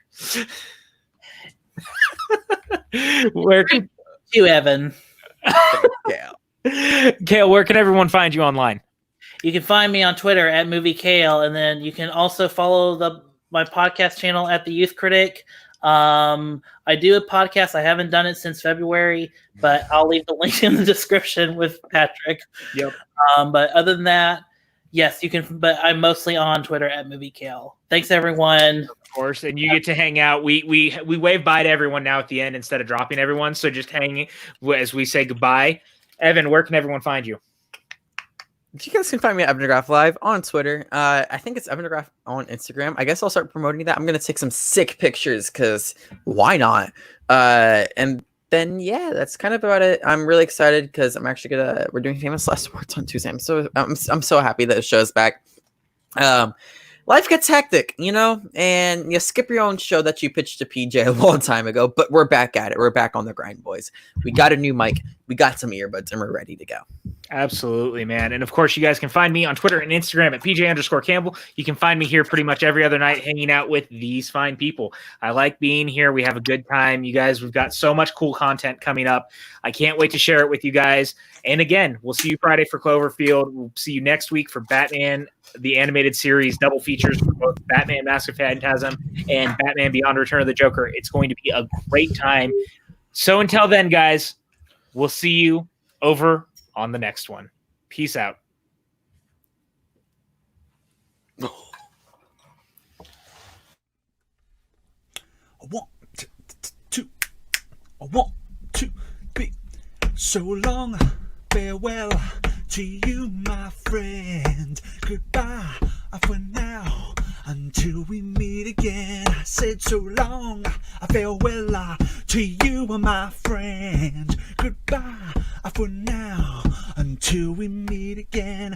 Oh, it's been great to play and sing together in the box, and now it's time to say goodbye. Ooh, ah, ah, ah. Ooh, so long, farewell to you, my friend. Goodbye, oh, for now, until we meet again. Goodbye, for now, until we meet again.